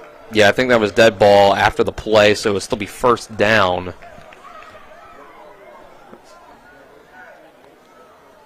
Yeah, so they'll keep the first down here, but the ball will be spotted now. Yeah, still first and 10, but instead on of their own 29-yard. Yeah, instead of the 44, they're at the 29. Still a first down, though. So we got one receiver to the near side. And Anderson takes, Schwartz. That's Schwartz. He takes the snap. It's picked off. Picked off running down the sideline. Jaden Hammock. Is Jaden Hammock. He's going to get inside the 10 and forced out of bounds. So that's not what you wanted there. Throw a pick, and this game's all but over now after Schwartz throws the interception. Yeah, and it puts the Hawks in position to score another quick touchdown here and put it even further out of reach. That's tough there. They tried to go back to the well of putting Anderson out at receiver, but he doesn't even throw that one to Anderson. Schwartz, I mean, he's just a freshman. And I know Max Anderson played quarterback last year as a freshman, but not till late in the season. Right. That's not the till only that thing. Martinsburg game. And not every freshman is created equally, because most freshmen out there are going to have a tough time. They're just not used to the speed of the game. They're not used to the high pressure situations. We're in the Maryland eye once again. It'll be handed off this time to Dalton. He's going to find the outside. He's going to get to the 5 end zone. Touchdown, an 8-yard run by Dalton for the touchdown. It's going to make it 34-7, 5:42 left in the contest. Extra point from Coleman is pending. He just bounced that one outside. He was able to use his speed there, just completely outrunning the Cardinals defense. And that's, I think, as Jerry Sandusky would say on the Ravens Game Day Network, the hay is in the barn. Are they going to go for 2 here? Or no, they had a wrong guy on the field, I guess. Yeah, they just had Hudson lined up there before he went to hold the kick. Snap is on the way, ball is down, kick is on the way, and it is good. A 35-7 lead with 5:42 left in the contest for University. We'll head to another break. We're back in 60, Virginia, West Virginia high school football on Talk Radio WRNR and TV 10. If you're in an accident, the first thing that you have to do is call 911. You have to get medical care immediately. The next thing you need to do is call us. When you hire us at the Skinner Law Firm, what we do is we are going to investigate your case, and we're going to lay out the options that you have, all at no cost to you. We will use all of our resources and all of our experience to get you what you deserve. The Skinner Law Firm, SkinnerFirm.com. October is Safe Sleep and SIDS Awareness Month. WVU Medicine Berkeley Medical Center and Jefferson Medical Center are joining in the effort to promote healthy sleep habits for newborns and raise awareness about sleep-related risks to infants. The Birthing Center Safe to Sleep team at Berkeley Medical Center and Jefferson Medical Center have both earned distinction as Gold Certified Safe Sleep Champions by the National Safe Sleep Hospital Certification Program. If you are a parent of an infant, the first thing you can do to help create a healthy sleep environment is to clear the crib. Welcome back. Welcome back here to Spring Mills High School with University on top of Spring Mills 35-7, 5:42 left in the contest. Spring Mills all but out of it here. It's the kickoff coming from Coleman. Special teams has been a threat for the last few weeks for Spring Mills, but not so far tonight. And there's going to be another squib kick. He'll be taken in at the 20-yard line. He's going to return and go to the near side. He's going to get a block. He's going to get to the 40, to the 50, down the sideline, and pushed out of bounds. And they're going to add on 15 to that with a horse collar tackle. Is that number 7? That is number 7, Cam Taylor Black. He started off the game with a really good return, almost out the midfield. And it was pretty similar to that one there. Hey, Dylan, scoring drive summary from the last drive for University. Scoring drive summary is brought to you by Jason Barrett for State Senate. Vote to cut the car tax. Vote on Tuesday for Jason Barrett for Senate. Well, this is an easy one. It was a one-play, 8-yard drive for an 8-yard touchdown by Sebastian Dalton. Make this the 35-7 lead for the University Hawks. There you go. Here as we extend it 15 yards after the unsportsmanlike conduct penalty. Puts the ball at the 30-yard line.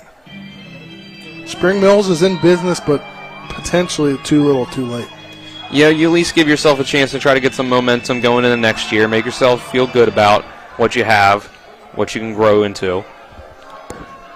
2 to the near, One to the far, hands it off to Taylor Black. Taylor Black tries to find the outside. He can, but he's going to break a tackle, get down to the 28, so a gain of 2 when it looked like he was going to be stuck at the line of scrimmage. Yeah, he's just he's a shifty guy there at just 5'7", 150 pounds. It's tough to bring those guys down.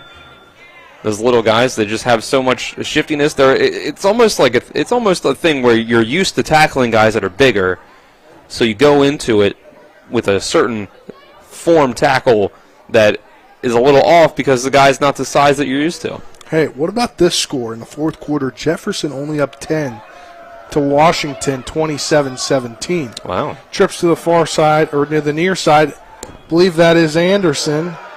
He's taken down. Saw a flag get thrown there. He got thrown to the ground. You want to know something about this Washington team tonight? Found out yesterday, Dylan. I don't know if you heard this on the show today. It's the last game coaching for head coach Glenn Simpson at Washington.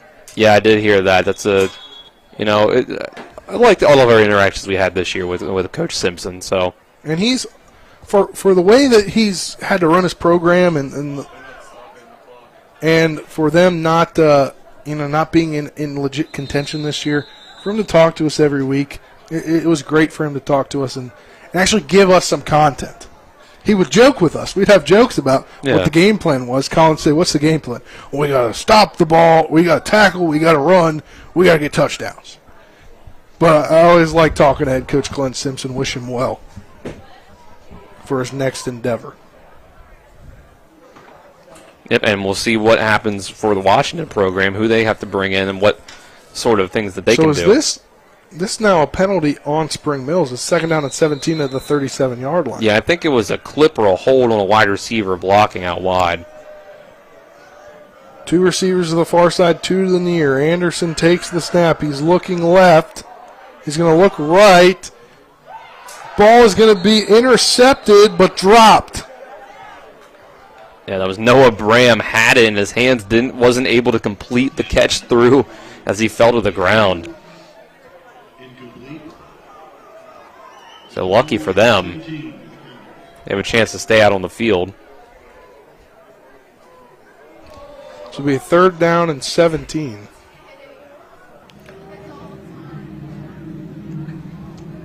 Take a look at some other scores here. Tie ball game between Huntington and Hurricane. That's a big ball game to look at. And it looks like it's still a 28-21 lead in the third quarter for Park South over Princeton. In this ball game, 35-7, and Anderson takes the snap. He's looking right. He's got an open receiver, and he makes the catch. That's Eaton. Great catch by Alex Eaton for nearly a first down, but just short. Yeah, that's another situation of Max Anderson extending a play with his legs. Able to get that one out to Eaton. Nice catch. He had to jump forward a little bit. So clock will run. 35-7 is the score. Spring Mills, 4th down and 1 with 4 minutes on the clock left.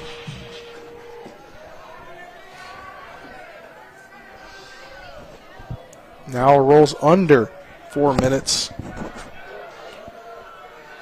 as Taylor Black is in motion. 2 to the near, or 1 to the near, 2 to the far now. Anderson takes the snap. He's going to direct snap. He gets the first down inside the 15, taken down at the 14-yard line.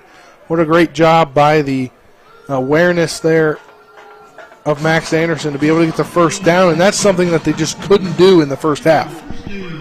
Yeah, it's too little too late at this point, but at least on this drive they were able to get something going. It was really just the entire second half. The University defense stepped up big time.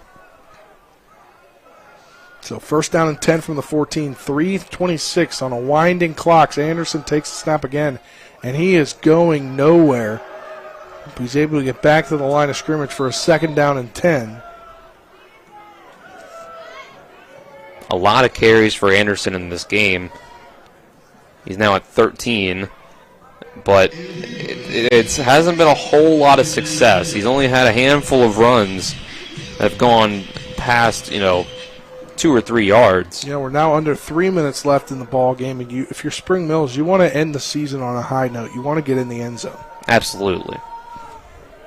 2 to the far, 1 to the near. You got the tight end H-back off the side, running back to the right of Anderson. Anderson takes the snap. He's looking to the right and catches it. The running back will catch it. I think it was Alex Eaton again. Alex Eaton with a great catch there. Brought that in one-handed. I think that's a first down and goal. You're right. First down and goal from the 4-yard line. 2:35 on a rolling clock here. And like I just said, you want to end the season on a high note with a touchdown. And that they have the possibility of doing a first and goal from the 4-yard line. And you wonder if maybe it's second down here, the clock still rolls, you call a timeout. If you want to end on a touchdown.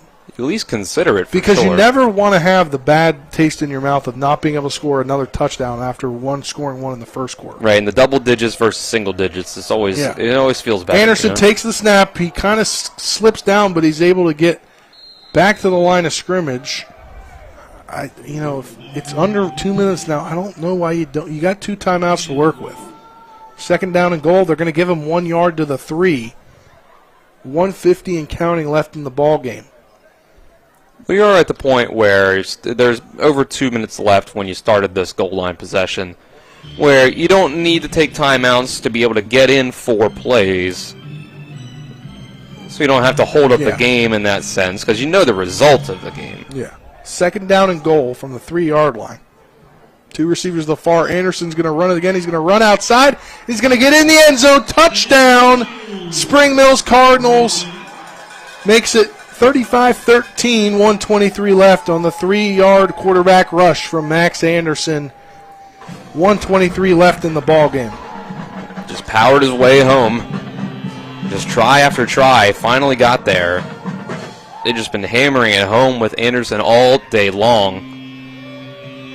If you want the ball in his hands at all times. And again, he's just a sophomore. He's going to have 2 more seasons after this to build upon performances like this. Sarah Rader on for the PAT. Ball is down, and it is blocked. It is blocked. So 35-13 is your score. We'll head to another timeout. We're back in 60 seconds. 1:23 remaining in the ball game. We're back. You're tuned into West Virginia High School football on Talk Radio WRNR and TV 10 back in 60. With Honda, every summer adventure is the destination. Take your adventures even farther with Honda, America's most fuel-efficient full-line automaker. For a limited time, well-qualified buyers can get a 2.9% APR on a 2022 Honda Civic and a 3.9% APR on a 2022 Accord or 2023 HRV. CMA's Honda of Winchester, 3985 Valley Pike. CMA, moving lives forward. See dealer for financing details. Exclude Civic SI based on EPA estimate of MY20 full-line automaker fleet-wide fuel economy 2021 EPA Automotive Trends Report. Mayhem is everywhere. I'm your new bangs, and you can't stop staring at me. That's it. Just tilt the rearview mirror over here. And while you're checking me out more times than a library book, your car is wandering into that lane over there. More bangs? Neat. And if you've got cut rate insurance, you could be paying for this yourself. So get Allstate. Call Martinsburg Allstate agent Gary Kelly today at 304-263-4596. Welcome back to Cardinal Stadium here as University on top of Spring Mills 35-13, 123 left after in the ball game. Spring Mills scores once again after a 3-yard touchdown run by Max Anderson, and that's the kind of taste you want in your mouth to end the season, even though you're not going to be able to make the playoffs here with all but I think 4 players returning on this team. Yeah, this team has a lot of room to grow. We've not seen the peak of Spring Mills, especially when you have your quarterback that has 2 more seasons that he can play. And they kick that away, and it'll be down at the 30. So with 121 remaining in the ball game, University will take over and all just run out the next 121 to get a victory and secure another playoff spot for the University Hawks. Will improve to 7-3 with the victory, as Spring Mills will fall to 4-6.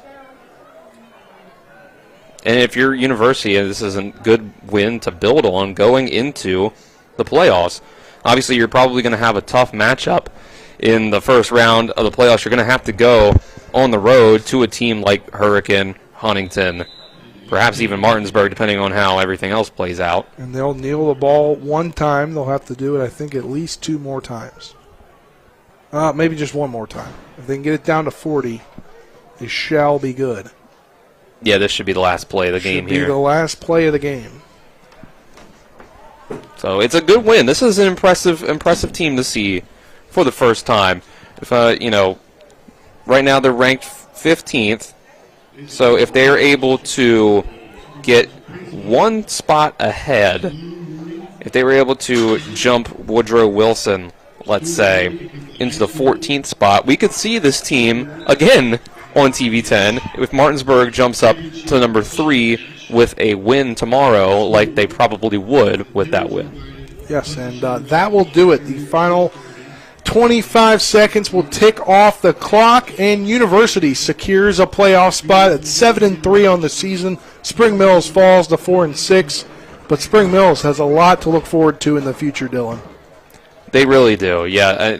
Like we said, they got guys on this team that are going to be back. Cam Taylor-Black is only a sophomore. Max Anderson's a sophomore. Right, Keyshawn exactly. Cheek's a sophomore. A junior. Alex Eaton's a junior. Nate Graham's a junior. Right, all of their main contributors on offense will be back, and they're only losing a few on defense.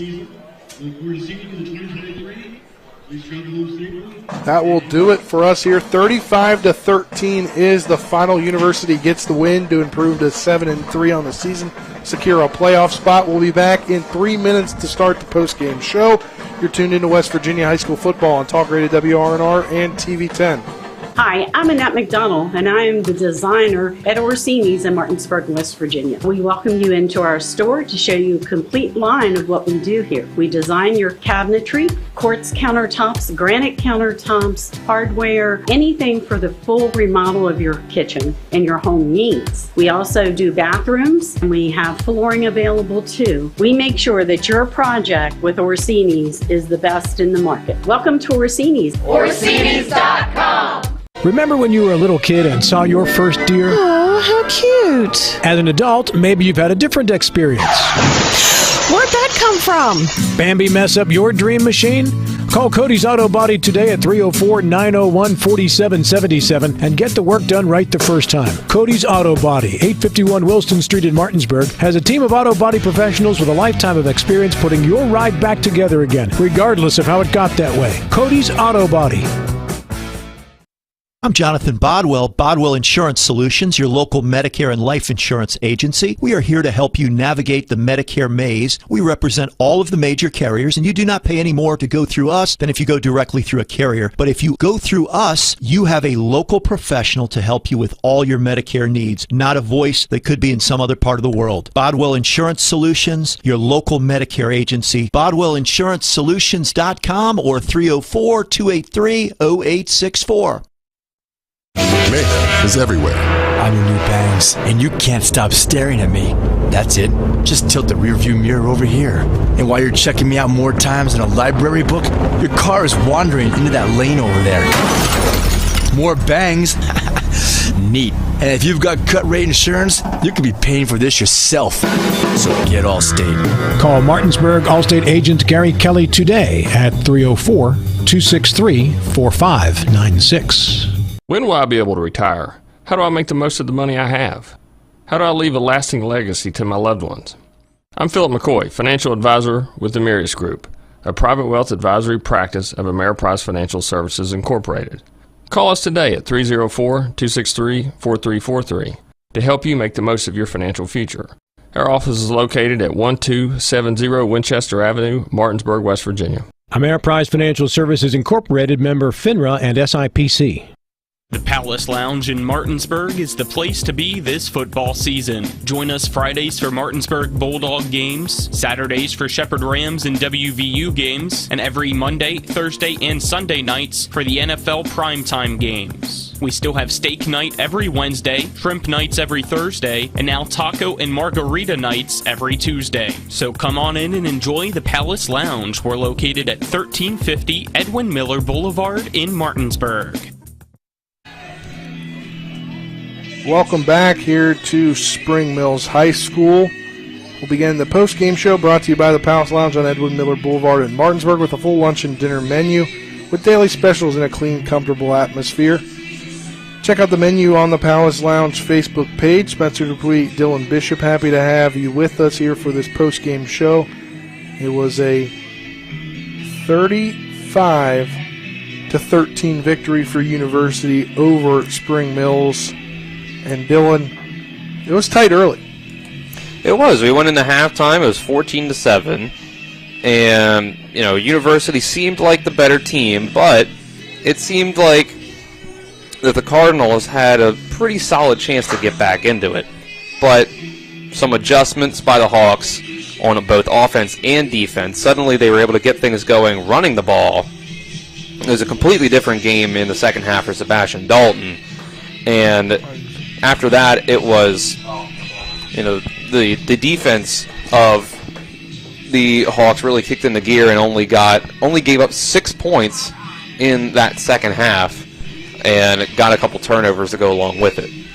So we'll look into this, get you some post-game stats brought to you by Bechtel Jewelers, West Virginia's largest Pandora retailer. On Route 11 South and Inwood, taking care of you like nobody's business. You got some post-game stats for me, Dylan?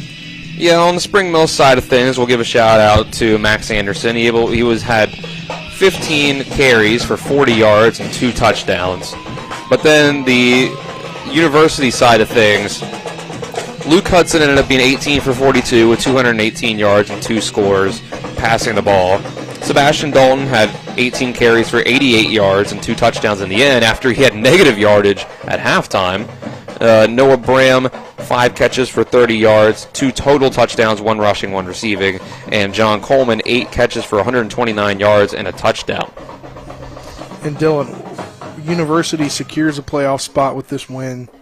They were all but in it no matter what, I think. But head coach John Kelly, prior to the game, really didn't think so. He thought they needed to win. But if you're a coach, you need to win. But they were going to get in at 6-4 anyway. Yeah, they had 6 wins. There wasn't another team below them that was able to jump up to 6 wins. So I think they're probably locked in at 15 unless someone below them has lost. Maybe they jump up to 14. And, one way or the other, they're going to have a really tough matchup in the first round of the playoffs. They're going to have to go on the road, probably to the winner of the Huntington Hurricane game tonight, assuming that Park South doesn't end up losing. They did, at one point take the lead in the second half on Princeton. So it's currently 35-28 Park South over Princeton in the third quarter. So it's still a tightly contested game there, and it's 21-17 Hurricanes. So there's still time left in those games, but chances are this University team might have to play one of those teams in the first round on the road. So that's going to be a tough matchup, but they built some momentum with this win tonight. It's a pretty good Spring Mills team, but they were better. They were able to work it down the field on offense and stuff the run on defense. So this is a good win for them to build on. It was a great win for them to build on, and we're trying to see if we can have Colin catch up with head coach for the Spring Mills Cardinals, Josh Sims, but he's still down there talking to his team. Dylan, kind of give your analysis, the difference between the first half and the second half tonight. Well, I think the Spring Mills defense, the defensive line especially, kind of got worn down. The University offensive line was able to open up the holes in the run game. Like we said, just in the second half alone, it was 93 yards rushing for Sebastian Dalton. But there was that, and then on the defensive side, I think Spring Mills had kind of emptied their bag of tricks out when it came to the passing game. There's screen passes, and then it kind of just it's hard for a quarterback like Max Anderson to go an entire game running the ball so much. He had 15 carries in this game. That's a lot for a quarterback, even if that's the main thing he's doing. He did also end up, throwing the ball close to 15 times himself too, and that was while splitting snaps at quarterback with Ryland Swartz, and that's just a lot to put on the hands of one guy. And when there's such a tough defense you're facing, you're going to get worn down after you just mashing yourself into that defensive line and the linebackers over and over. So I think eventually it just kind of gave way that the athletes of University finally started to pick things up. They started playing a little less sloppy, and that made all the difference in the second half. I think it really did too, and then it was until late in the fourth quarter, midway through the fourth quarter, where Anderson completed his first pass of the second half. Right, yeah, it took a good portion. I mean, he was 0 of 4 to start the second half, and it just ended up being too little, too late by the time that they were able to get much of anything going on offense. In the first half, he only had 51 yards passing. Swartz was able to have 54 yards passing. 29 of that was on the first completion of the game to Max Anderson, and it ended up being just 45 passing yards in the second half for Max Anderson to get his total to 96. But that ended up being, if I just count this up in my head here, that's 14 passes overall, and he was only able to complete 6 of them. So 6 of 14 for 94 yards, and no interceptions for him, but Swartz was able to have 2 interceptions thrown by him, 2 passes that the Hawks were able to take advantage of. Yeah, they were able to take advantage of it. Now we'll see if Colin can potentially catch up with Josh Sims, talk about the future of this program. Or it's very bright, Dylan. It is. I think anytime you have a really good young quarterback that you can do things with, it gives you a lot of hope, because the quarterback obviously is the general of the team. So that's what you hope for. All right, I believe Colin is down there with head coach for the Spring Mills Cardinals. We're going to wait a second because he's trying to move over and talk to some players before they go. As I guess we're waiting a little bit now. I mean, yeah, you got a lot going on down there on the field. It's the last game of the season now that they've lost. So there's a lot of emotions running high. All right, we'll send it down to Colin with head coach for the Spring Mills Cardinals, Josh Sims. Coach Sims, appreciate the time. Tough loss for your team tonight, but it was a positive season overall. You got a lot of guys coming back, but what are your overall thoughts about this game? It's one of those things, unfortunately we've had to talk about it too much, which, we do have a very young team, which, that's the last time I'm going to say that about these guys. Then next year that can't be said anymore. But, unfortunately we still were young, and a lot of those situations were just right there. And, whether that's pass going off the fingertips, guy just barely beating us into the flats on third downs, not moving our feet, getting our head across on our blocks and getting holds that killed drives. So it really just was one of those things, unfortunately, was kind of indicative of some of the things we struggled with, all season, and that's just barely missing.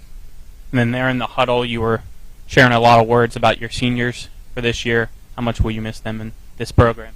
Oh, especially when you talk to, about Sam and Gavin Jones. They've been contributors, from my first year here, so as sophomores on the defense side of the ball. And, once again, just, great kids in the school, great kids to be around, fun kids to coach. But obviously, in regards to their production on the field, we're going to have to replace a lot, losing Sam and Gavin. Also, too, to add that, we lost, right tackle Stephen Roche as well, one of our, definitely one of our team leaders in regards to, never misses a weight session, never misses a practice, never a negative word. So, Stephen's personality is going to be missed. And, you saw it right there talking to Sarah Rader, 2 years ago. Her mom, emailed me, I was still getting to know people and said, hey, can a girl come out and kick? Well, I'm glad I said yes, because Sarah ended up being a pretty dang, good kicker, field goal kicker and kickoff specialist. So, we'll obviously miss Sarah as well. Alrighty, Coach, anything else? I think you've heard me say it a lot, but I'll say it one more time. I'm proud of the way these kids fought this year. Once again, you're seeing a lot of sophomores out there playing against seniors. So, they could have packed it up, a lot of times throughout the season. And, that last drive, down 35-7, once again, would have been very easy for these kids to say, let's pack it in. Instead they went down there, finished the season, went on a scoring drive. And, I think that, says a lot about, their character. All right, thank you, Coach, for all that you've allowed us to do this year. Good luck in the off season. Can't wait until next season. Thank you, man. Appreciate it. All right, back up to you guys. Thank you, Colin. Did a great job tonight, as you always do on the sidelines. You'll be down there tomorrow, or you'll be down calling play-by-play, up in the booth tomorrow calling play-by-play for Martinsburg. But we'll take our final 3-minute break. When we come back, we'll get Dylan's awards for tonight. And then after that, we'll take another 3-minute break, head back to the studio. Nick will get you the latest on, I guess you want to call it, Playoff Central back in the studio, like he broke things down at halftime. We'll be back for more as we wrap things up next on the Palace Lounge postgame show. You're tuning in to West Virginia High School Football on Talk Radio WRNR and TV 10. Back in 3 minutes. When will I be able to retire? How do I make the most of the money I have? How do I leave a lasting legacy to my loved ones? I'm Philip McCoy, financial advisor with the Mirius Group, a private wealth advisory practice of Ameriprise Financial Services Incorporated.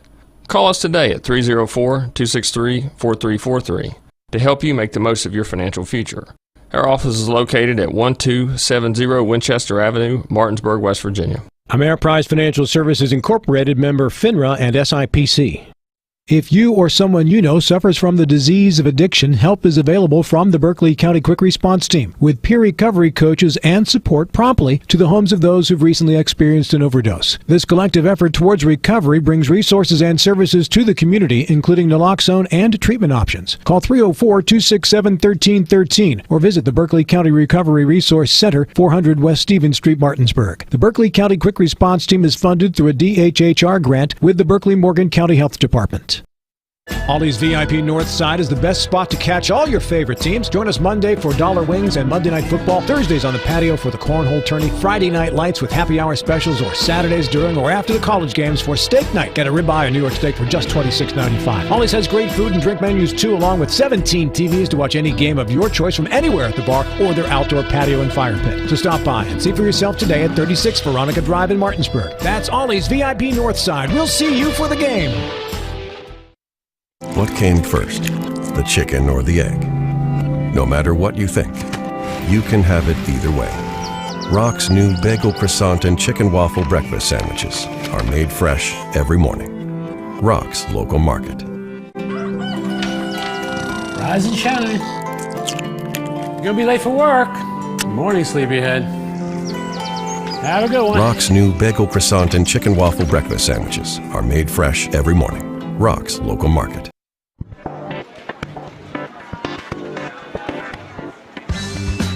Laura.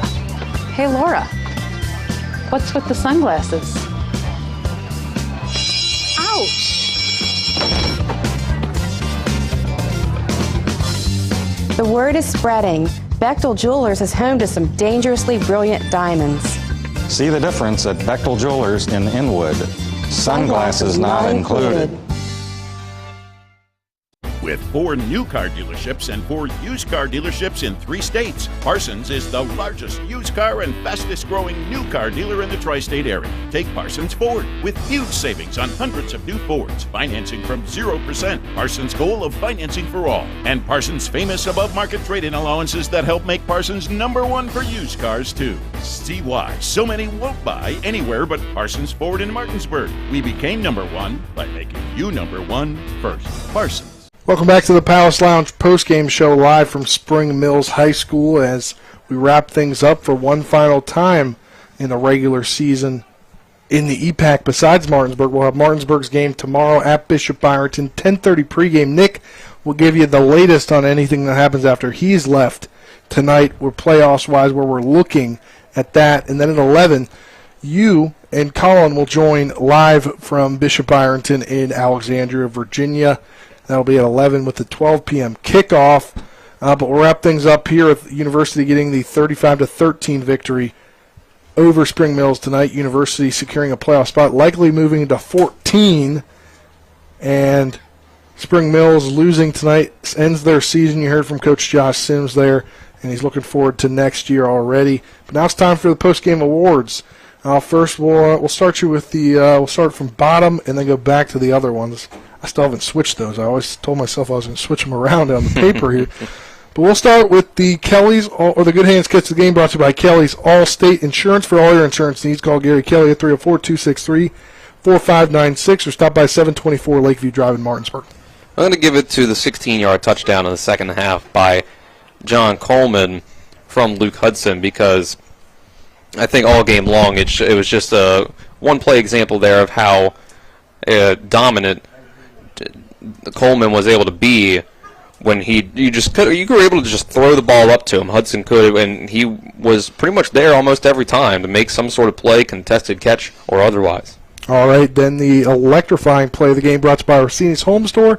They're not just an appliance store any longer. At 360 Hack Wilson Way in Martinsburg. Always online at Orsinis.com. Your electrifying play, Dylan. It was right at the start of the second half. It was a hook and ladder play. That was very exciting. From John Coleman catching the curl for about 10 yards and then flipping it to Sebastian Dalton, getting it, ended up being about a 37-yard gain on that one. Very creative stuff to work off of what Spring Mills was doing on defense. All right, now your collision of the game brought to you by Cody's Auto Body at 851 Wilson Street in Martinsburg. Family-owned, offering superior customer service and great pricing for a job done by experienced professionals. Experienced technicians. Call 304-901-4777 or visit the Cody's Body Shop Facebook page. Well, this one we can give one finally to Spring Mills, as Xavier Anderson, the freshman younger brother of Max Anderson, was able to make a big stop in the backfield late in the game when Sebastian Dalton had pretty much started to get everything going right for the Hawks rushing attack, but he was able to make a stop in the backfield there. A nice hit, and it was just one example of something that Spring Mills can build on going into next year. All right, now for the final one. The player of the game brought to you by Bodwell Insurance Solutions, a local professional to help you with all your Medicare needs. Go to BodwellInsuranceSolutions.com or call 304-283-0864. I got to give it to John Coleman. He ended up with 8 catches for 129 yards and a touchdown. He just seemed like no one could really cover him. They had a freshman on him in Isaiah Wong, 6 foot, 170 pounds.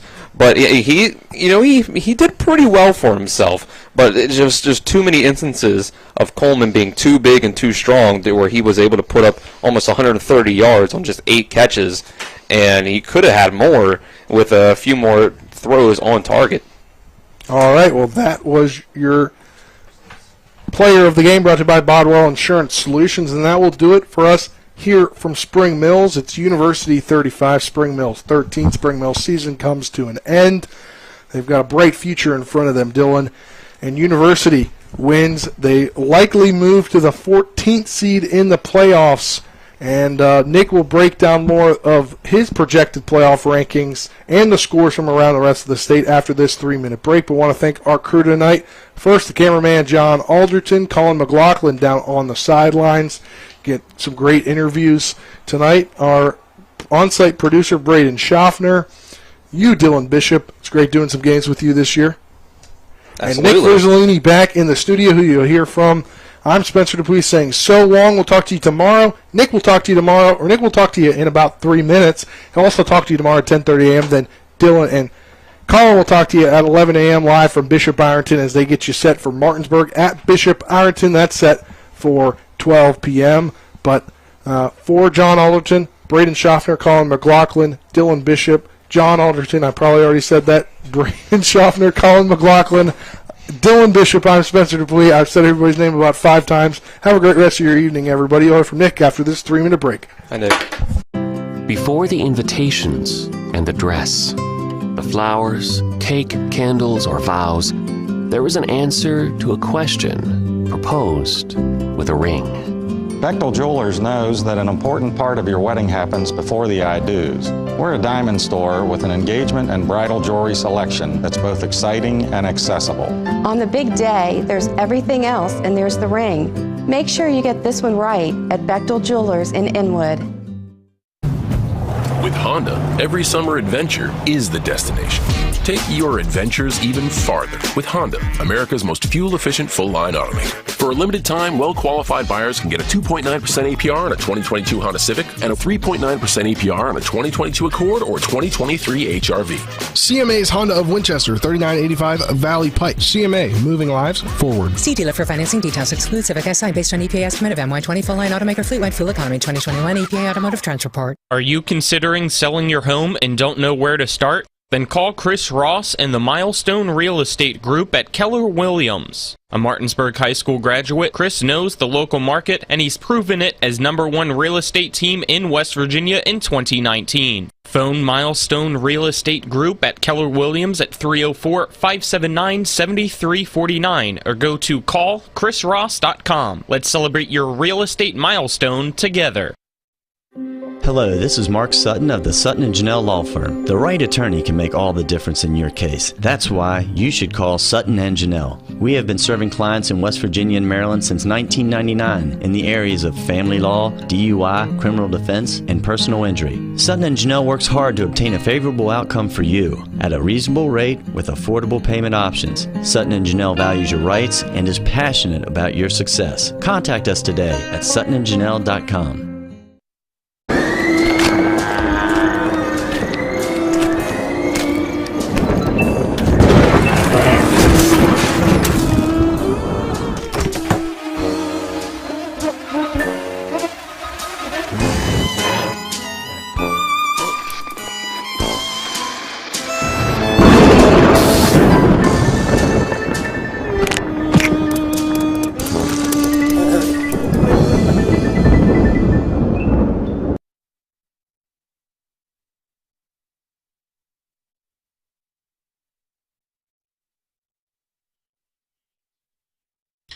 We welcome you into the post-game scoreboard show. I'm Nick Verzolini.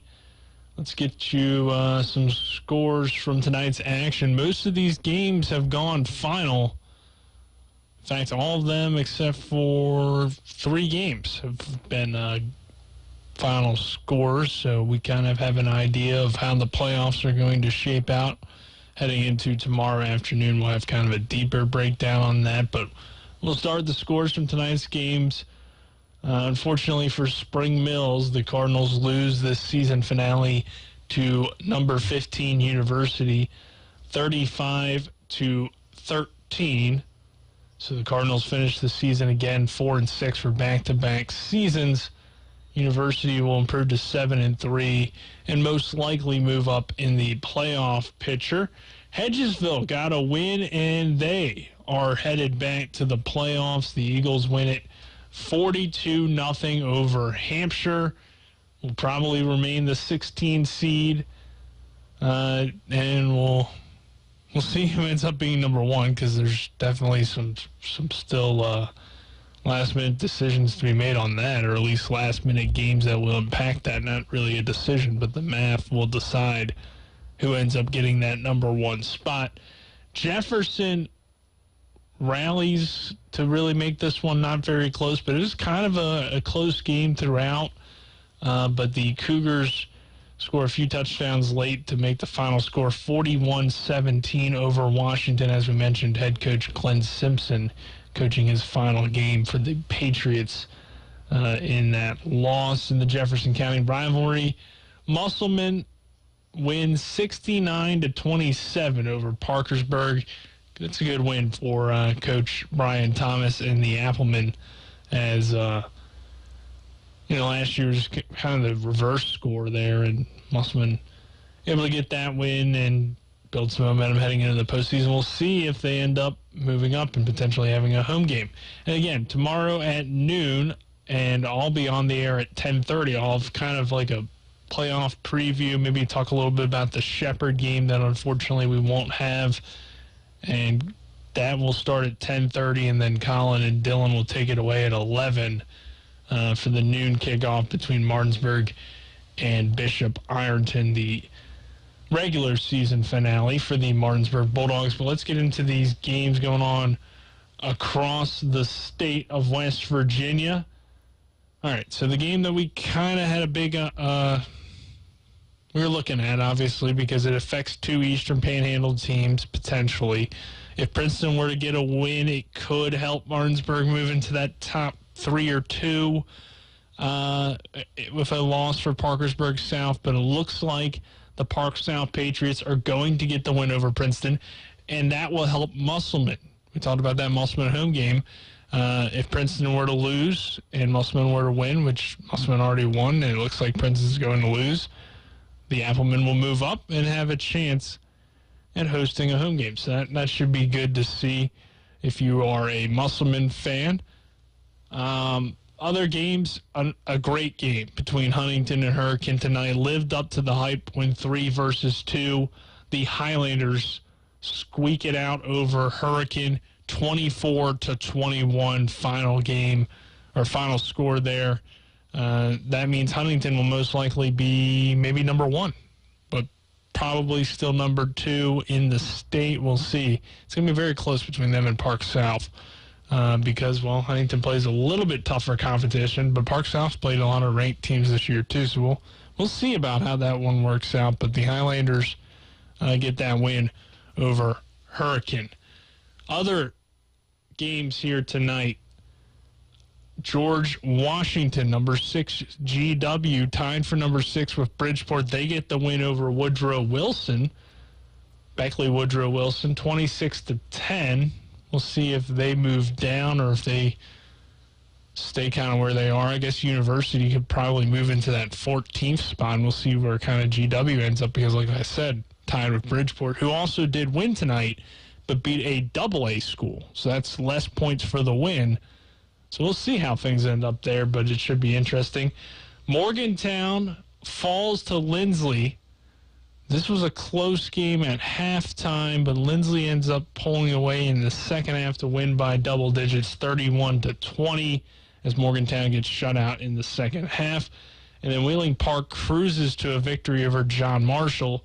And we highlighted those number 10 teams because Jefferson is tied for number 10, and 2 out of the 3 won. That means Morgantown will drop back. Jefferson will move up. So we'll have 3 teams in the EPAC finish in the top 10, which is quite the number. And we will have 4 EPAC teams in the postseason.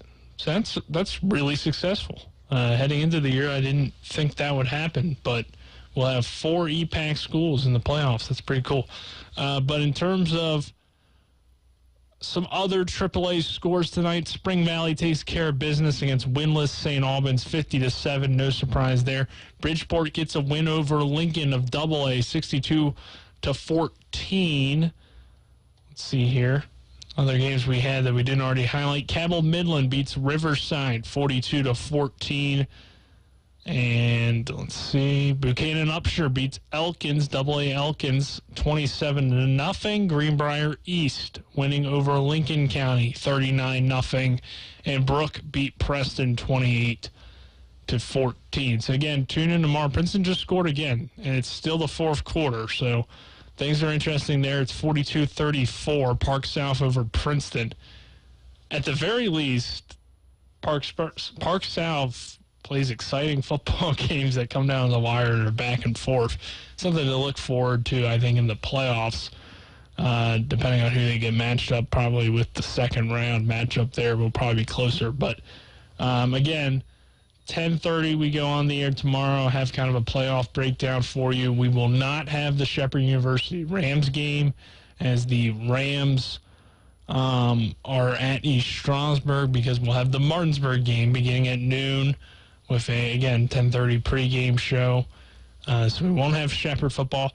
We'll try to have some updates with that throughout. At least we'll give you the score. Obviously, there's a chance for Tyson Bajan to break a Division II touchdown record, so we might try to at least get the clip of that for you if it does happen. But, again, we'll just do our best with that. And I think that's pretty much it, though. Once again, your final score here tonight. University beats Spring Mills 35-13, ending the Cardinals season. And Hedgesville's headed to the playoffs, so that's big news. We'll have 4 EPAC schools in the playoffs. Just got to find out where they will be seated. But that does it here for me. This has been the Extra Point Scoreboard Show. And this is West Virginia High School football on Talk Radio WRNR and TV 10. Thank you for listening. Tune in tomorrow at 10:30.